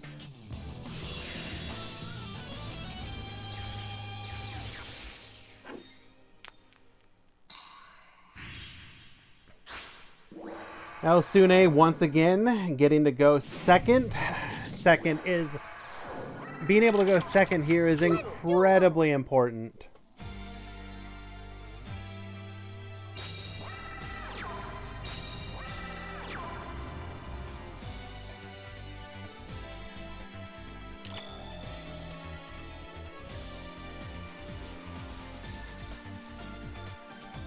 We're going to be looking for hand traps here. That set could be another magical spring.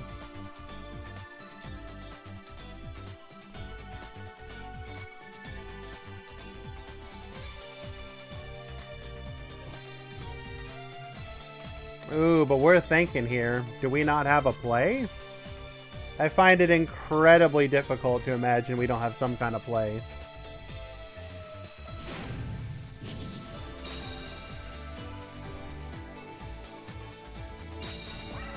Oh, the Zhang Shay Magician in the hand. Unfortunate.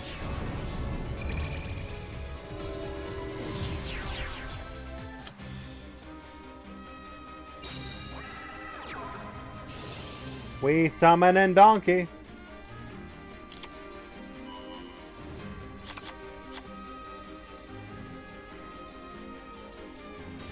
If that's Magical Spring, you should probably activate it now and not even try and...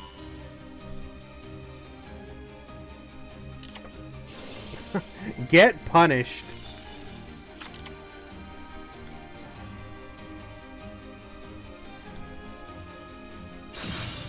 I mean, no offense, but that should have been an incredibly easy read. They don't play anything else, like, honestly. Just assume it's Magical Spring. I would have, like, immediately... I don't know. Technically, he can shotgun it whenever, but... that was a pretty unfortunate, pull, or the resource is pretty invaluable here. He's going to be digging for those hand traps to make sure that he can survive. We are just going to attempt to do the same thing we did last time.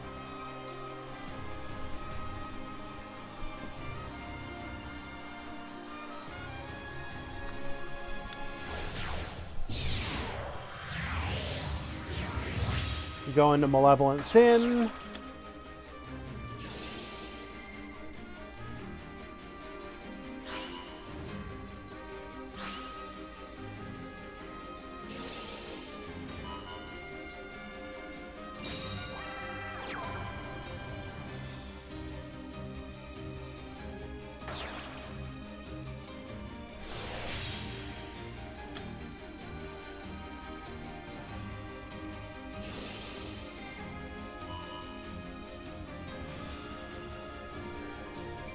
Now we attempt to force the battle phase. White Princess or lose.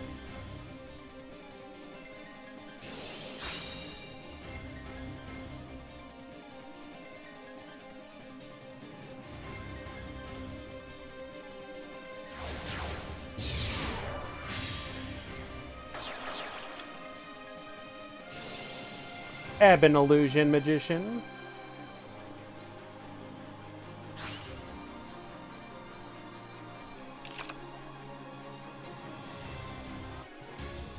We go battle.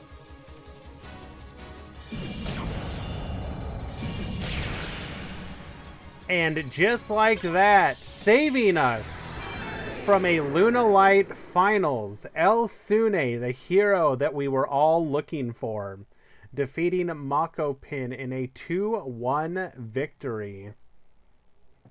Well done to both duelists.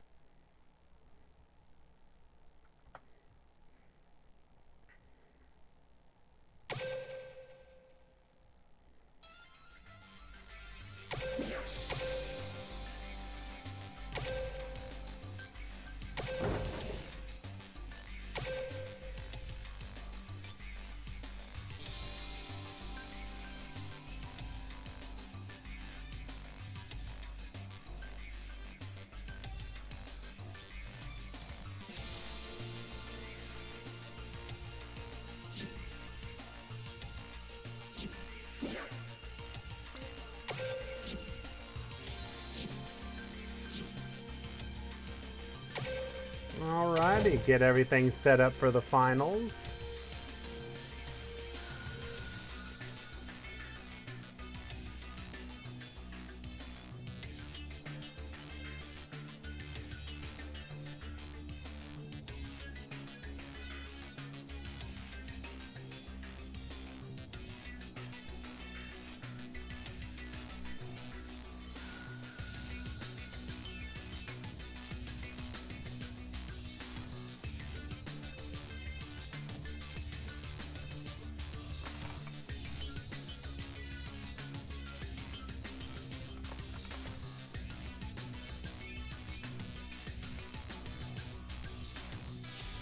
Your finalists for today, playing DDD, Zagazaka, playing Odd Eyes, El Sune.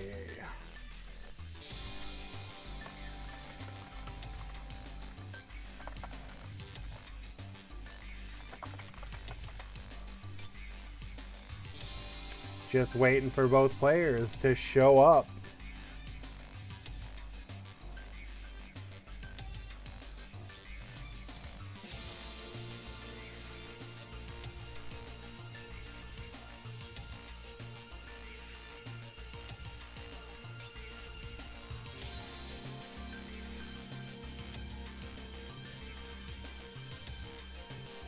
Hello, Ash Blossoms. Welcome.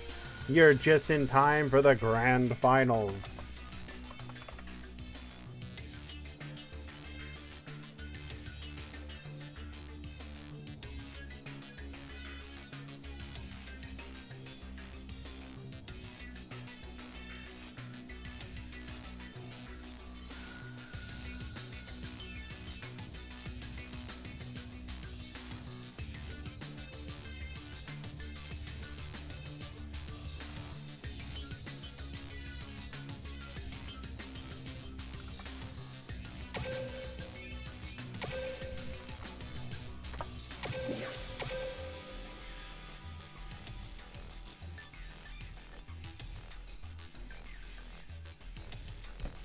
I mean, Odd Eyes, I mean, they had their time because of, like, the Performa Pals, right?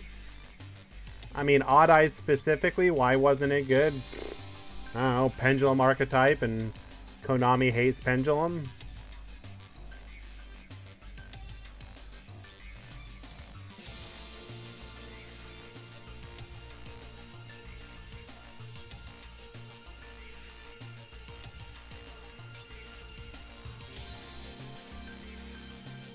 It is kind of interesting that we can unironically say that we live in an era where Odd Eyes and, well, I mean, DDD has been top tier before, kind of.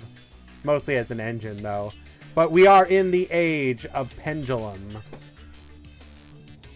Odd Eyes, and DDD, both incredibly strong decks.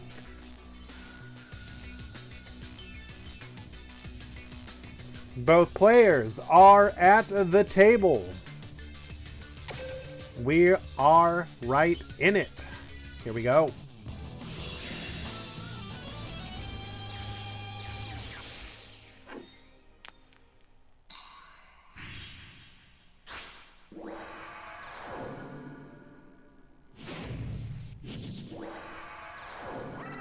El Sune will be going first, allowed to set up his board. This is a matchup where going first has incredible strength.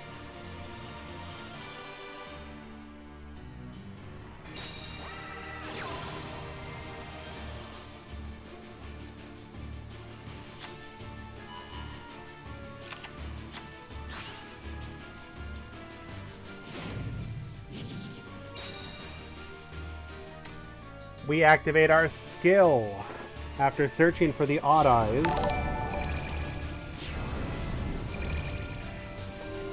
ASAP, thank you so much for the follow. Appreciate it.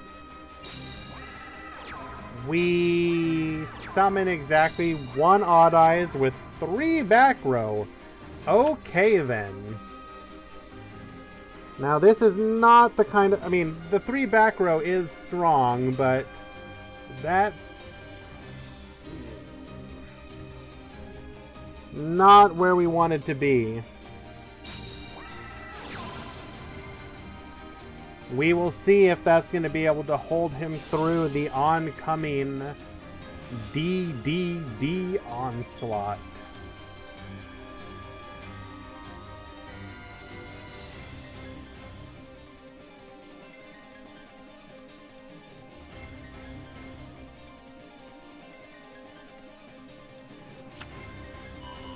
Grabbing a copy of Doom King Armageddon, making our skill live. However, we don't have access to Kepler, which means we'll probably have to Kepler from the deck and use one of our monsters in hand as the other scale.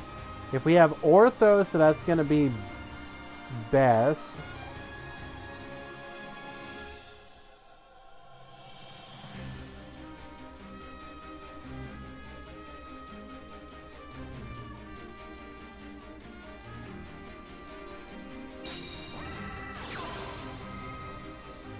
There you go, Orthos, perfect. We can start working on that back row if we so desire.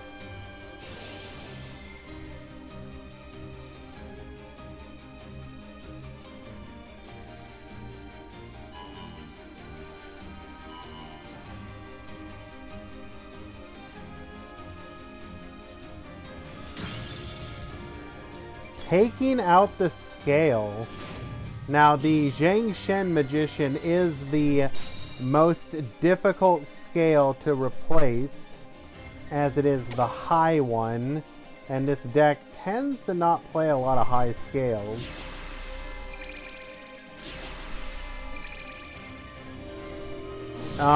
In fact, I think a lot of times you have exactly like Joker as your scale.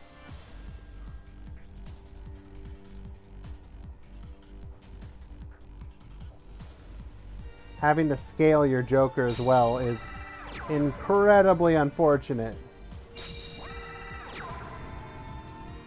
Set 1, set 2. Keeping a card in hand that may be telegraphing that he has a witch.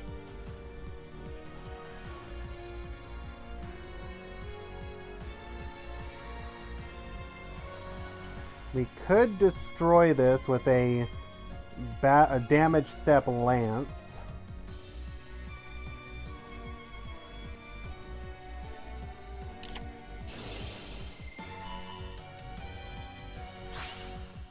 Sure enough, that is what it is. A little bit of damage. Opening us up for a direct attack.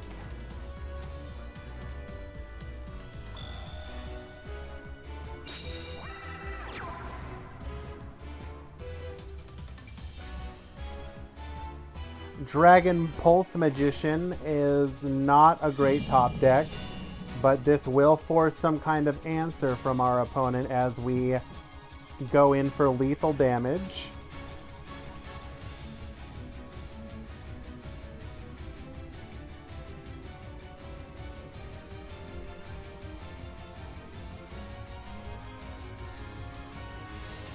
I mean, we have to do something here.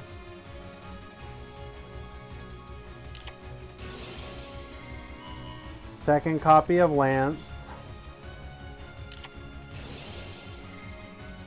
Enemy controller means that we do stop the lethal, but we wasted an incredible amount of resources to do so. We're in a pretty simplified game state at this point.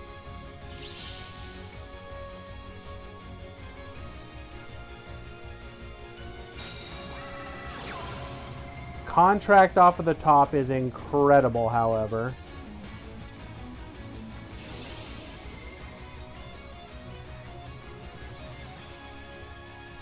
We're going to be able to search, then pop that last back row.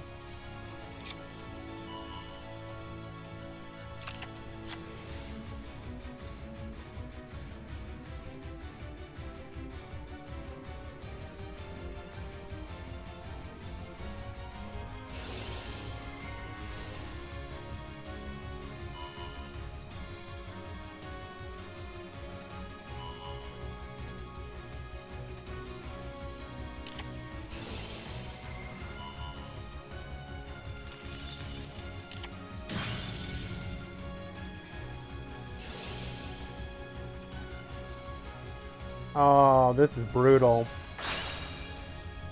So, Swirl Slime with the 0 sight, bringing out the High King Genghis. We can then Pendulum Summon the Armageddon King from the extra deck, which will bring back the 0 sight, and we will have lethal on board.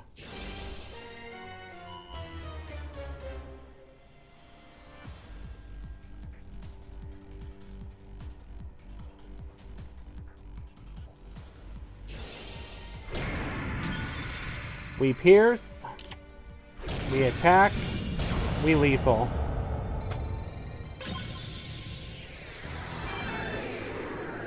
So unfortunately, it goes without saying that the major contributing factor to that loss was the fact that Elsune just did not, he had no monsters to work with.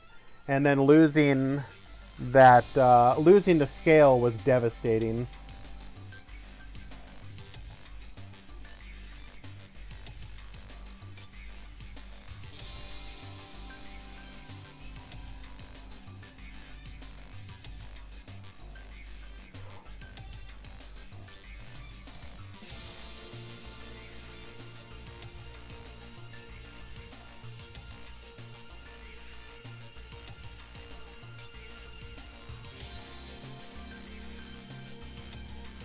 There's a good possibility we're going to see some side decking from these users.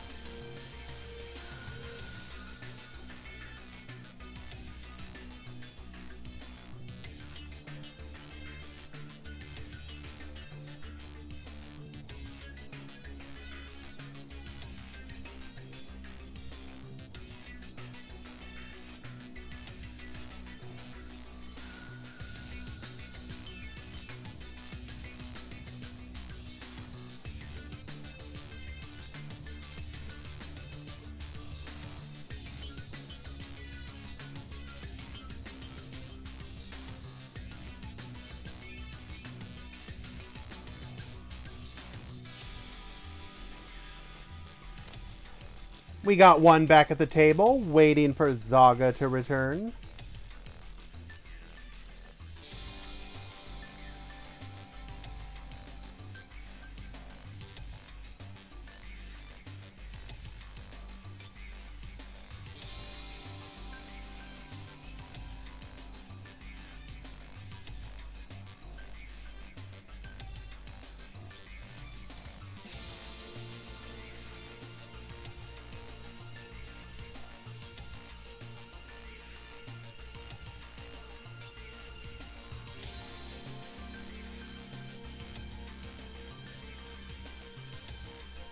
Both players are back.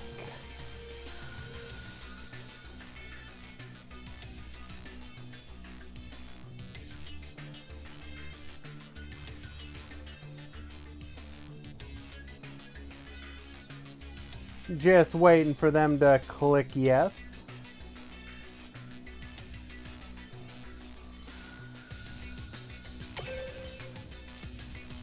Game number 2. El Sune is going to be looking for a comeback. Zaga to close it out. El Sune will get a chance to go first again. Can we set up?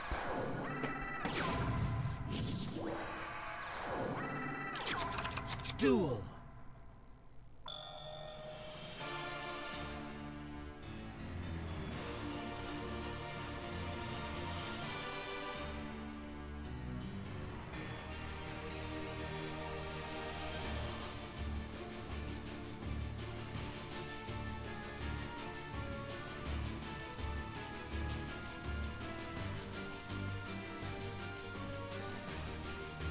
Anytime there's this long pause, it makes me very concerned.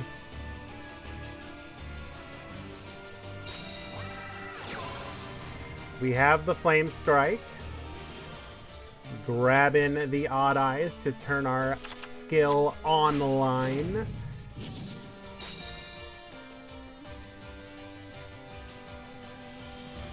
Both from the deck, we're feeling good.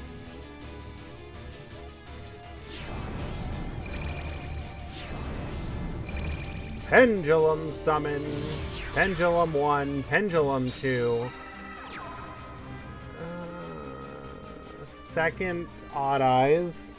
Not ideal, but we can work with that.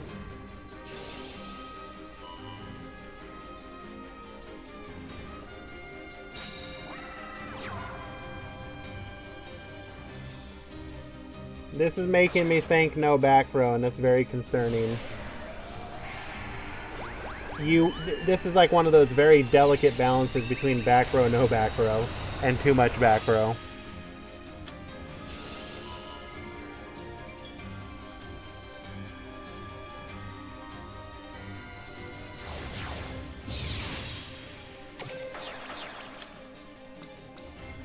I set a card. I end my turn. It's my turn. I draw. So we have a pop, we have a back row. That's okay. That's a decent setup. From my hand, I activate my quick play spell. The MST, however, is not. We are targeting that face down back row.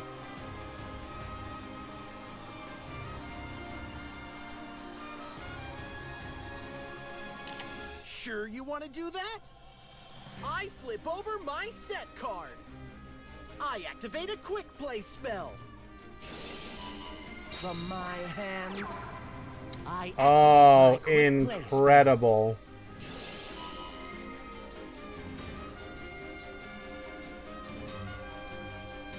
Book of Moon is going to put the Doom Rider face down. This is perfectly countered. Oh, devastating. Sure you want to do that? I activate my monster's effect. We're going to go ahead and pop ourselves. Boost up the Odd Eyes to 4,600. My continuous spell, Dark Contract with the Gate.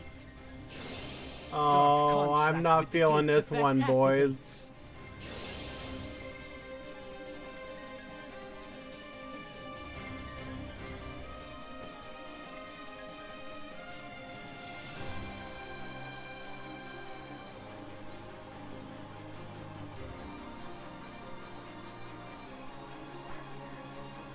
Sometimes you just draw like a god.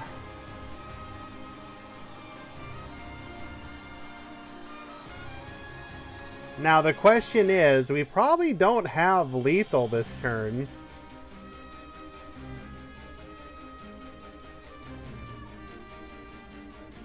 Like, what are our options? We can grab Kepler, grab Witch. That doesn't really do anything. We could scale. Well, we can only scale if we already have the Doom King Armageddon in our extra deck, or in our hand. So we're grabbing the Doom King. Do we have... I'll set a card.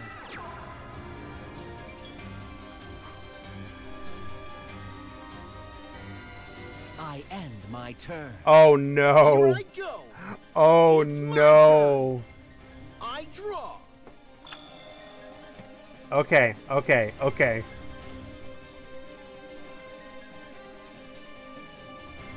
What are we hoping for here?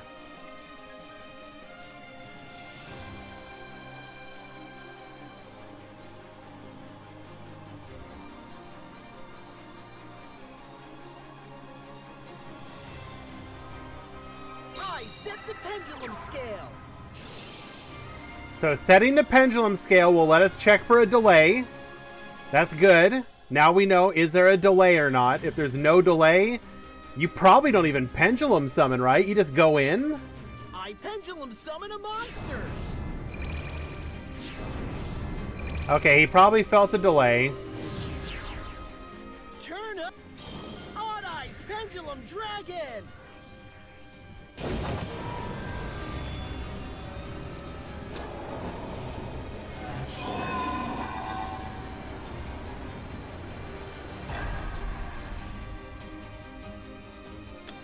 Let's battle. I activate my continuous trap. Dark Attack. Odd Eyes Pendulum. That I brings guess you're my forced turn. Okay. to show my true power. So we deal 25. He's now going to burn draw. for 2k. He has to destroy one of his scales, or one of his back row. So he's going to discard, destroy. Dark contract with the gates effect activates. So he's going to now search. He's going to have to search for This was unexpected. Dark contract probably with the another gates Doom effect King. activates. Does he have... Can he scale? Like, there's no way he kills... There's no way he wins this turn. We discarded... By dual-taining like my dad, I hope I made you smile. Oh, incredible. Okay, that's like straight a roller coaster of emotions. We went from, oh, it's all over, to, oh, we have this one in the bag. Incredible.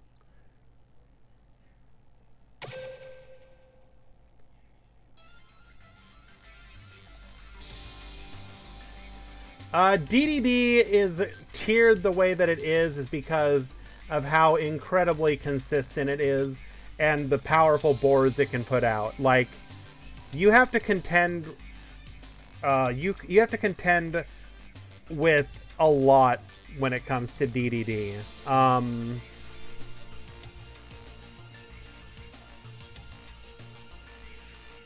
Yo, Akirik, was it leg day or was it upper body day? What was it? What did we do?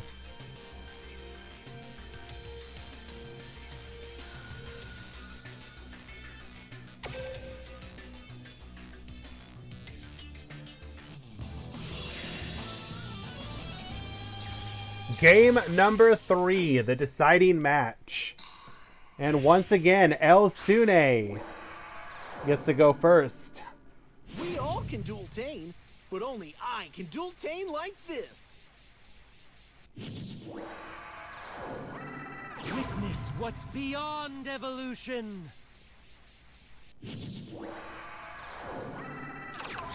This duel deserves nothing less than my 100%.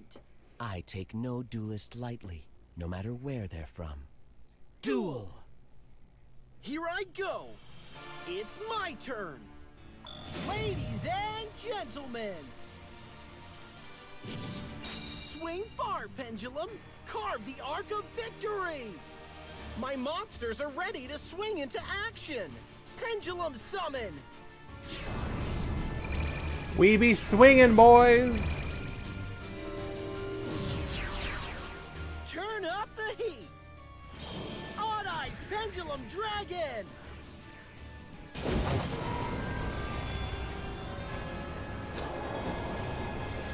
The ugly ass chicken is here!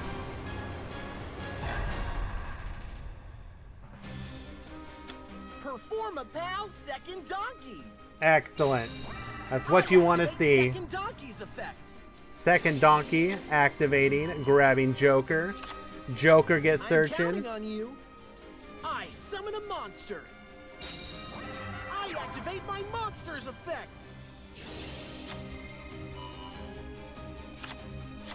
Join the cast. I summon a monster. Ironically, Roach isn't the greatest against DDD. They can, if they're playing the Swirl Slime version, they can kind of play around it.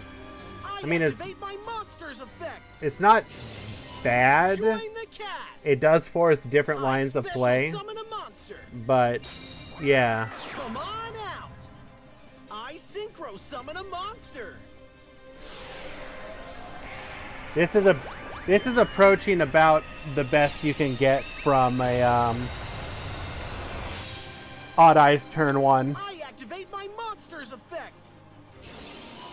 John K. Magician. Join the cast. I build the overlay network. Xyz summon.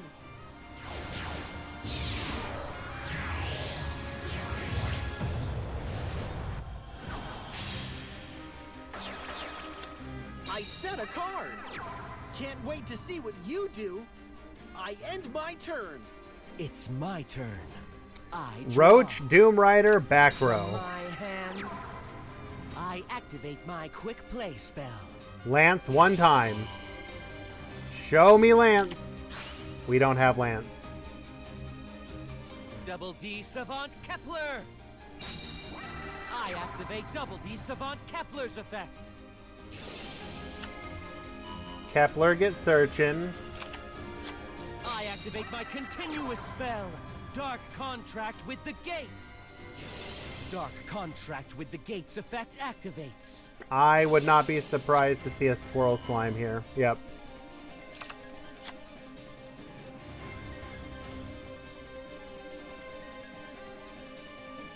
This is incredibly devastating because you go into a monster with a back row negate.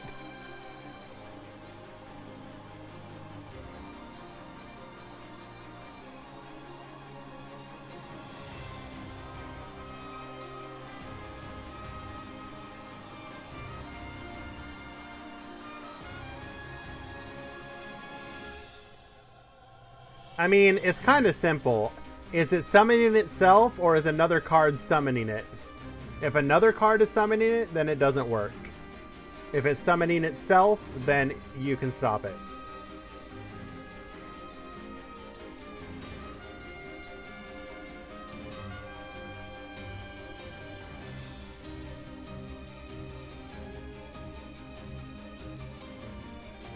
I set the pendulum scale.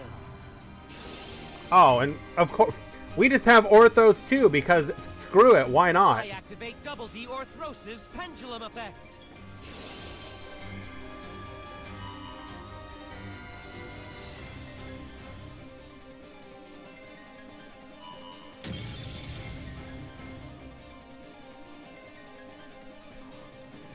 I activate Double D Swirl Slime's effect. Fusion Summon.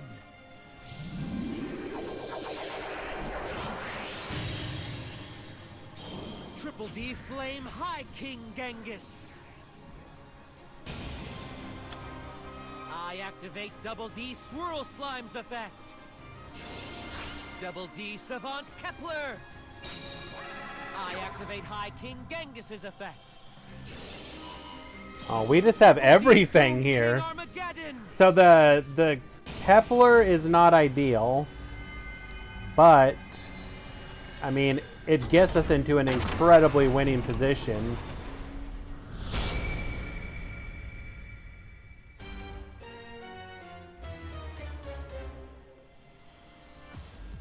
Because we clear the board here. Doom King Armageddon! Bring them their demise! Not bad. Do it! I attack with my monster. I end my turn. My turn. I draw. There's no way we come back from this.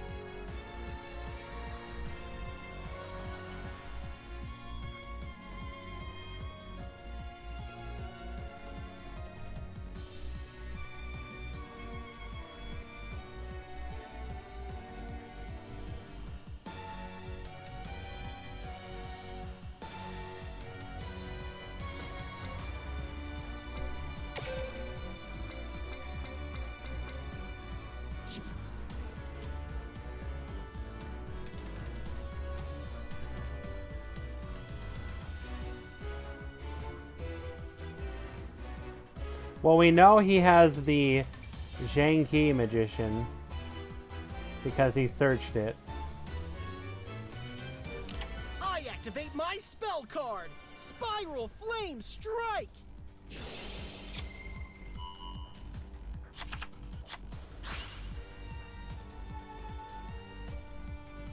The problem is getting the high scale again, because again they only really play Joker as a high scale beside. I set a card. Oh no. Can't wait to see It's what you my do. turn.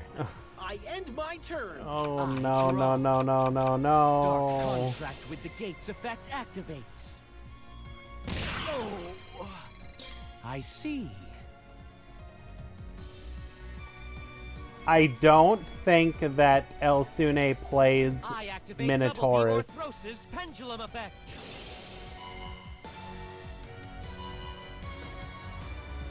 Now's my chance.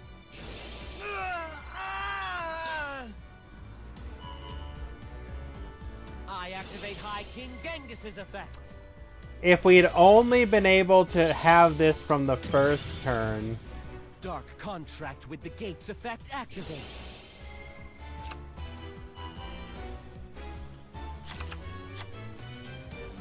Don't worry, guys. We have never Battle gone easy on Fader. anyone. Trust.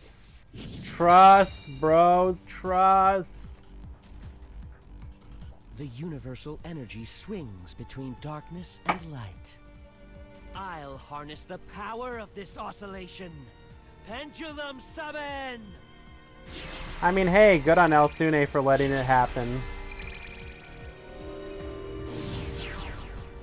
The fearsome immortal who commands the obedience of all. Triple D Doom King Armageddon! One last T-pose before the end. I'll set a card. Battle! The best you could do wasn't enough. Doom King Armageddon! Bring them their demise!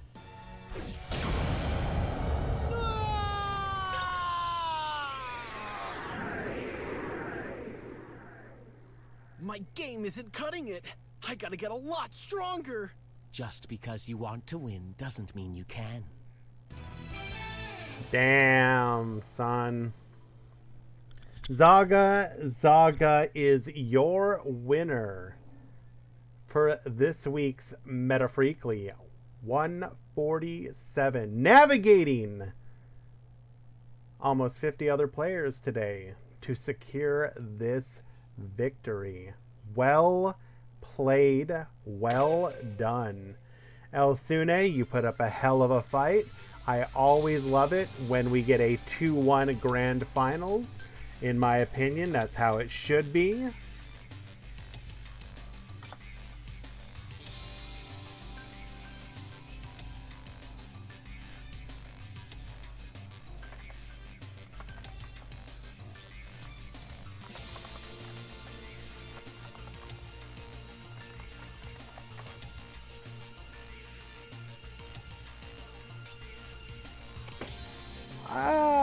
I think Odd Eyes is a little underrated. Come on now. It's better than that.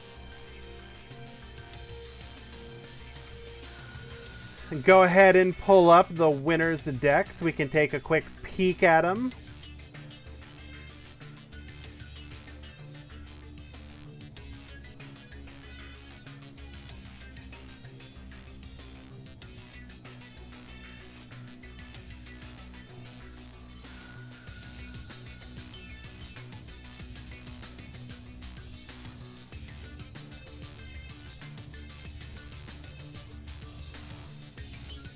So, your winner today, Zagazaka.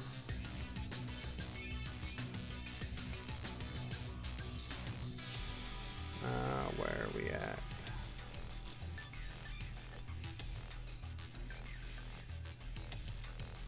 This is his main deck. We're playing 22 cards. Playing one copy of Kaiser, one copy of Swirl Slime, one Doge. We're running 2 Orthos. So I think the notable takeaway from this version is it's very, it has much more back row, kind of like the OG versions that we saw people playing. We're also not playing any of the Thomas, and we're not playing the Ragnarok. We're also not playing Gian Trainer in the extra deck because we aren't playing Thomas. We are running a copy of Card of the Soul. That's really interesting, especially when you consider we're in a 22 card deck. I don't know if it's because of free to play. Zagazaka isn't, to my knowledge, isn't like struggling. His side deck do be looking like this.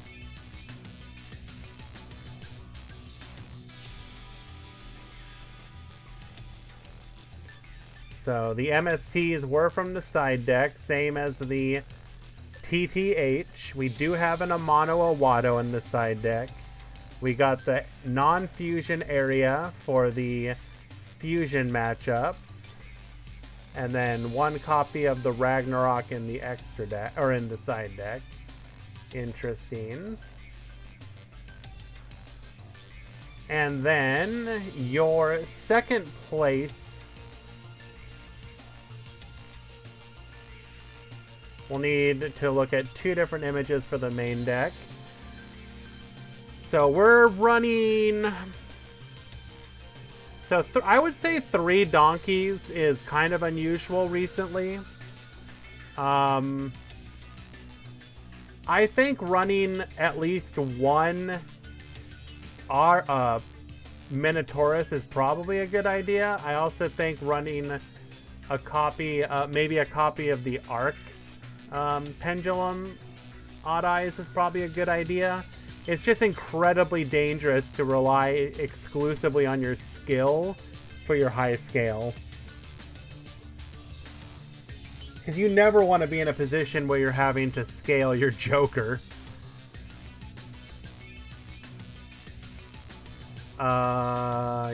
The extra deck here.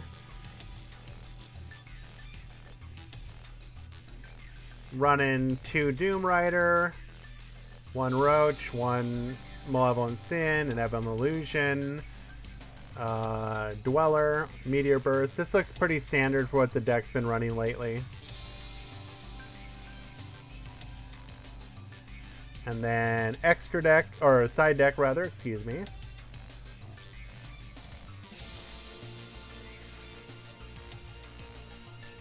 So we do have the Arc Odd Eyes in the side deck.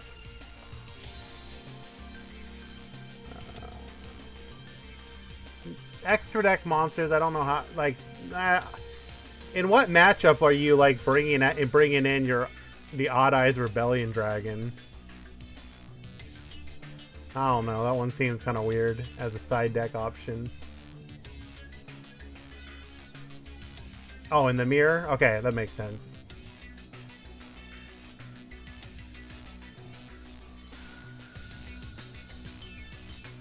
I mean, looks okay otherwise. I don't like the random extra, the one chain disappearance. I don't know. I understand that you're kind of running into like, what do I run here? But seems weird.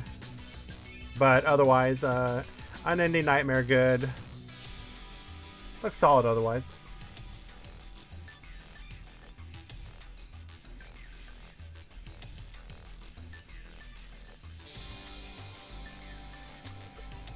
Alrighty, and with that, we're gonna go ahead and call it a day.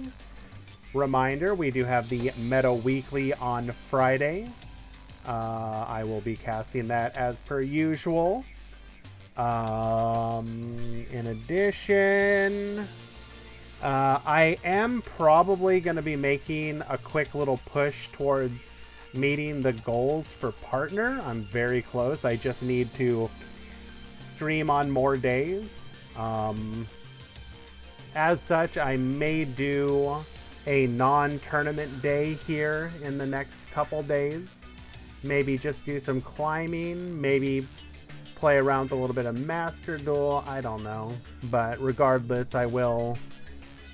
We're at 9 out of the 12 days while we met all the other conditions, so even if it's not for any other purpose, just the fact that I can try and go for it, I kind of want to. So if you see me pop on a non-tournament day, do consider stopping by and just chilling. Regardless, again, Meta Weekly will be on Friday, 12 p.m. Eastern. If you're part of the Discord, please do consider joining up. Oh, I know, Oren.